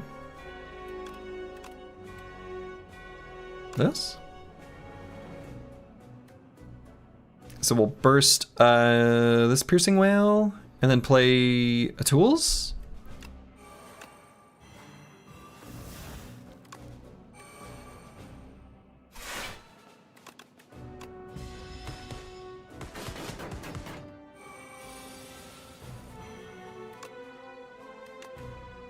Okay, so we got dodge and rolls.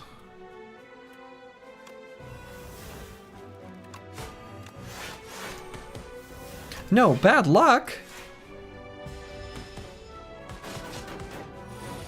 That was entirely preventable.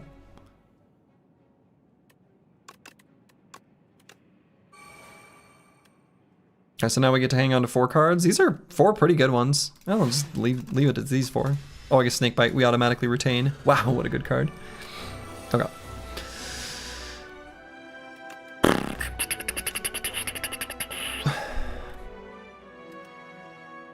I almost don't even want to discard the Flick Flack. Whatever.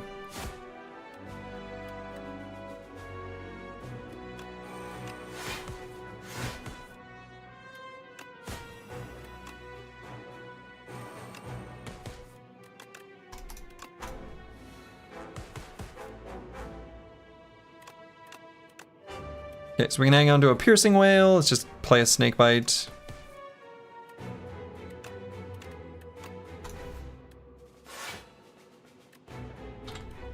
Let's hang on to these ones. These ones look good.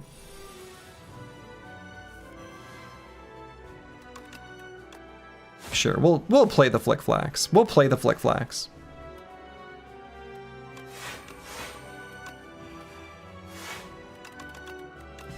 Okay, we got plenty of poison applied. Plenty of poison applied.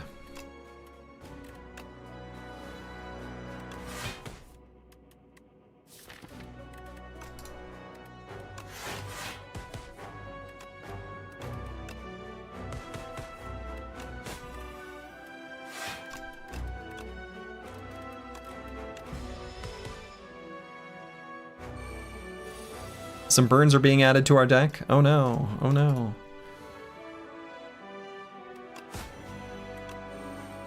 Let's burst, because bursting make me feel good.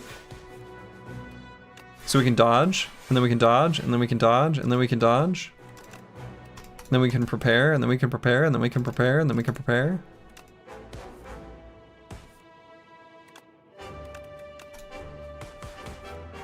Technically, I could draw bad luck here. Such a thing is possible.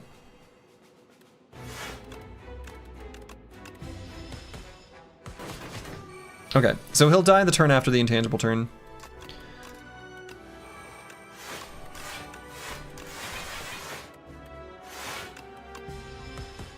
Icarus Prime, hello, hello. Thank you for the raid. A flock of seraphs approach from Icarus Prime's kingdom to yours. Wow. You've got like a whole rating message and everything. Very fancy. This is incredible. I'll join in. Okay, and he's dead. How we doing tonight? We're doing really well. We're doing really well. The spire is being slain. Not even an introduction. The silent, she's too silent. But she still gets splatted, just like any other.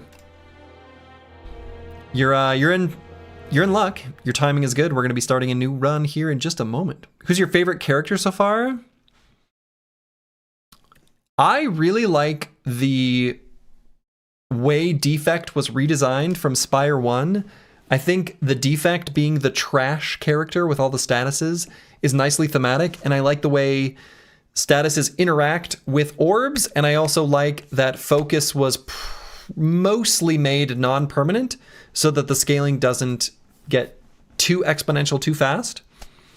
I actually think it's just really nice. So I really like Defect.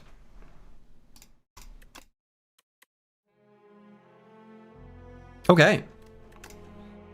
Nice little silent run. That basically came together within the first 3 floors from the Silver Crucible. So I think this deck could have beaten the Architect, not knowing what the Architect can do yet. I mean, probably. It's crazy. Like, look at the first 5 relics.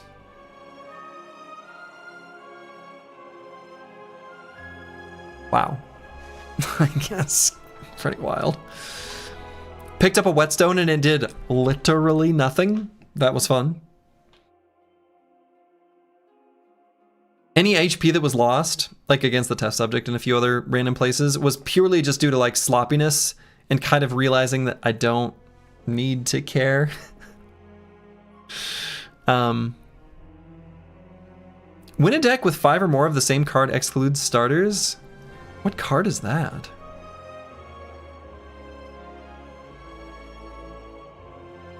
Five or more of the same card excluding the starters? What do we have 5 of? Other than defends, we have 10 defends. What am I missing? There must be something that's upgraded and non-upgraded. Yeah, it must be Piercing Whale. Yeah, because we got the unupgraded and upgraded Piercing Whales. 6 of them in total. Okay, that makes sense.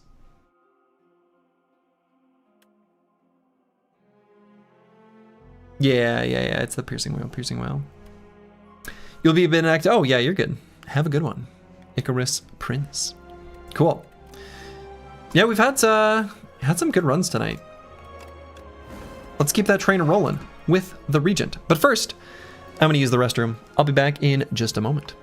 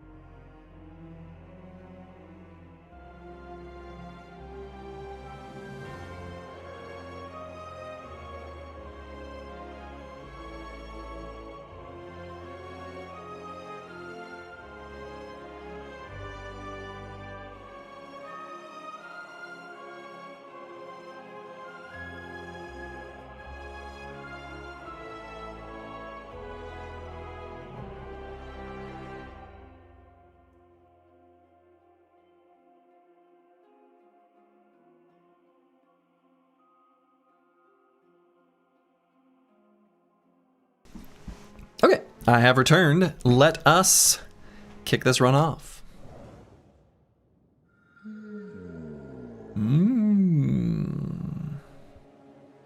All right. Stone Humidifier, Hefty Tablet. I don't see any other options. In the Overgrowth, facing the Kin. I think the Kin is a good enemy for the Regent to face up against.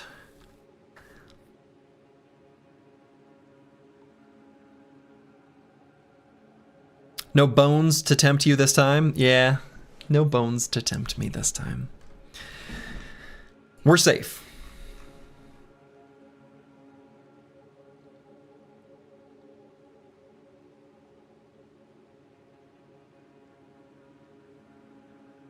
I'm not seeing any great elite paths except for maybe this here.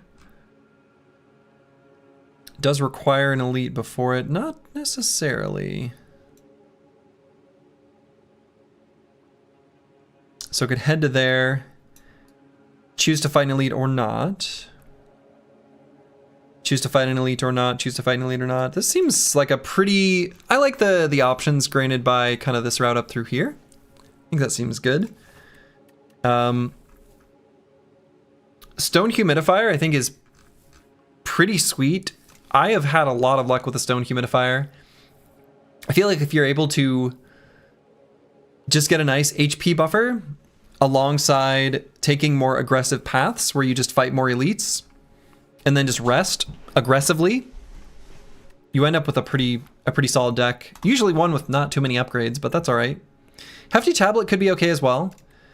There are some good rares, and then there are some not so great rares.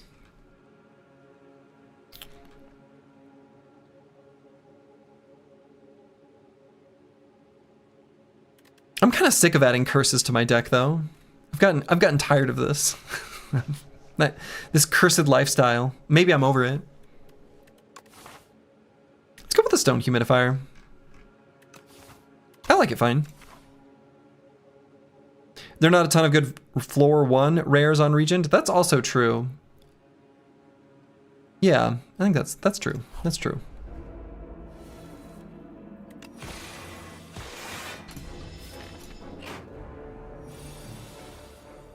Okay, Found or Defend. And probably better play the Venerate.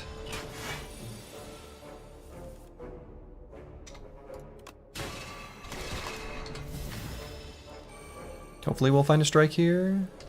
We did. Okay. I'm good with a Guiding Star. I like this card. I like this card just fine. Gather Light also nice, but we can grab a Guiding Star.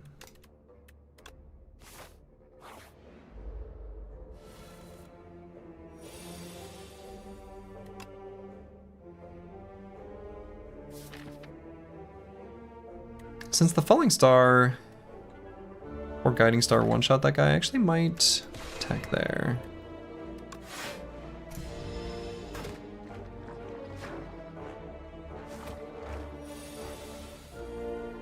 Yeah. Then we'll draw into a Defend. So could even do...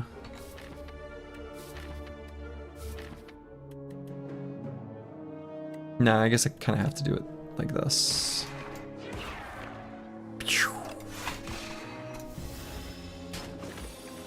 I don't think there was any other good way of doing that. And let's play the Venerate. Excuse me? Okay, never mind. We're fine. Pew!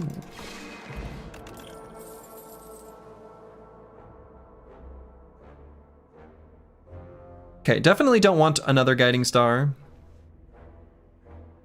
Could do Kingly Kick. It's fine. I'm not a big fan.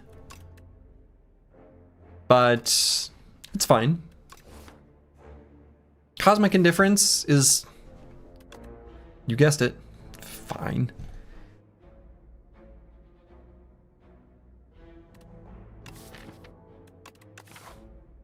I'm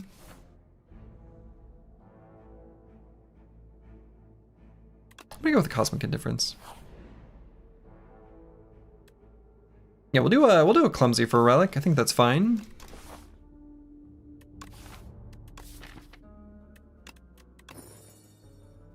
Pendulum. It's a good one. It's a good relic. Ooh.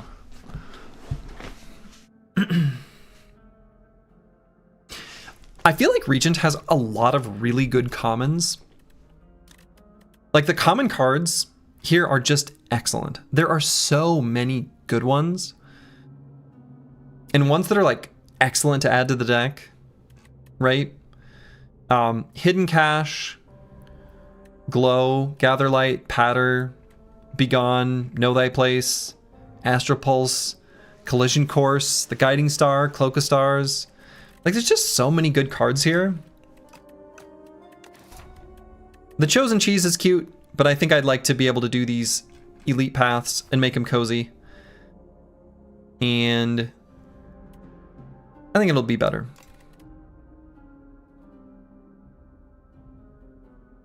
All right, so I like the hidden cache. The deck needs some star generation to be back into balance, and Venerate sucks. So if we can generate at twice the rate of Venerate, we're pretty happy with that.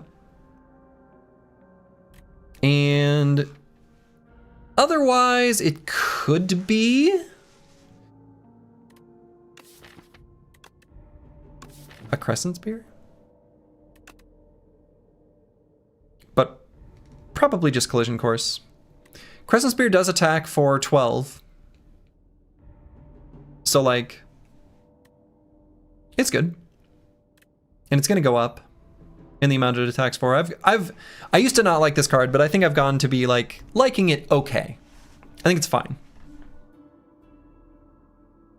Collision Course can be good with some of the cards that are like, something happens when you create a card.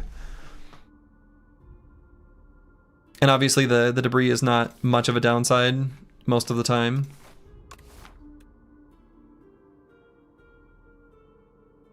Patter's a good block card.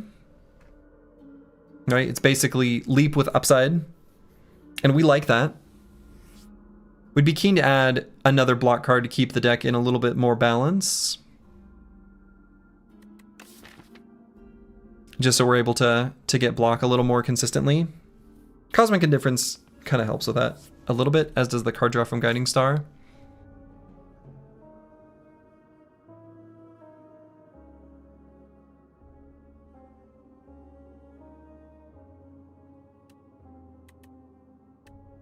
I'll go with a Patter. I'm not sure if that was right, but it is what I clicked on.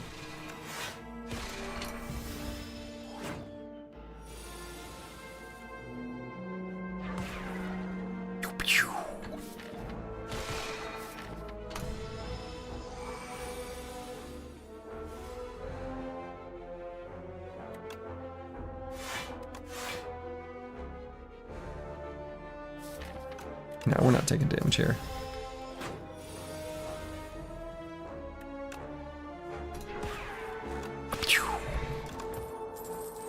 Reflect. Hell yeah. We like a Reflect.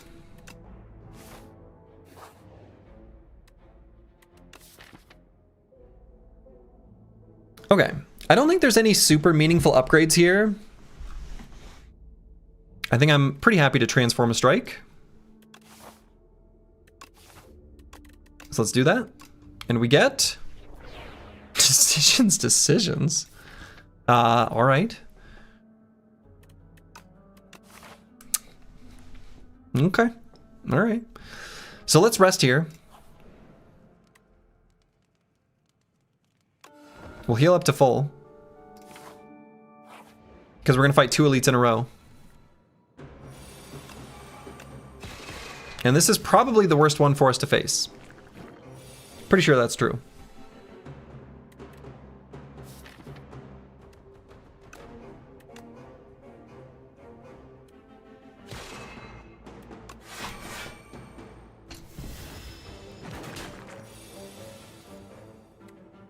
Can play the decisions. How stupid would it be to play Venerate? Not that stupid, actually. Because then we at least draw cards. I guess I could do Cosmic Indifference on the Hidden Cache, and then decisions to play it instead. I suppose that makes more sense.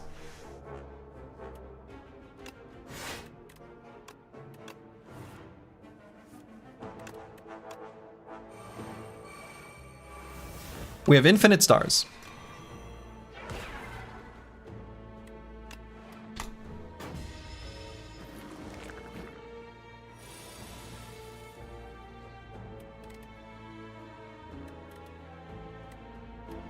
Okay, so I guess I'll play the strikes and then the reflect.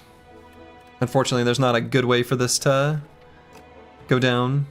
So I guess I'll play a strike, reflect, patter. in that order.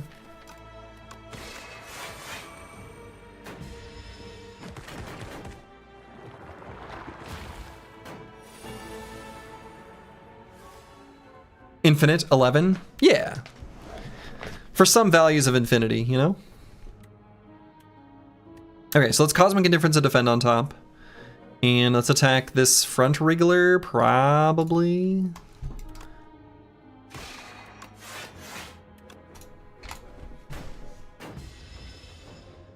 We don't have any AoE, so that's what made this fight kind of suck. Blast him.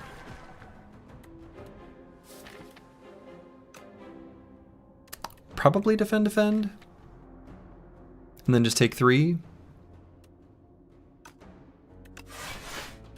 That's right, we're gonna draw the Reflect next turn.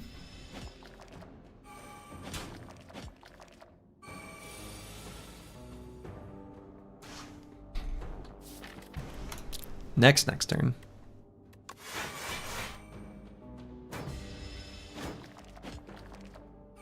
Would have liked it to have not happened overlapping with the shuffle.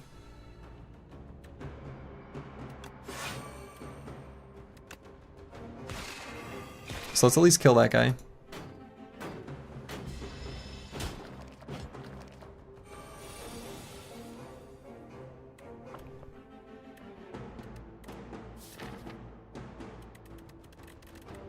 And with the strike in the drop pile, I think I'll do the patter before I strike that guy.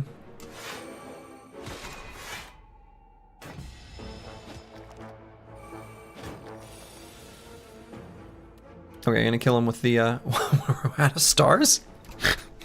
What? What?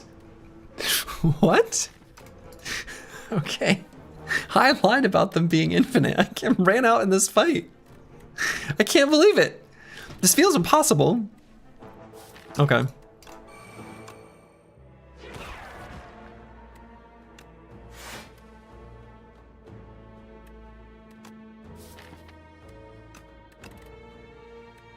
Okay, he's attacking next turn. I can't believe it. Like, I wasn't paying super close attention to the rate at which I was spending them. You know, because they were infinite. All right, Shuffler, be kind. Okay, Shuffler is neutral right now. Shuffler has been kind. Thank you, Shuffler. Shuffler was very kind. Rainbow Ring. We like a Rainbow Ring. Now, we don't have any powers. The first time you play an attack, skill and power each turn, gain 1 strength and 1 dexterity. This is kind of like Orange Pellets from Spire 1, except not. All right, Begone and Know Thy Place are both here. I'm leaning towards Begone as the choice. Begone is a pretty nice card.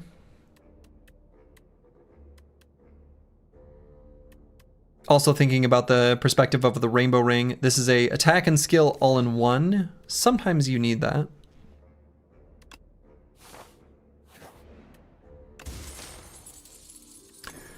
Rainbow Ring is a very strong relic to build around. Yeah, it turns out strength and dex are very strong. All right, so we're gonna fight this elite too. We want to fight all 3 of the elites in this act.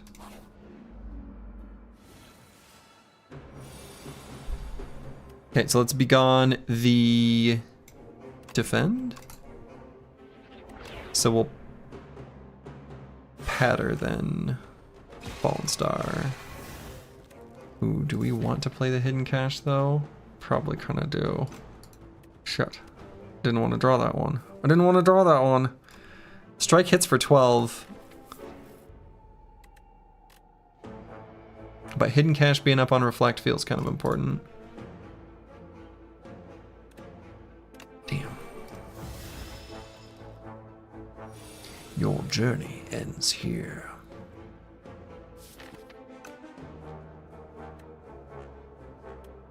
So I'm going to Venerate and Cosmic Indifference Begone? I don't know, maybe I Maybe a Guiding Star still. I'm just a little worried about hitting the Reflect. I guess if I hit the Reflect, I hit the Reflect. It's whatever.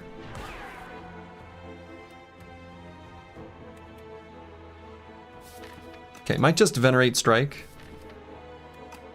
That also kind of works. Charging up our Tuning Fork a tiny bit. I think that's the line.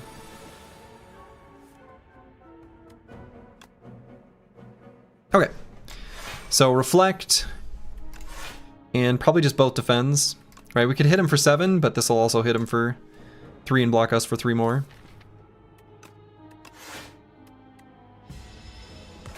Plop.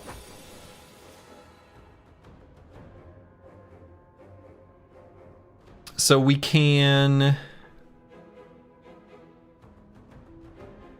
I kind of like Hidden Cache, Cosmic Indifference defend, and then we're going to put the Reflect on top, play the Fallen Star. That seems good. I think that's the line.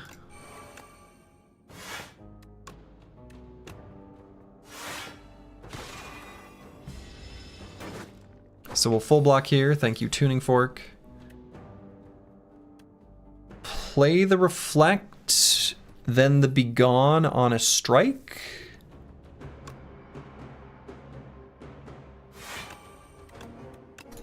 Then the Patter, then the Minion Strike. Take 25, nerd.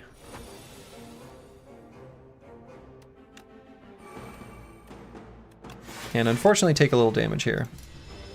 Just 8 though, that's pretty good for the Bygone Effigy fight. Kusarigama? Okay. Kusarigama is here. Child of the Stars is here. We like Child of the Stars. I think we take it.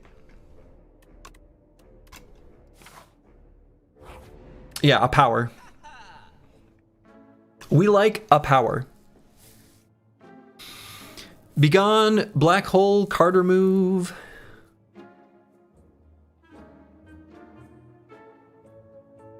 Stardust and Akabako. Can't afford both though. Black Hole nice versus Kin. Yeah, Black Hole's nice versus the Kin. And it's just like a, it's nice alongside a Hidden Cache. It's just a good power.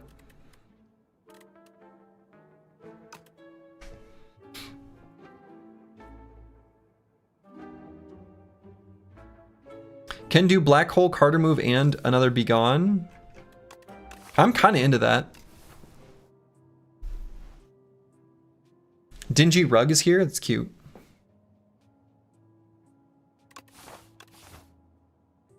Yeah, I like Black Hole, Begone, card remove.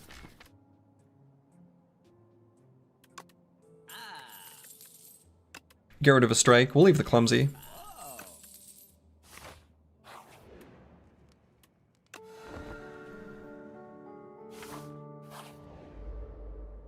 All right.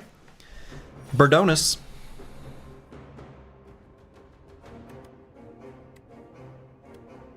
So Begone a strike, see what we get. Okay, defend. So let's Venerate Reflect. We'll deal 17 to him. So we'll be able to block quite a lot here. So Cosmic Indifference, what do I put on top?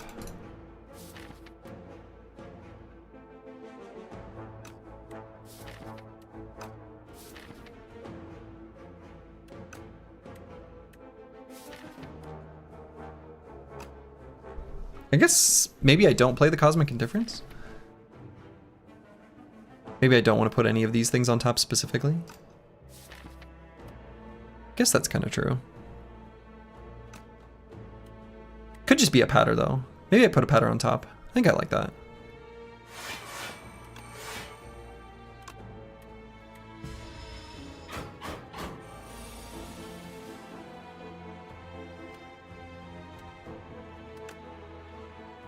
Okay, it's Fallen Star. I'm going to Begone the defend, hoping we find the Black Hole. It's not what we found.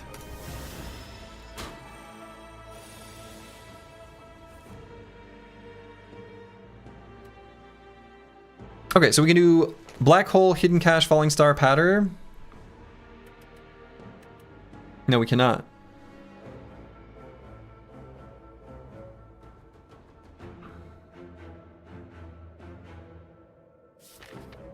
I do want to play the hidden cache though, because I want to be able to play reflect.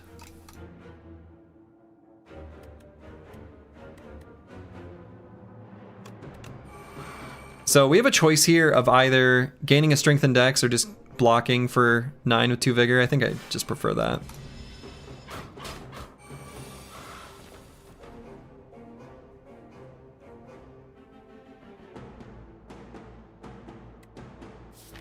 So we could Cosmic Indifference something on top and then be gone into it.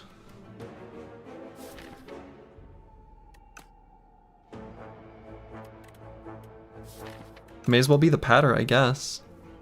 It blocks for the most.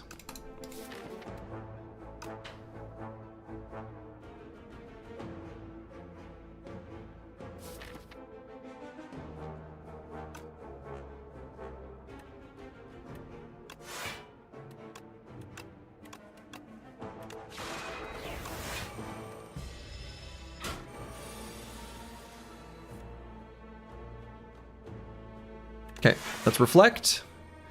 Cosmic Indifference to reflect, and then venerate. He was gonna get wrecked next turn too. Royal Gamble, alignment, and monologue. We like the Royal Gamble here. And then we just need to find payoffs like Comet. Pretty sure that's gonna be the line here.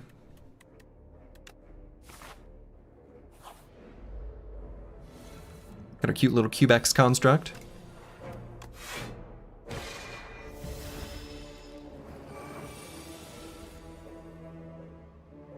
Can hidden cache to play decisions?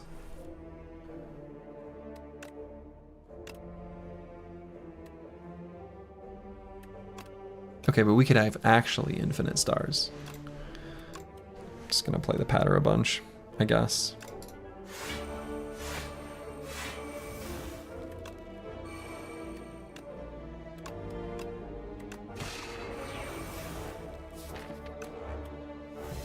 We do not have infinite stars right now. Just 3.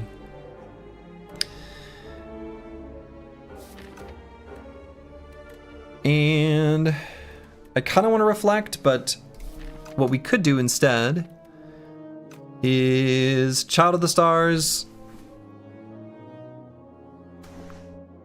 Well, I guess maybe I don't want to do it that way either. Maybe I just reflect.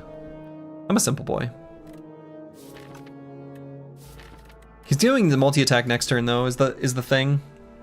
Like next turn is his big 24 damage attack.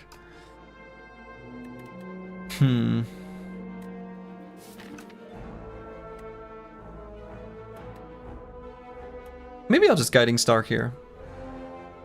So Child of the Stars, Guiding Star.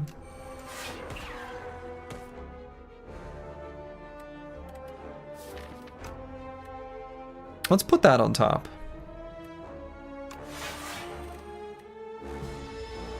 And if we find just a little bit of star generation, we can play it. We didn't. So we're not gonna play this one. Damn.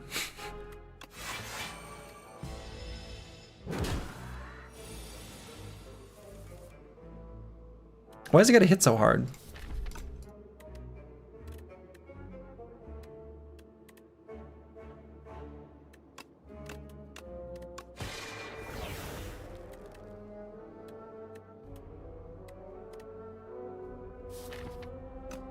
Alright, we'll be able to reflect next turn if we generate some stars.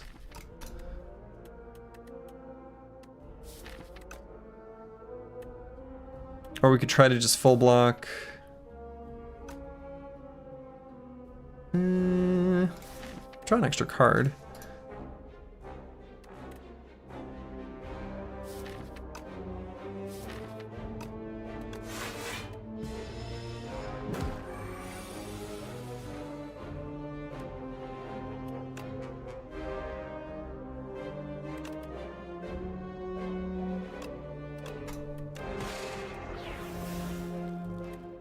Okay, have lethal.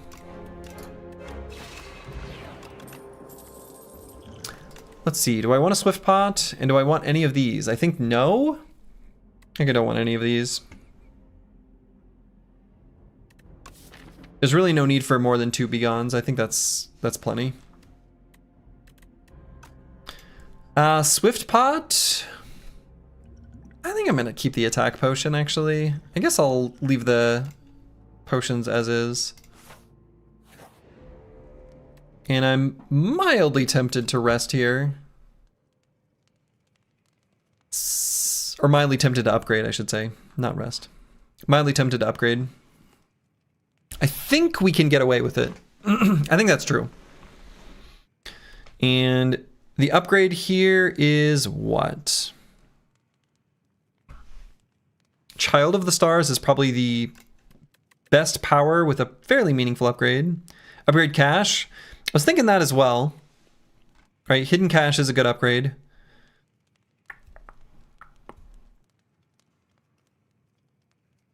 I'm gonna upgrade the Child of the Stars though.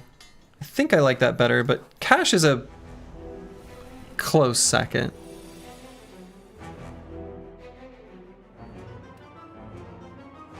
Okay, so here let's make sure we're to proc our Rainbow Ring.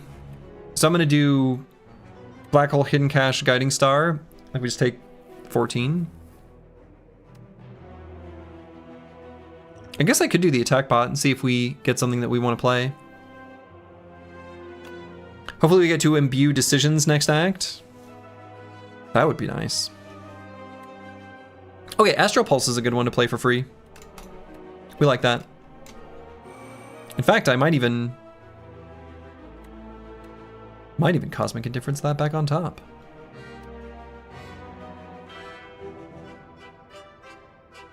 I think I like that. I'm gonna do that.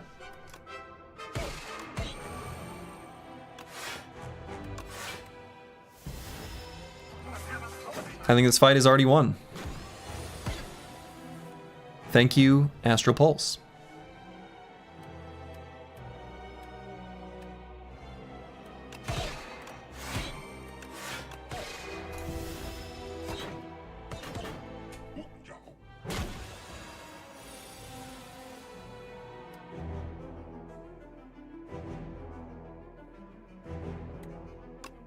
All right, so I'm gonna play the Child of the Stars. Begone a Strike. And then maybe just Venerate, which will kill that guy. We'll take a little bit of damage, but that's fine. Guess I could Fallen Star him, which will generate block too. Full blocking, actually? Full blocking, actually. Okay, am I ever going to be able to play this Royal Gamble? No. Do I ever want to play the Defend? Also, no. Why defend when you can attack?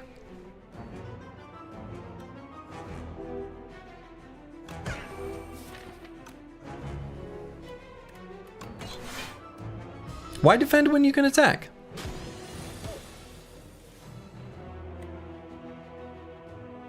And yet here we are, able to play decisions on our Royal Gamble? Oh my goodness. Look at us go. We are unstoppable. Infinite stars. Infinite. I'm claiming it. These stars are infinite. I'm the rhymenoceros. My rhymes are bottomless. But with stars instead.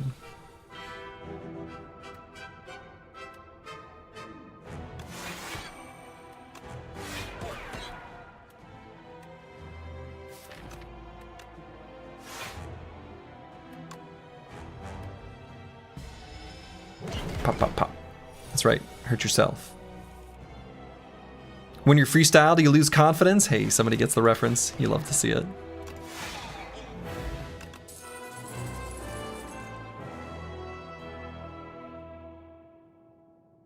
These are not the rares we were looking for.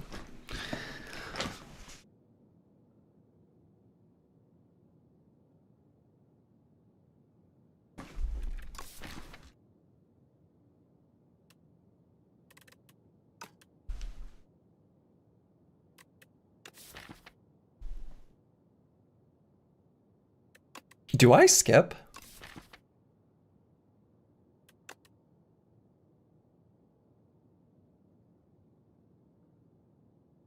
I think this is a skip.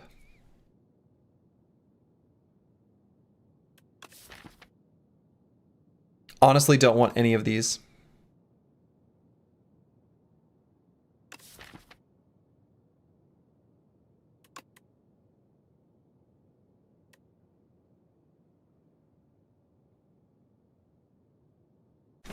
Wow.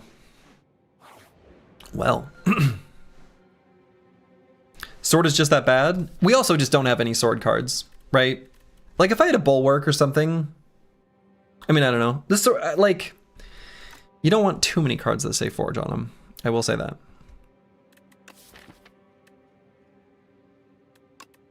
Okay.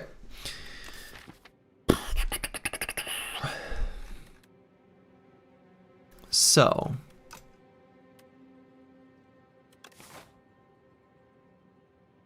Facing the Knowledge Demon.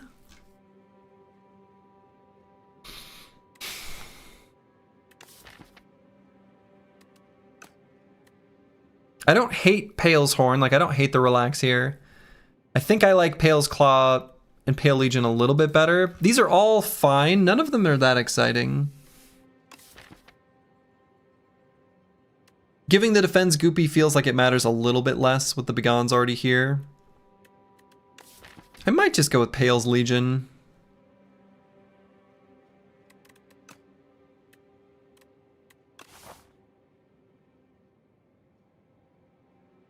Right, like it's fine. I don't know.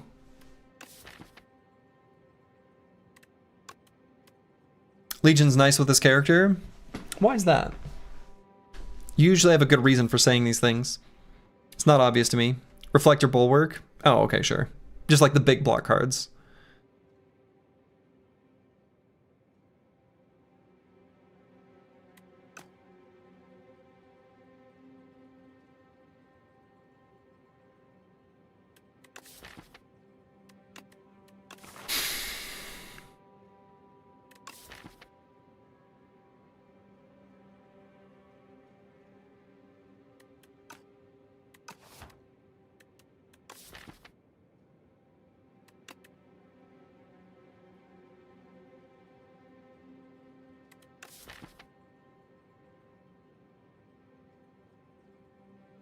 Then you get to spend the rest of your energy making stars or doing something besides blocking. It's true.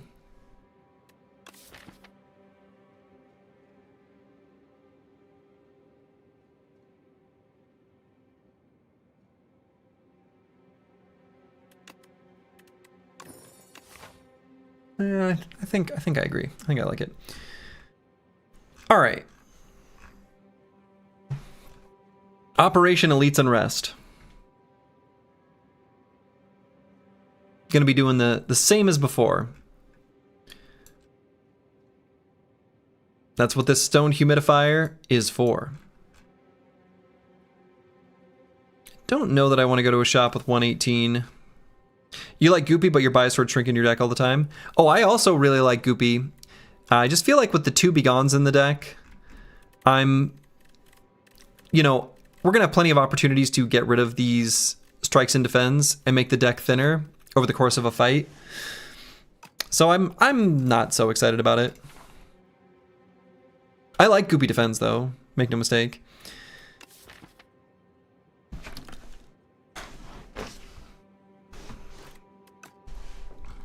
Right now I do feel like the Entomancer could be a little bit of a problem, but not like dead from full health level of problem. Hopefully that's not famous last words. But we'll at least have some combat rewards to get us there. I think we'll be okay.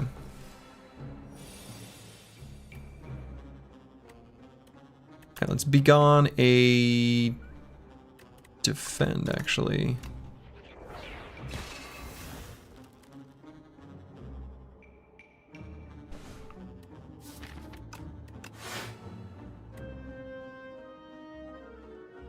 And we're not going to take any still.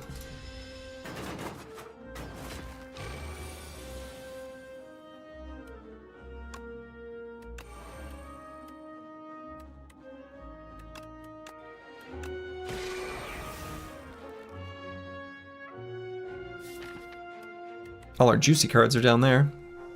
I was really hoping we would just draw right into Reflect, you know?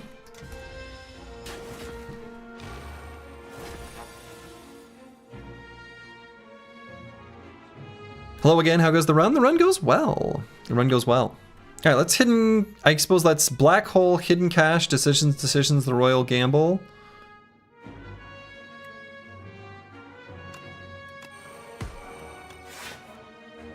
It's a good sign when you're able to say those words. That's right, yep, plop, plop, plopped.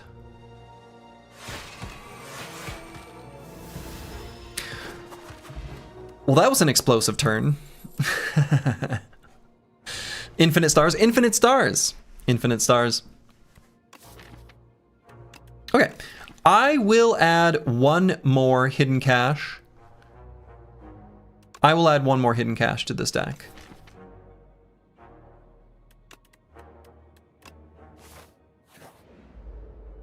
I love these types of turns. They are fun.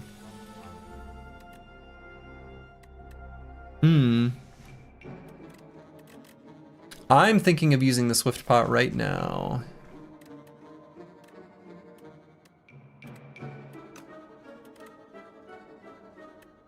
Because I'm a little nervous about playing this Fallen Star. Aha. I guess I just Reflect Strike. Hidden caches are down there.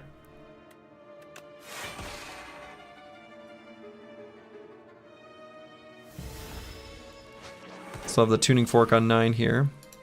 We want that Royal Gamble.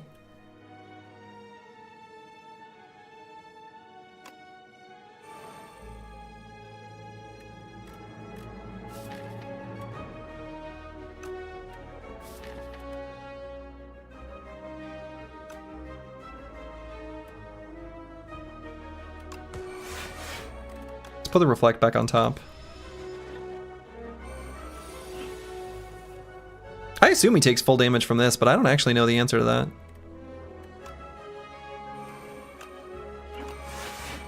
Like, I don't know if his flying or flutter or whatever. It probably, like, this is an attack, but it's reflected attack. Okay, he takes full damage. All right. Wow, just get reflected, nerd. Incredible. Just get reflected. Reflect. Very good card. You know what's even better than Reflect? Reflect Plus. Sucks to be a nerd, sucks to be a nerd. Alright, let's be gone to see if we can find a Reflect. And I think we want to go after the Nectar Goy. Ooh.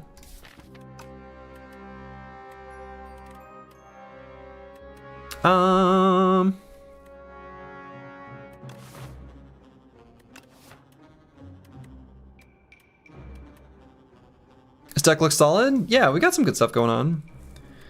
I'm gonna Hidden Cache and Cosmic Indifference. I'm kind of thinking about doing the Fortifier just to stun this guy because I don't know. I don't want to get hit for 24 again next turn.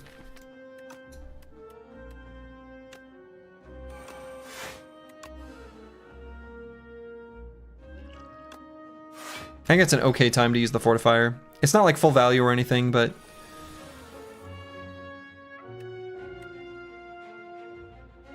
Okay, one of our Reflects is here.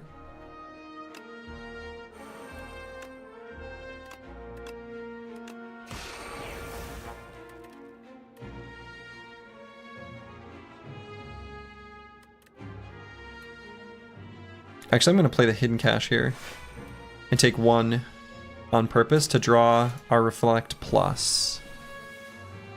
There it is. So we can Black Hole and Royal Gamble.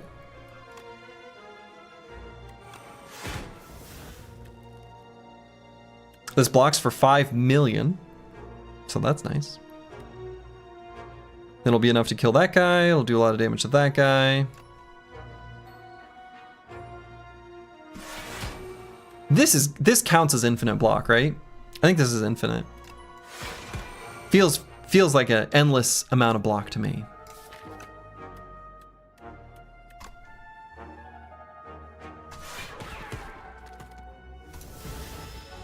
Plop. Plop. Get reflected, nerd.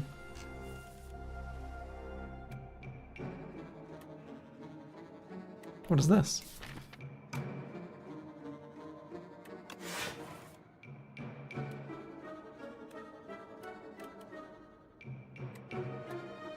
I guess I'll triple play Begone.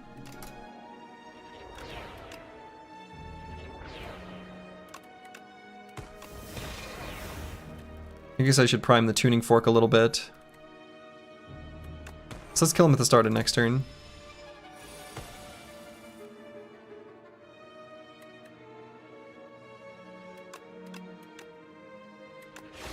Okay. Ooh. There are very few enemies that attack for more than 50. Yeah. I like a convergence here. Retain is very good. We like retaining things. This deck really wants to retain things. Also generates energy and stars.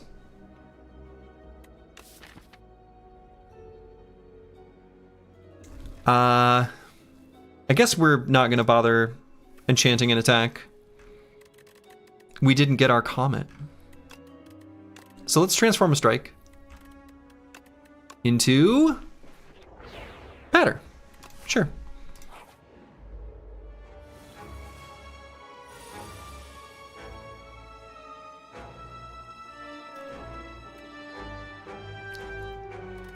We just passed the turn.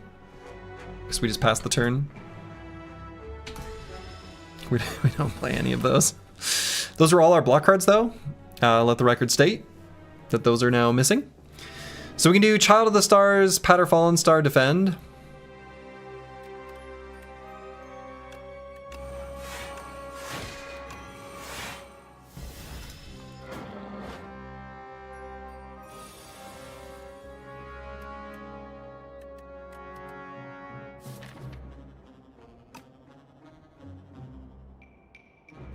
Let's Begun the strike, see what we find.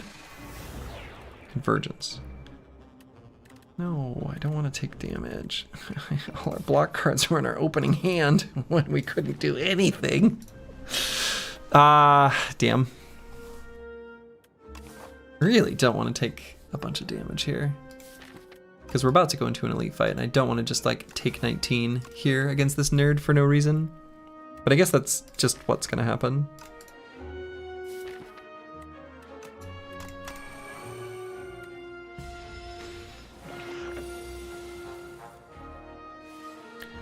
Yeah, the exact same thing happened to you against the guy on defect. Yeah, it happens, right?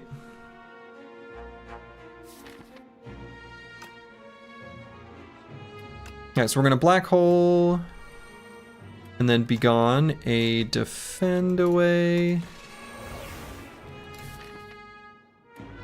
there a reflux? No. I'll play the Guiding Star, see what we draw.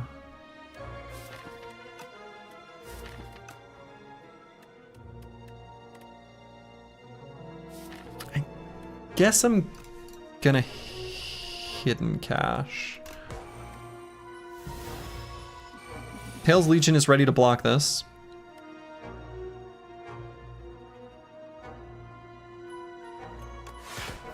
That also blocks.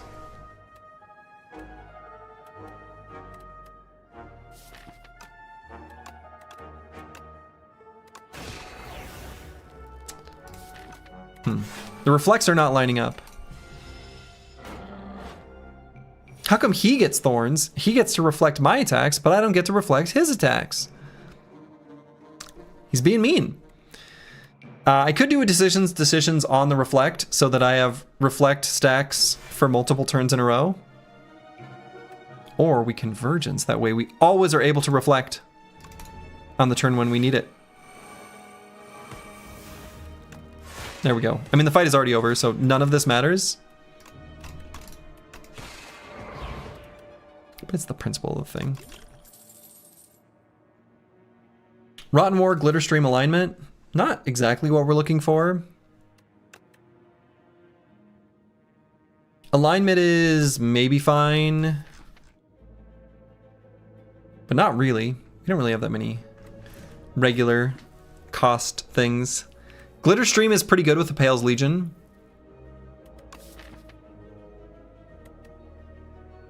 It can be a really strong option to play on the Pale's Legion turn.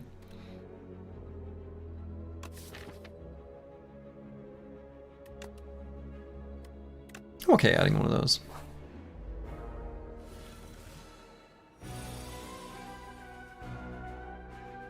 You know, like, how many block cards we got here, right? All right, so we time our pendulum so nicely to draw 6 cards. Of our 25 cards, like half of them give us block. How's it gotta be so hard to find them? I mean, I guess we did find one. Like, we found the pattern, but still, I'm still upset about it.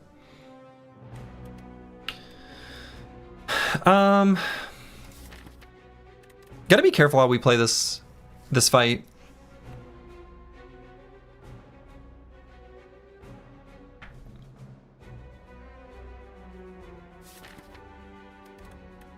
We just need to reflect his damage back at him most of the time.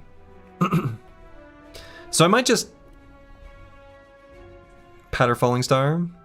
Could Binding Pot this turn? Could.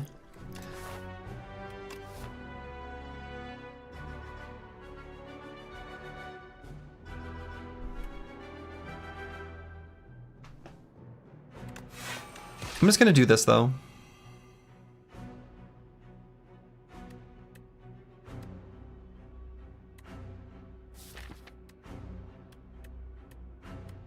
And I bet I'm not gonna want to play the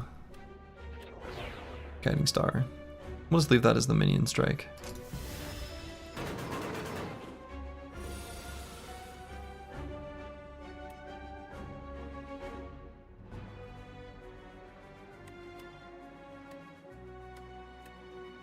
So he's not attacking us next turn, so I guess it's just Patter Defend Hidden Cache.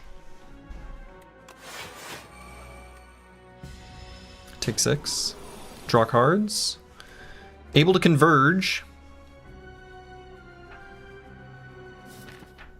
No attacks in hand.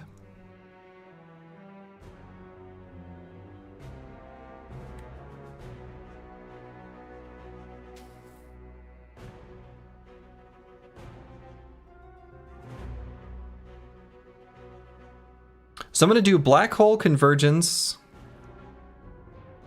and Cosmic Indifference, the Minion Strike.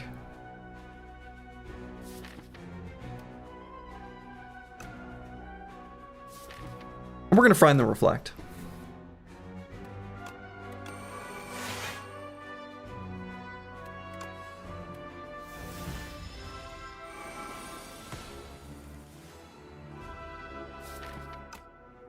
We're still going to find that Reflect. We're going to use decisions to get it, I guess. So we're going to do Child of the Stars, Hidden Cache, decisions, the Reflect is actually still pretty fine, right? Because then we'll have Reflect up no matter what we block with.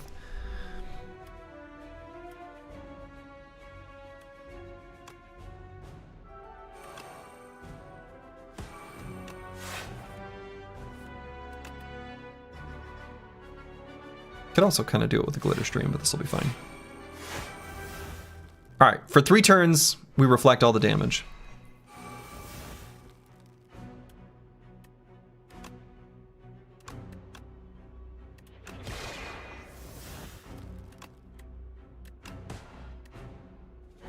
Okay, we got our Tuning Fork on 8. That's right, quit hitting yourself, you nerd.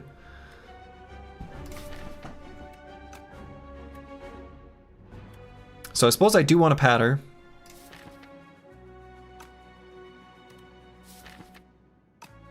Could have a rough turn coming up.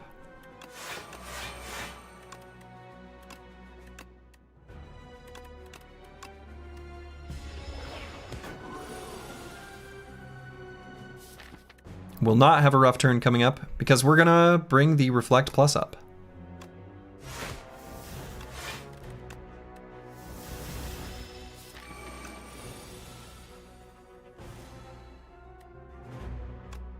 And block for a casual 44. Look at this nerd. Pop, pop, pop, pop, pop, pop, pop, pop, pop, pop. Get wrecked. Delightful.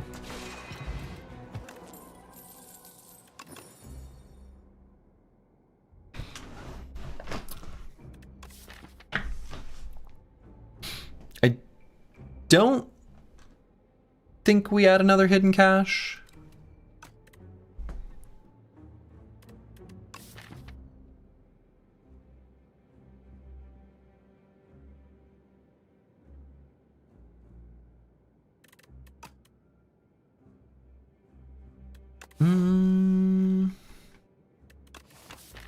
Am I convinced that that's true? I think I am. I don't think we had another hidden cache.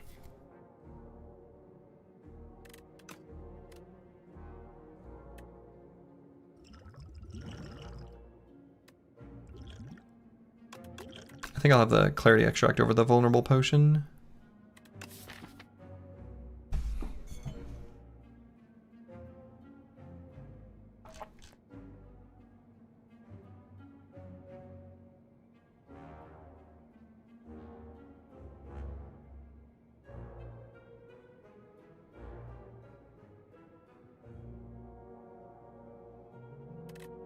I don't know, this is a tough call.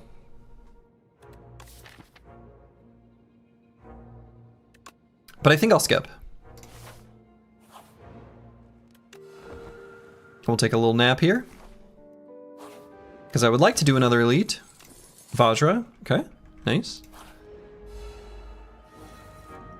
Makes sense, I think you really just want to up your star generation upgraded. Yeah, we want to kind of like increase the power density of our cards just generally.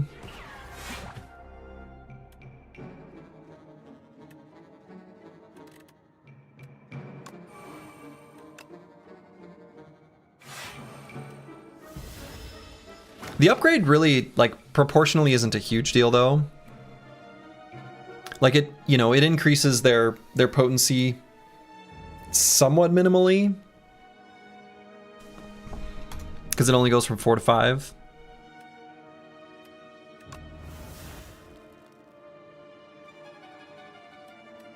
I don't even think I Fallen Star here.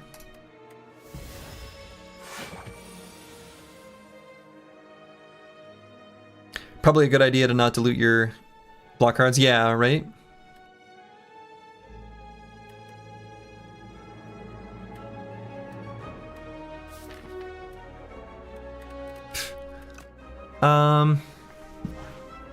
I think we want a Glitter Stream. And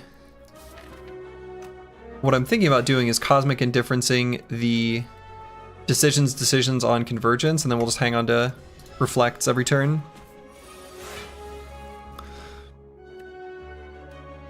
Right, so I'm going to do the Child of the Stars, decisions on convergence.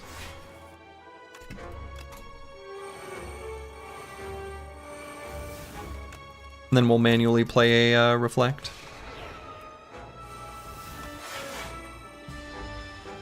Build your own pyramid? Yeah, exactly. It's a build your own pyramid. That's exactly correct. That's right. That's right.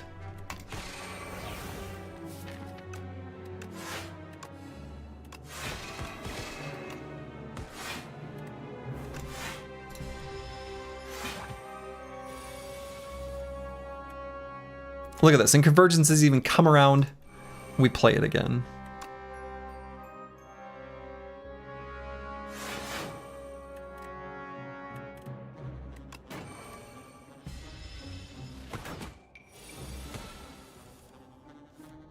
I like this build your own pyramid situation we've got going on. This is actually quite nice.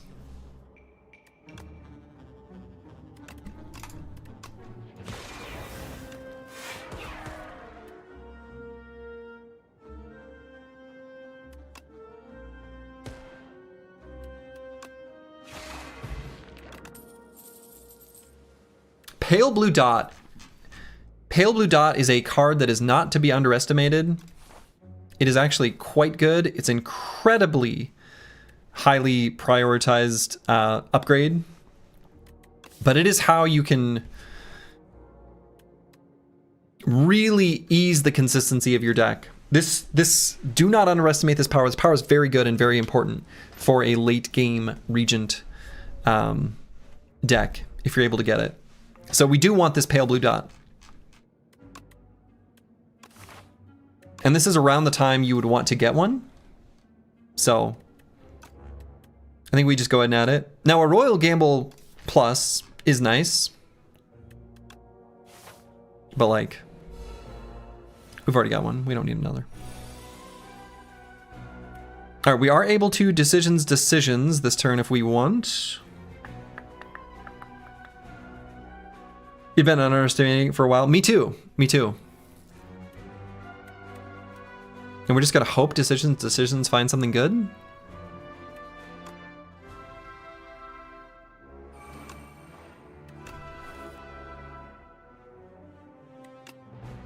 Reflect is good.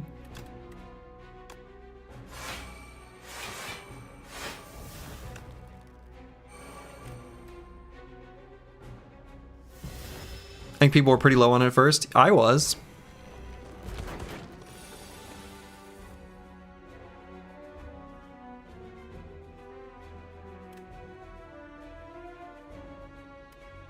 Okay, so we're going to need to get some more star generation going. So I'm going to do Child of the Stars, Reflect, Cosmic Indifference, a Hidden Cache.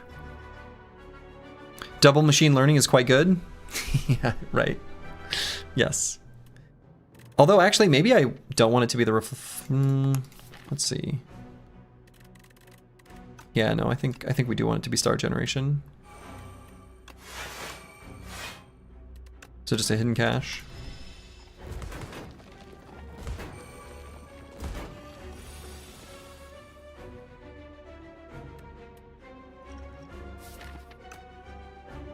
This might be a good turn for the Potion of Binding.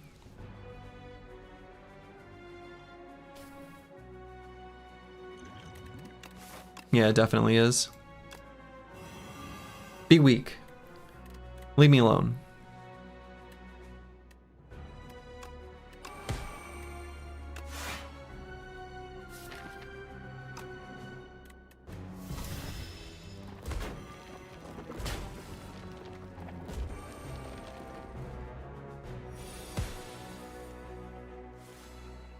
All right, so we can Hidden Cache, Royal Gamble, Convergence, Reflect. We got some things going on here.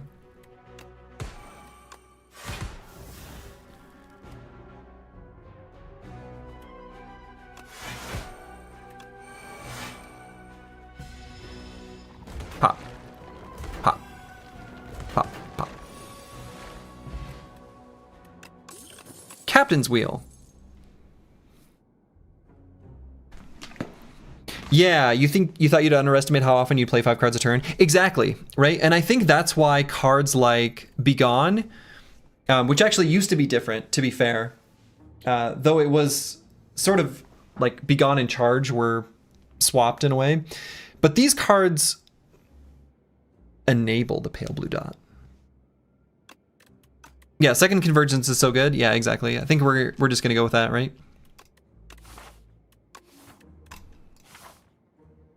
Why not second Convergence? And I'm gonna sleep here. Take a little napski. We got a nice stone humidifier, right? Ooh. Galactic Dust is really strong. This is a really good relic. We're just building a pyramid. We are. I don't think I'm gonna buy the third Convergence though, because I think I'd rather spend the money on the Galactic Dust. This relic is sweet. This relic is super sweet.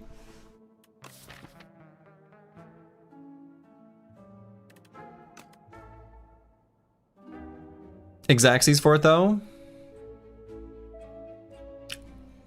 It's true. That is Xaxes. That is Xaxes.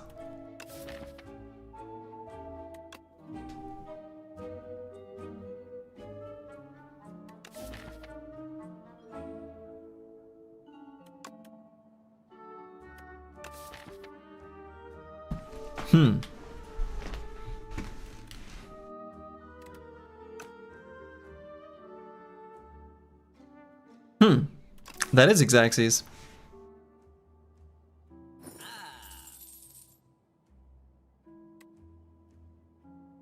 When has the rule of perfect change ever let anyone down? Probably lots of times. I've just mentally blocked them all.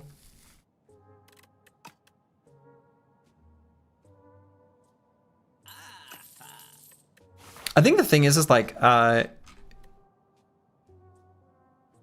I have a thought.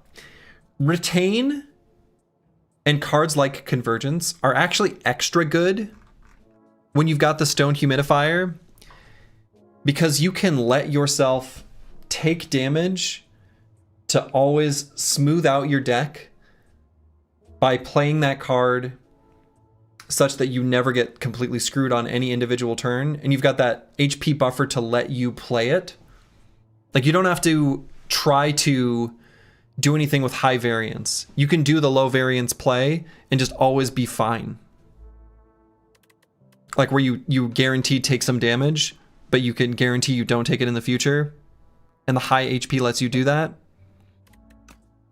I'm not articulating this very well, but there's a thought there that I think is correct. That maybe makes sense, and maybe doesn't.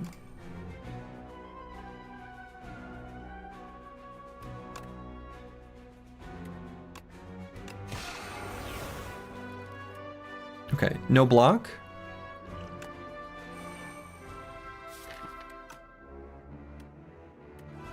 No block, really? This is like blocking. No, Darv's gonna offer us a pyramid and we'll be sad. I mean, maybe.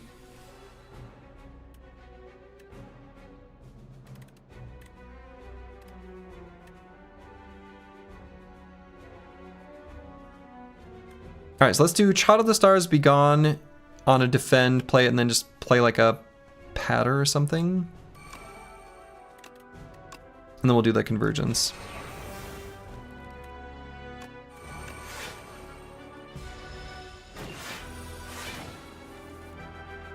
Okay, Reflect is here.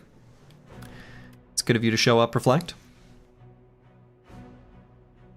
So if we can do the pale blue dot, strike, hidden cache, Reflect.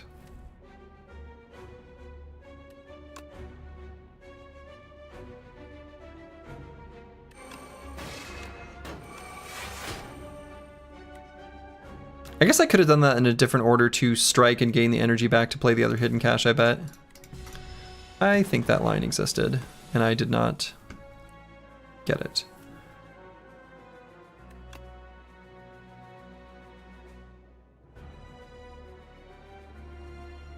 Actually, instead of playing that Royal Gamble,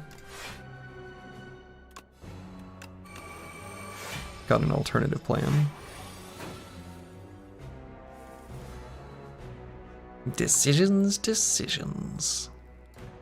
Let's be gone first. On just to defend.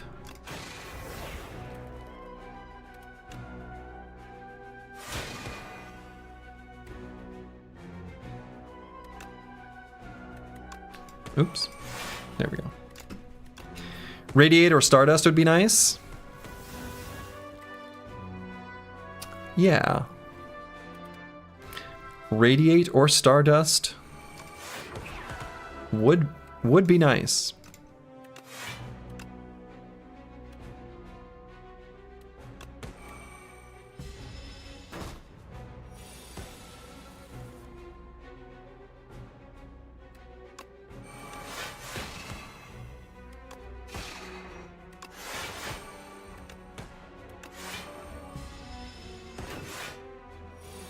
Yeah, we do have the double patter.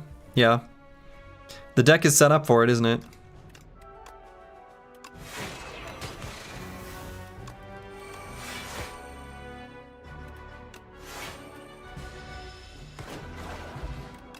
Pocket Watch. Pocket Watch is very good.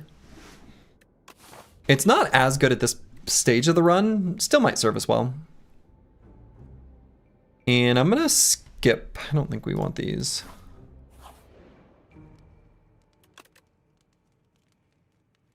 And could be worth upgrading like the pale blue dot. Though, you know, weirdly enough, I was talking about how good the pale blue dot was. And that's true. Right? But one of the reasons you want the pale blue dot is just to be able to see more cards, to have more options. Retain also does this thing.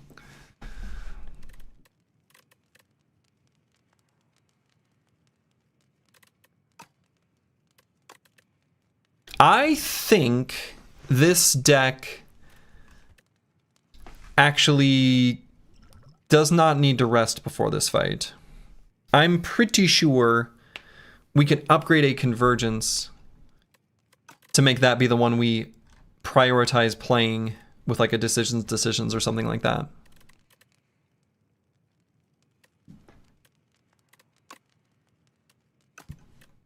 Or even drawing more cards with decisions is totally okay. But resting is 5 HP, which is nice. I'd be surprised if you lost more than 67 HP. Same. Also, upgrading Glitter Stream is kind of cute, but it's not as big of an upgrade. I'm going to upgrade the Conversions.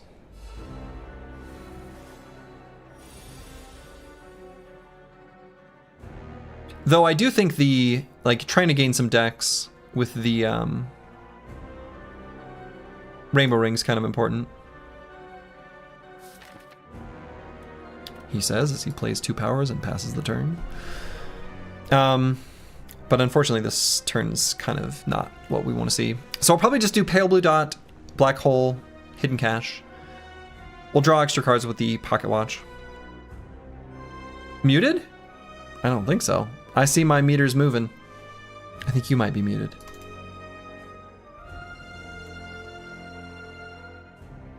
Okay.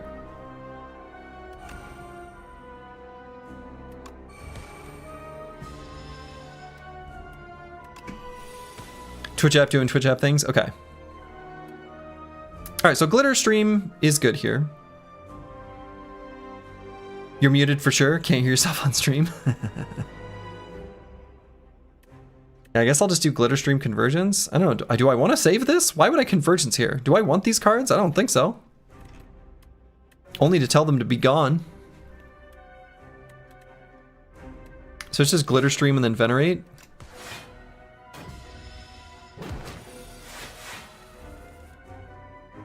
Okay. So we can decisions, the Royal Gamble. For some reason, we can decisions is very hard for my for me to say.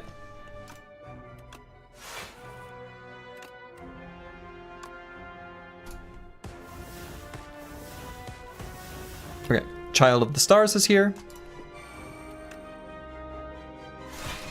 So let's Fallen Star. We can, I guess, we could Cosmic Indifference it back up again. There's a lot of things we can do. I think the deck is just in a really good spot. Have not played a Convergence yet. I guess I do want to do that. So I will. And I guess I'll Cosmic Indifference a Reflect just to make sure we've got it. Or maybe, you know what? Sure, yeah, I guess.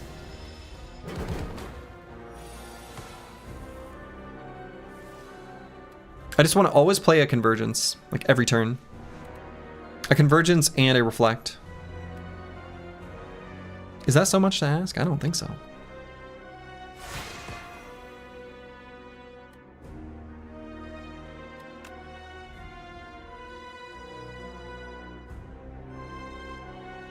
I'm gonna say be gone to the Patter. And be gone to a Venerate.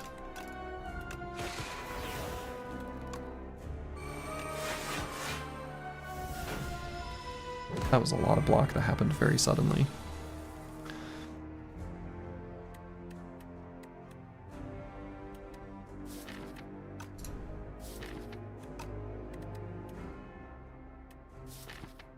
So I'm going to Cosmic Indifference the Fallen Star on top and then Guiding Star into it.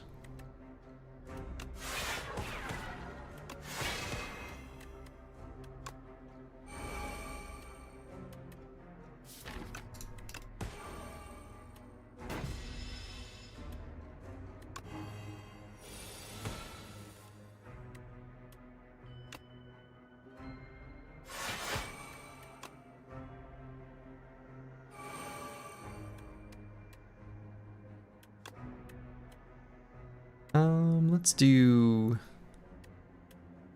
I guess these ones. Hopefully we find a Reflect. We did not find a Reflect.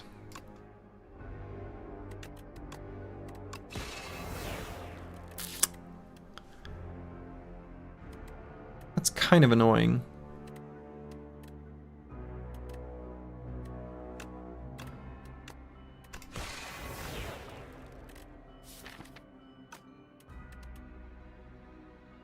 I think I probably misplayed this one. And we're not converging right now, but we are going to draw extra cards with our pale blue dot. Take a little bit of damage. It's our first time taking damage in the fight. I guess that's acceptable. I can't tell if we just sort of drew upside down or maybe I made some mistakes. ¿Por qué no las dos?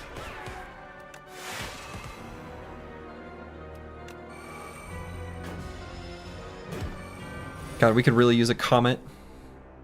You know? When the deck wants a comet, the deck wants a comet.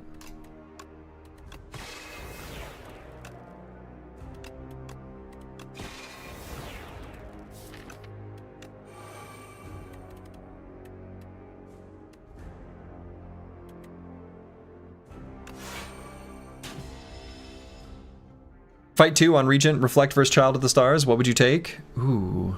Probably Reflect. Yeah, I would just take Reflect.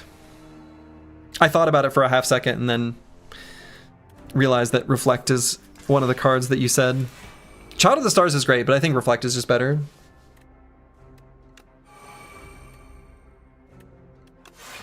Yeah, let's bring that Reflect back up.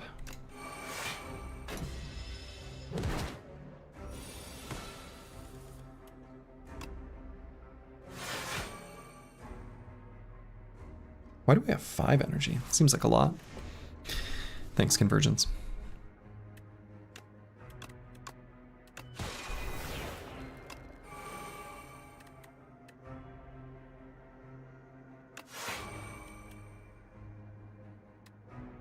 I mean, they are attacking for a lot.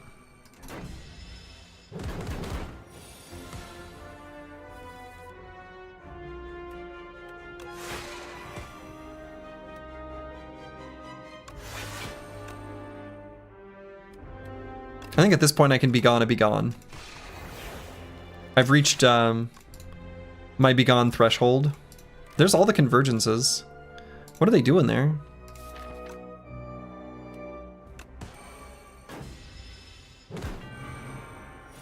Reflect says you don't take damage and enemies die on it. It does say that.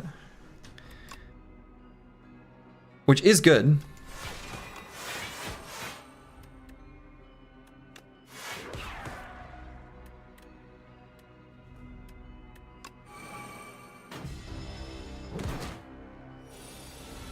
Okay, that's pretty slow.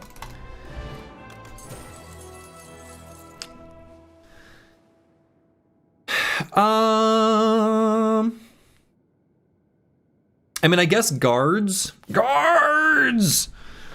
is totally fine. It goes well with our retained cards where we can just purge the deck down to exactly what we need. A lot faster than the Be Gone. And in a way that lets us block. So it's probably just that. What I would really like is a comet. I would really like a comet. And the game will not give me a comet. Honestly, I don't even need the comet. Like, I would take a Gamma Blast. Or we'd take a Stardust. But I think it's just going to be guards here. Good with the retain. Arsenal is cute. And if we had a Stardust, maybe I would do the Arsenal instead. But maybe if you don't want those things, the game will give them to you. Is that how that works? I think it is, actually. All right, so we're going to be facing the Doormaker and the Queen. Should be pretty good against both, I think. I think that's true. Doormaker, I think, currently causes us some issues. Queen, not a problem at all. You can never have too many weapons.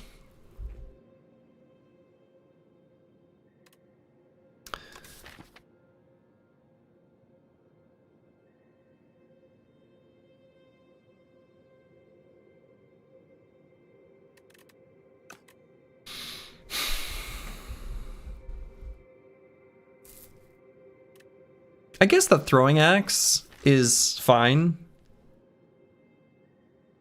You like energy here? I also like the energy. Spiked gauntlets.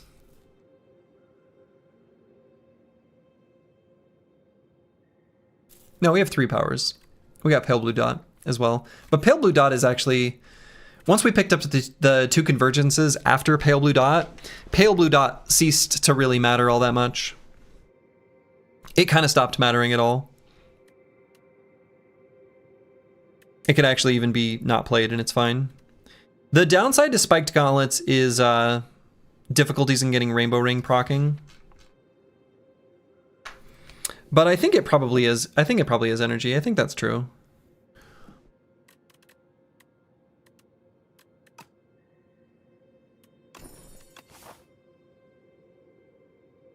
Okay, I think we are good against the elites.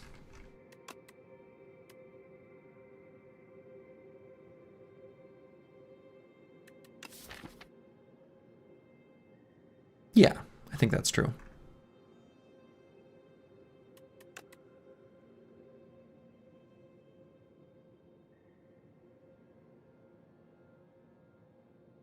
I don't see any paths that I love. There are plenty of paths that are fine. I do want to at least check out a shop. So I might do... Actually, let's do like this. Head up through here. Do some shopping, assuming we didn't find a shop and a question mark on the way there. And then probably just end with an elite fight. Just one. I think the door maker will cause us some problems though. Because the door maker doesn't really attack that hard, right? So our reflect isn't going to do much.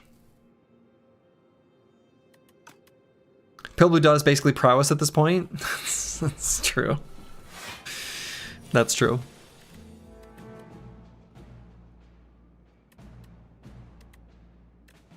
Okay, so I guess we'll at least get Pocket Watch and we'll just do Convergence, Convergence, Cosmic Indifference.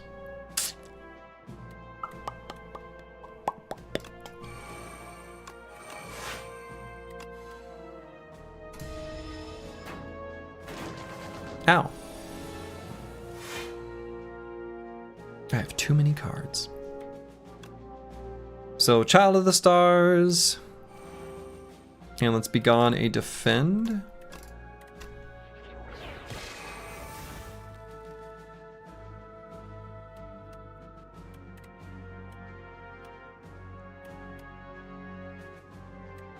And I'm just gonna guards a bunch of cards?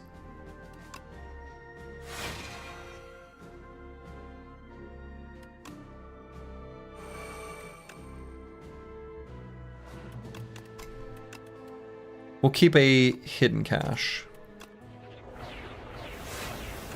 So that's good enough.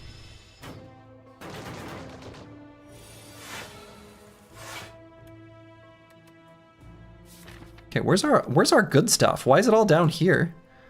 What is it doing? Doesn't it know I'm looking for it?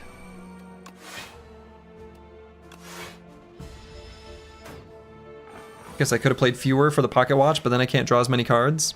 Okay, so let's do the pale blue dot, I guess. Or maybe black hole. We just ignore the pale blue dot completely. That probably makes more sense. Royal Gamble. We're rich! And we're still converging for one more turn. Or, what's the word? Yeah, converging. Yeah, take damage. Take damage, nerd. Take that. In fact, I'm gonna decisions the reflect. Then you're really gonna pay.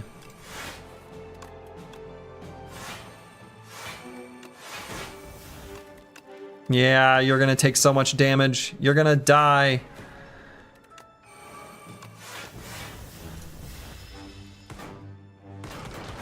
Yeah, take that.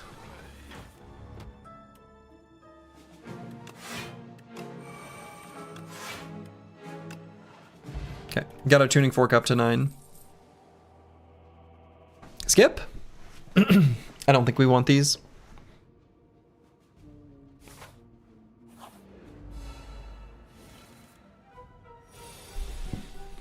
Oh, glad I got the tuning fork up to 9. So I guess I'll do... On this turn, I suppose black hole patter hidden cache.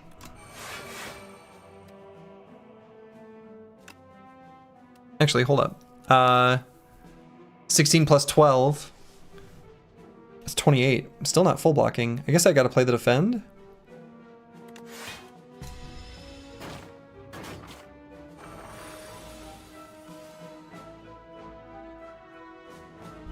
Okay, so let's do Venerate to Royal Gamble, I suppose.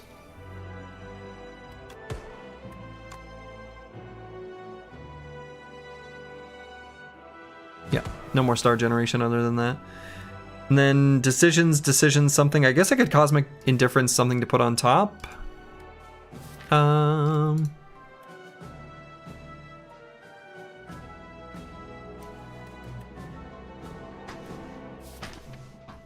Maybe like a hidden cache?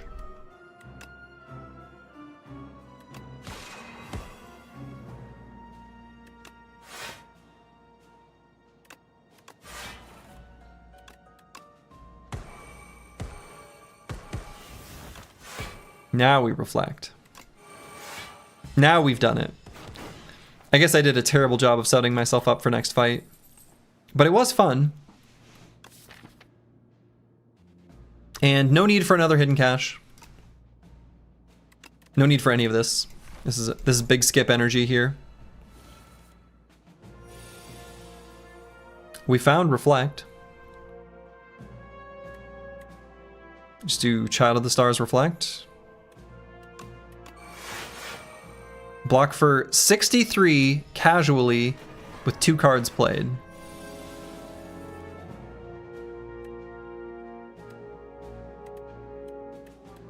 Though I don't think we can full block this, huh? That's disappointing. Am I gonna get hit by the axe bots? It's kind of embarrassing.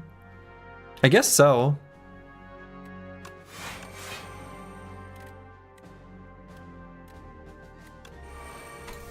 I'm not even gonna play that defend.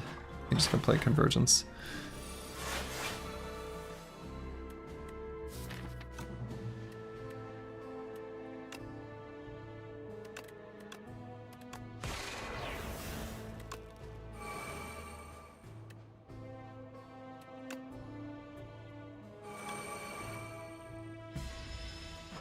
If this deck dies to Xbox, you have to uninstall? I think so. Yeah, that's true. Actually, I'm pretty sure you don't even have to do it like manually. The game actually uninstalls itself.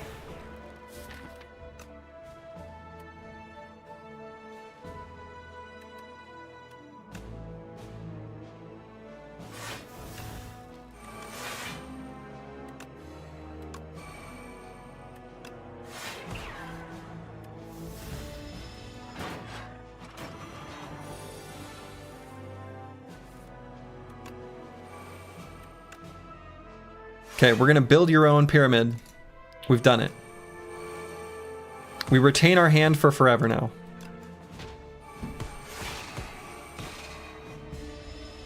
Somehow we procced a rainbow ring in there. I guess there was a power played this turn, huh? Guards!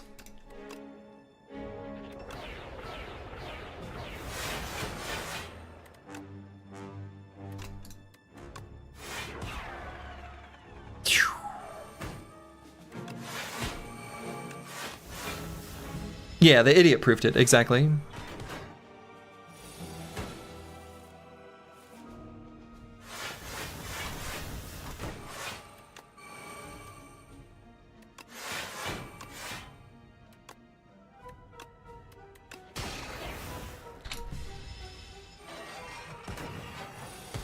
Honestly, huge quality of life when the game uninstalls itself for you.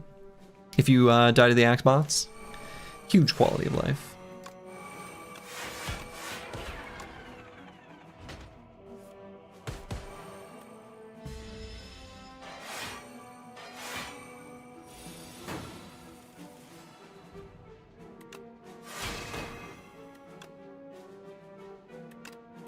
We still have a strike? Why does this fight take so long? Is it because my deck doesn't actually attack anyone? But we're retaining our hand for 5 more turns.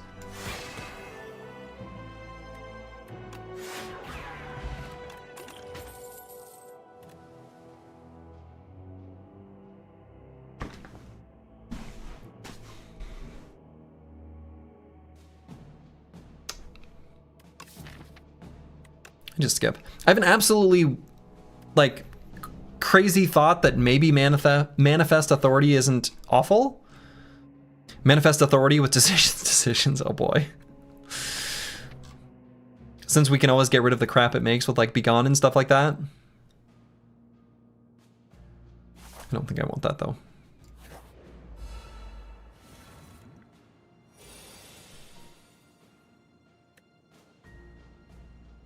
Manifest 2, a Destiny's Child. Hello, hello.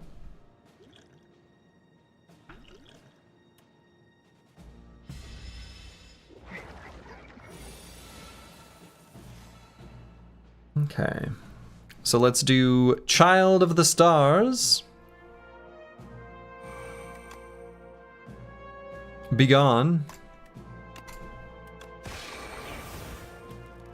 Reflect and Convergence.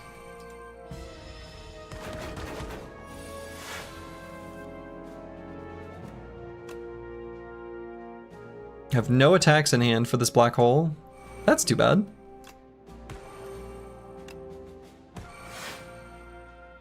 So let's just pocket watch to 3.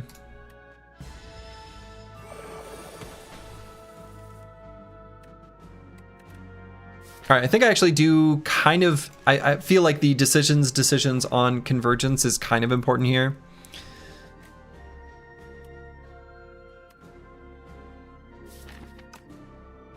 Just to make sure we're always able to have stuff we're able to play.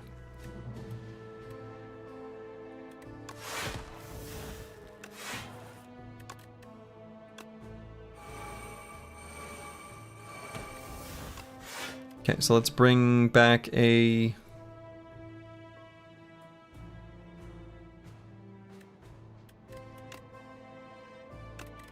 I guess let's make him reflect his damage.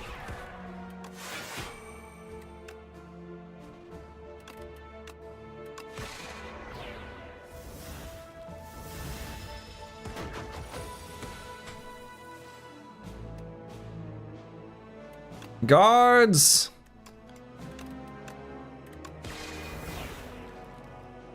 Yeah, maybe I should have fallen star first.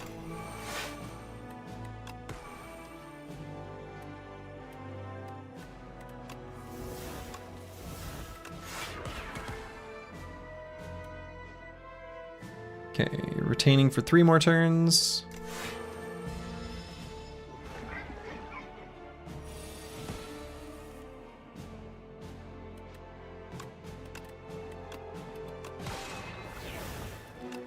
Found a Convergence, that's nice.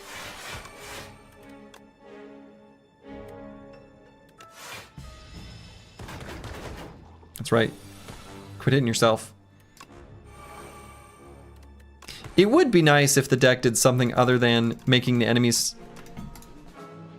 you know, take themselves out on us, but it is what we do. Like, the enemies just need to attack faster and do more damage. That way they can die from their own attacks. That's all we can do. It's the only power we've got.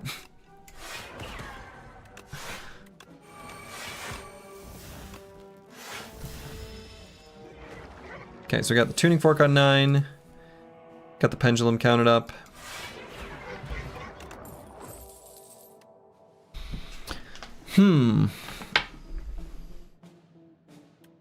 Actually, we have 3 powers? Yeah, we have 3 powers.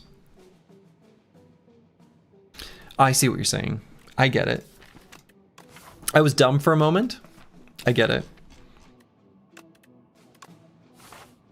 And yeah, actually we have 3 powers. I don't think we want to remove hidden cache.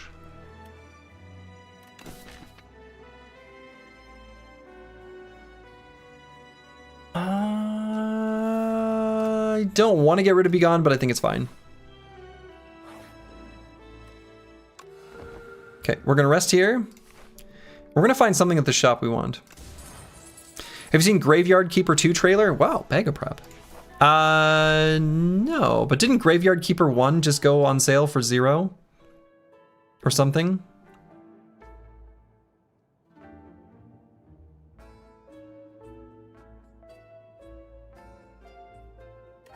Like for free?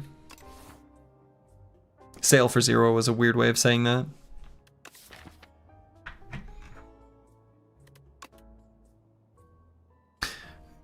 Well, this sort of sucks.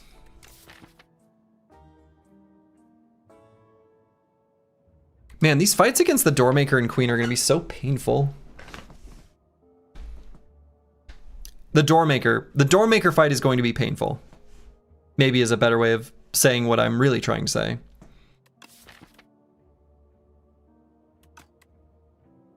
Yeah, either Goodbye Strike or maybe Hello Strawberry.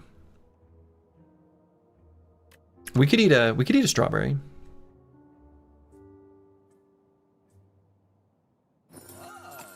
I'm gonna use strawberry.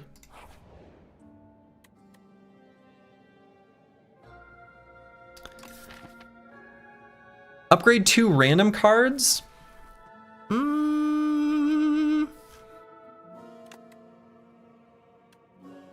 Raise max HP by 20, actually also pretty good. Especially since the Doormaker is he's gonna eke out some damage. And plus this also makes us bigger, which is fun. So let's upgrade something. And let's just make a Child of the Stars. Let's fight an elite. Oh, this guy. Look at how big we are. We're like as big as he is. So it's gonna be a little bit of damage that we take, but not too bad.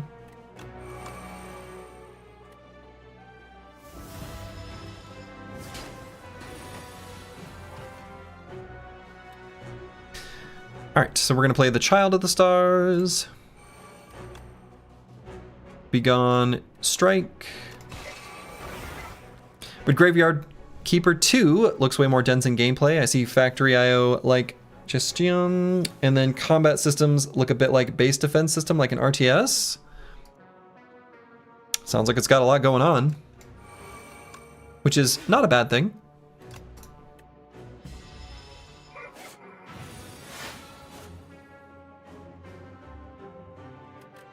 He blocked me. I'm trying to converge here.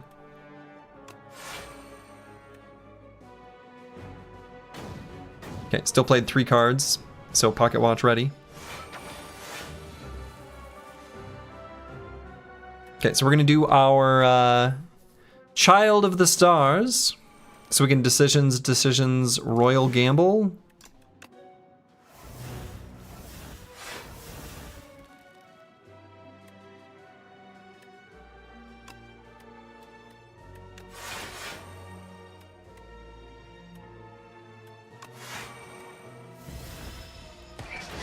Oh, we're actually discarding our hand? For some reason I thought we were retaining again. Whoops.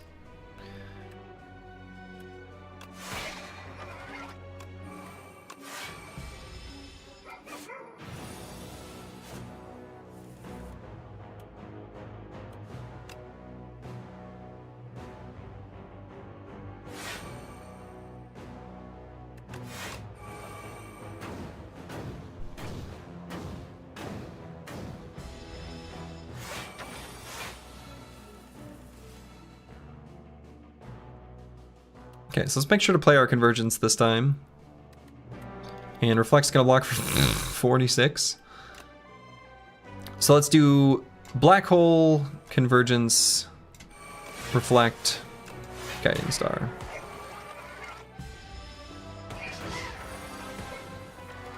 So now, Pale Blue Dot, Fallen Star, Convergence, then just like some other stuff.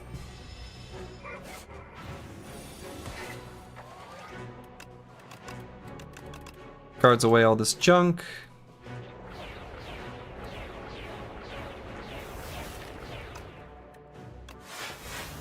And I'm gonna stop there at 3. Actually, maybe shouldn't have played those. Definitely shouldn't have played those. Whoopsie. Maybe we'll find... that works.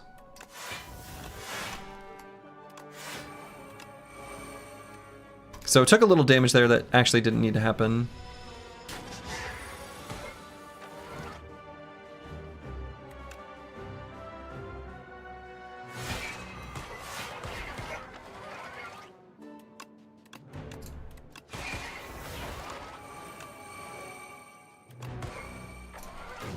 Okay, make sure we're converging. I always got to look for that little retain hand symbol.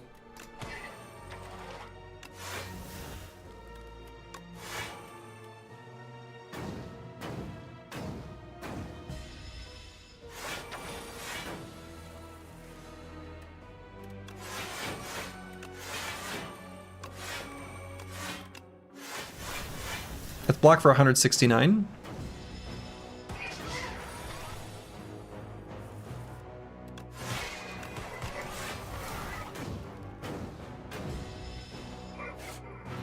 Hopefully we have something where we can kill him this turn. Nope. Letter opener. Pillar of Creation. Whenever you create a card, gain through the lock. Yeah, whatever. I mean, I guess it can give us more strength and dex, but it's kind of a big whatever. I'm still looking at this Manifest Authority with like a maybe. Like I'm raising my eyebrow at it. Because the thing is like the Doormaker fight is going to be an absolute slog that's going to take forever. And it's going to be a pain in the ass for us to block on the turns when he's exhausting our cards. And this could give us some sort of tool to maybe help with that. Right, because we don't want to ever play our reflects on those turns or the convergences. Like we need to play those on the other turns. Kind of makes it a big pain in the ass. Where I wish I just had like a big attack, like a comet. You just kill him. Well, we never did find one.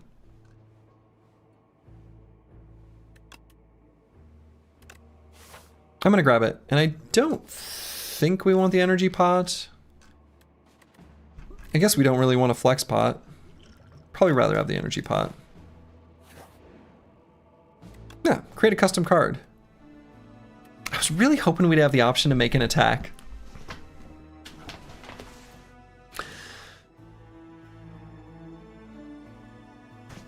Do we make a skill or do we make a power?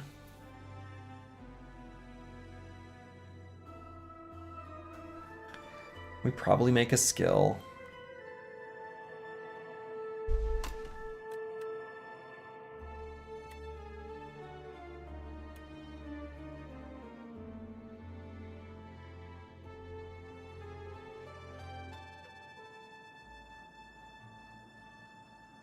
Okay, we're gonna add chaos. And we're gonna heal to full. Again, I think this Doormaker fight's gonna be a pain. Manifest authority, but better? I guess. Okay, so we're just gonna... I think instead of playing both Child of the Stars, I'm actually gonna do like Child of the Stars... Cosmic Indifference, Guiding Star. Just for the strength and dex? Nah, I might just play both.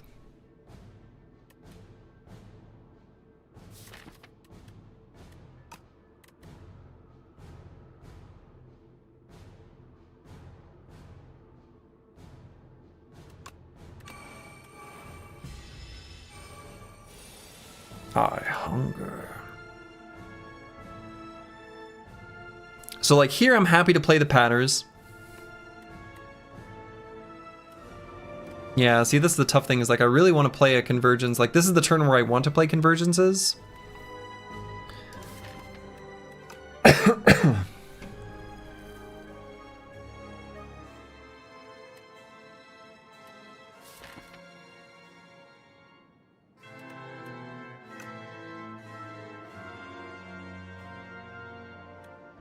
Yeah, I'm just gonna play Patter and Patter.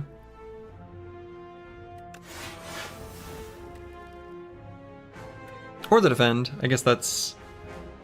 Maybe Defend is actually better. We'll draw a few cards with the Centennial Puzzle. I guess we'll just have a full hand. Which will be good. I think we want a full hand next turn.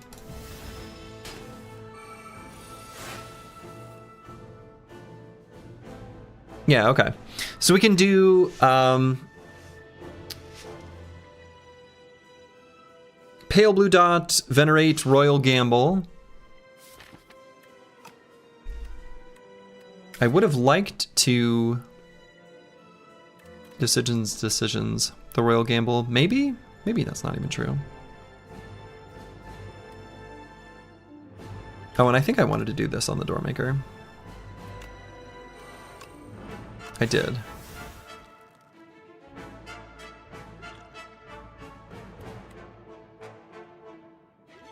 I'm just gonna Energy Pot.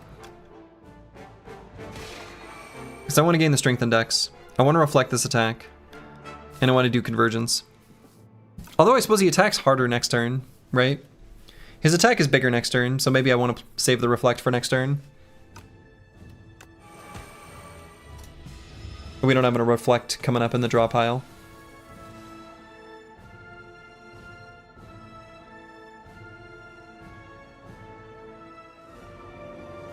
So I want to make sure we Convergence and Reflect, and I'm gonna play the Mad Science. So I guess Convergence, Reflect, Mad Science, and then whatever it creates. It creates.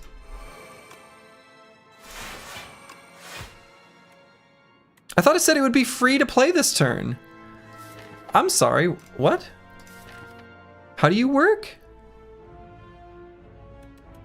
Wait, what the hell?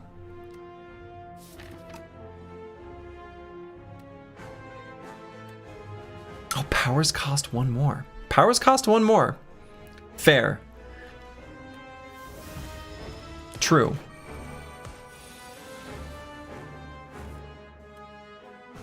I feel a little cheated.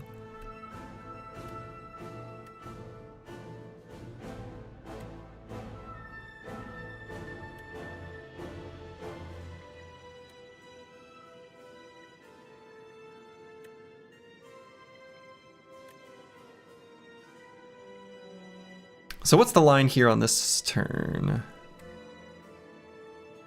So...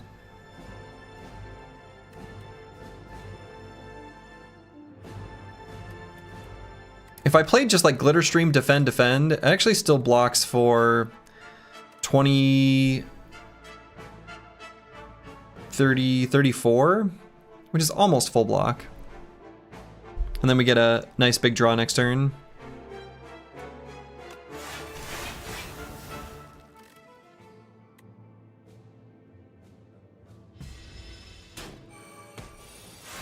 Could have considered playing the guards too. That's true.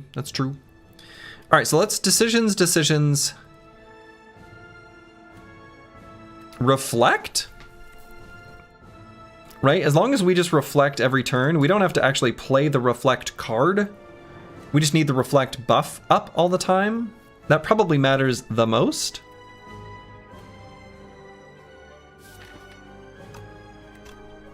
So I might use the decisions to play that.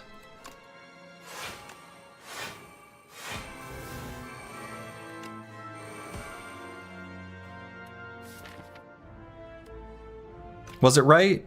Who knows? Who cares?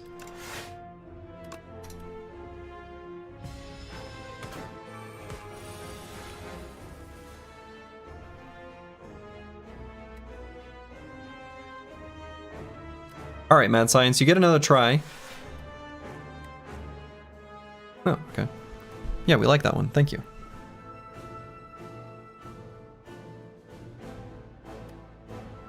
And maybe I Fallen Star to Guiding Star. I guess then I can't reflect at the end.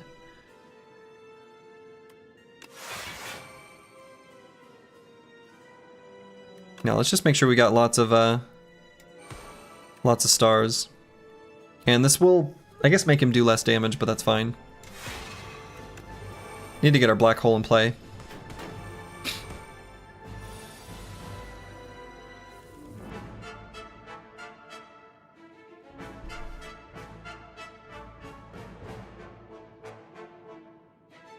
So let's do guards now.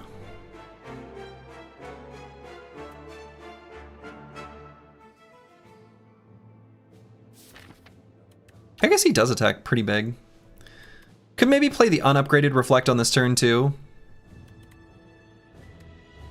It's going to be bigger than the minion sacrifices that are created, so it'll be easier to block. We are still converging, so we don't have to worry about like number of cards we're playing. I'm just going to play this. And this. And this. And we've got extra convergences, so why don't I just go ahead and play this? And let's get rid of this. Take 43, nerd.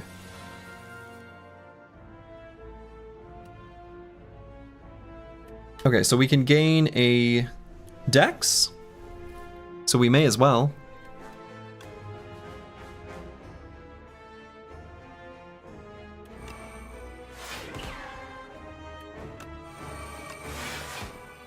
And a strength, right? We gained both.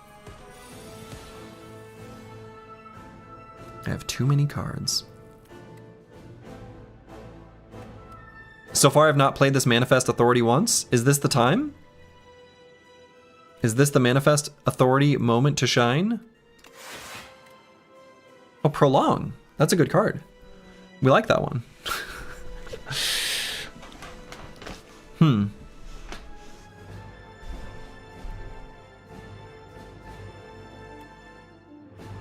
I'm going to play a Convergence. And I'm going to Cosmic Authority that Convergence back on top. Yeah.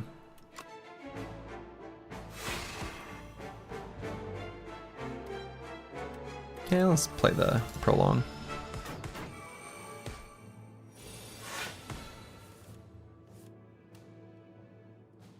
Okay, Mad Science. It's your time. Find us something random.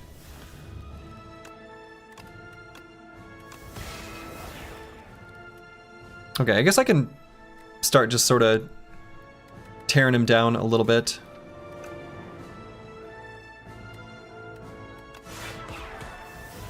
Right, as long as we've got another turn of Reflect in us after this one, I think we're pretty much good. So let's go ahead and just do Convergences.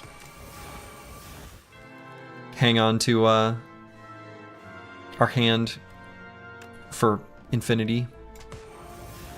So I'm not going to do the Fallen Star here, I don't think. Still hang on to that.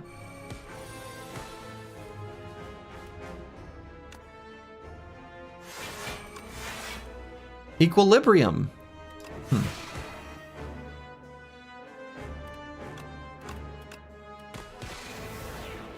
All right.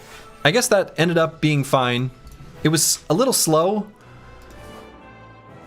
but... And by a little slow, I mean, you saw it. It was a lot slow. Okay. So let's converge. Maybe you could play the Bad Science. I guess it blocks for quite a bit. Void Form. Void Form. All right, so we'll play that at the end. So let's do a Begone. And then a Convergence, then a Void Form.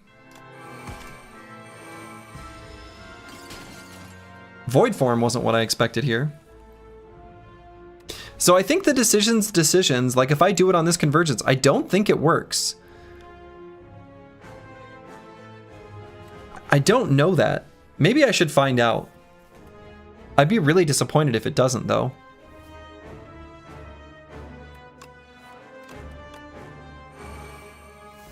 It doesn't. I don't like how Bound is different from... What was the mechanic? It was earlier this stream. I don't think it was this run. Oh, now I don't remember. Smoggy. Yeah, it was Smoggy, right? I don't like how it's like different from that. I just feel like they should kind of just be the same.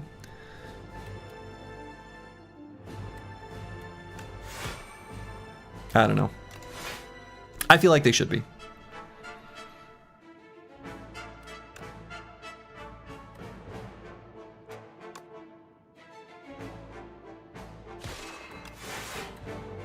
Ultimate defend.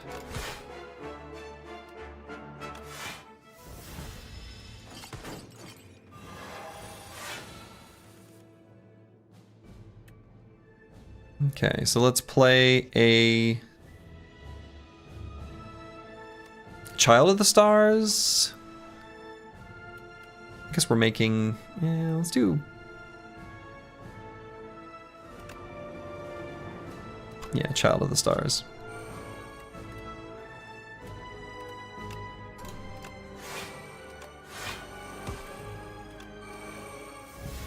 I guess I shouldn't be too worried about taking damage, I don't think, in this fight. And even if we do, like, 132 hit points is an awful lot of...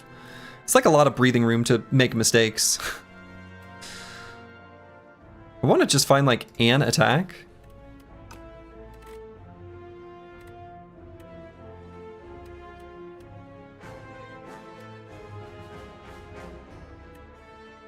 Just because I want to, I don't know, proc the Rainbow Ring. I want to proc the Rainbow Ring.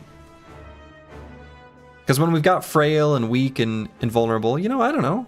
We need to block and stuff. We need the dex.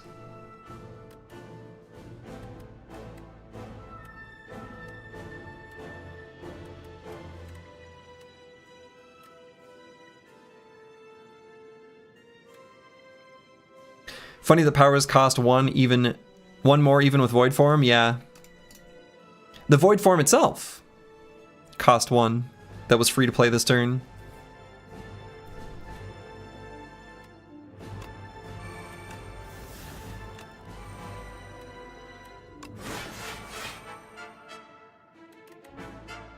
I'm gonna keep the black hole so that we can try to gain. Well, maybe we do it with Child of the Stars.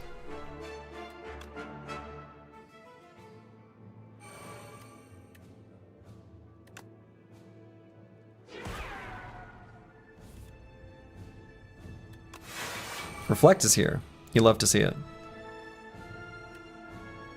So we don't have our convergences in play.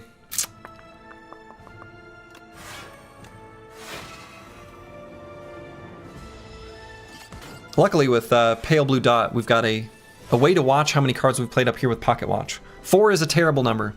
3 or less, good. 5 or more, excellent. Okay, let's Cosmic Indifference a Reflect on top.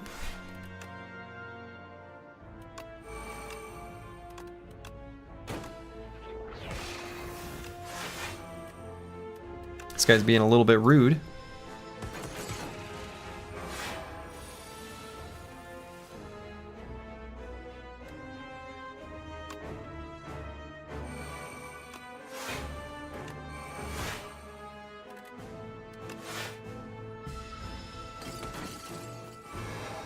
See you later. She is mad.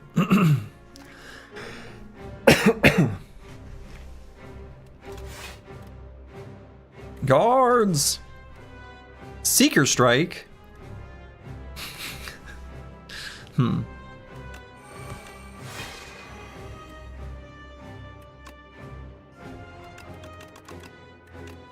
What if we just got rid of all of these? Let's see, 6 times 5. All right, so we're good. Let's play one more.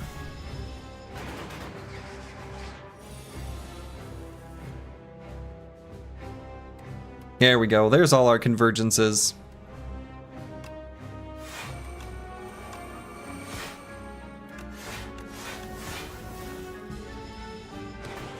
We're converging for forever.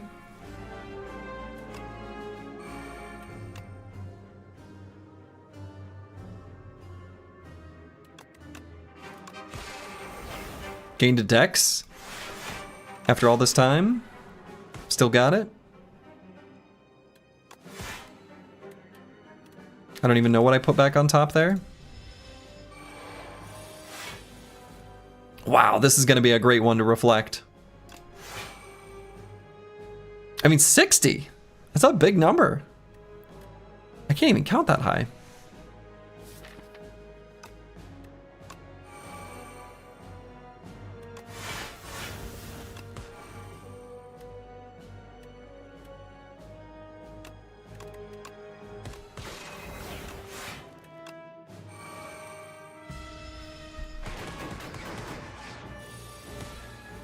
You know, this deck very rarely did damage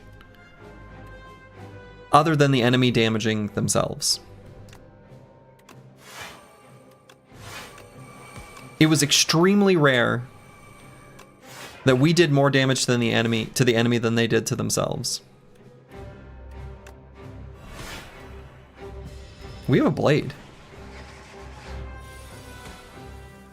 Conqueror wears off? Oh, right, that's the debuff I put on her.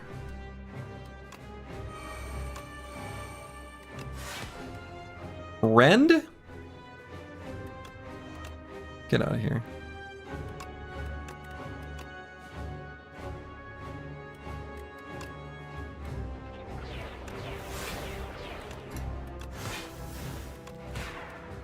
Hit her with a blade.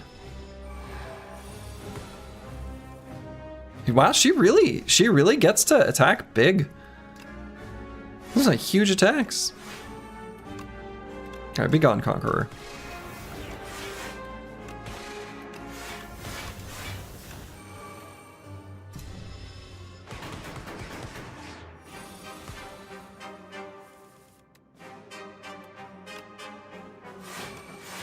All right, killed her with Reflect. Just like every single other enemy in the run. Right. I've had enough of your poor manners. Something we can both agree on. Let's dance. And despite our massive size, still get splatted in the end. That was a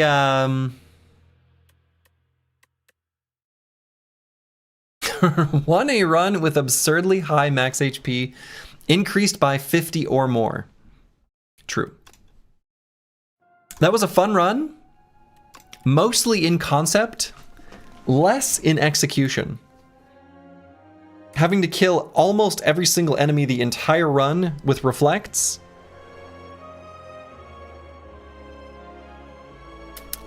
Sometimes that's all you need. But damn. Pretty good runs though. Right, this one was the one from yesterday, yeah. Pretty good runs. Pretty fun. So, that is where I'm going to call it for the evening. I will not be here for the rest of the week. I will be prepping and attending VGMCON, the video game music convention. If you happen to live in the Minneapolis-St. Paul area, or maybe just in the Midwest in general, and you want to hang out with a bunch of nerds, listen to a bunch of cool music, you should go. I'll be there. I'm going to be performing. So, anyway, that's where I'm going to call it. I'll be back next week. And so, without further ado, until next time, make it a good one. Ta-ta.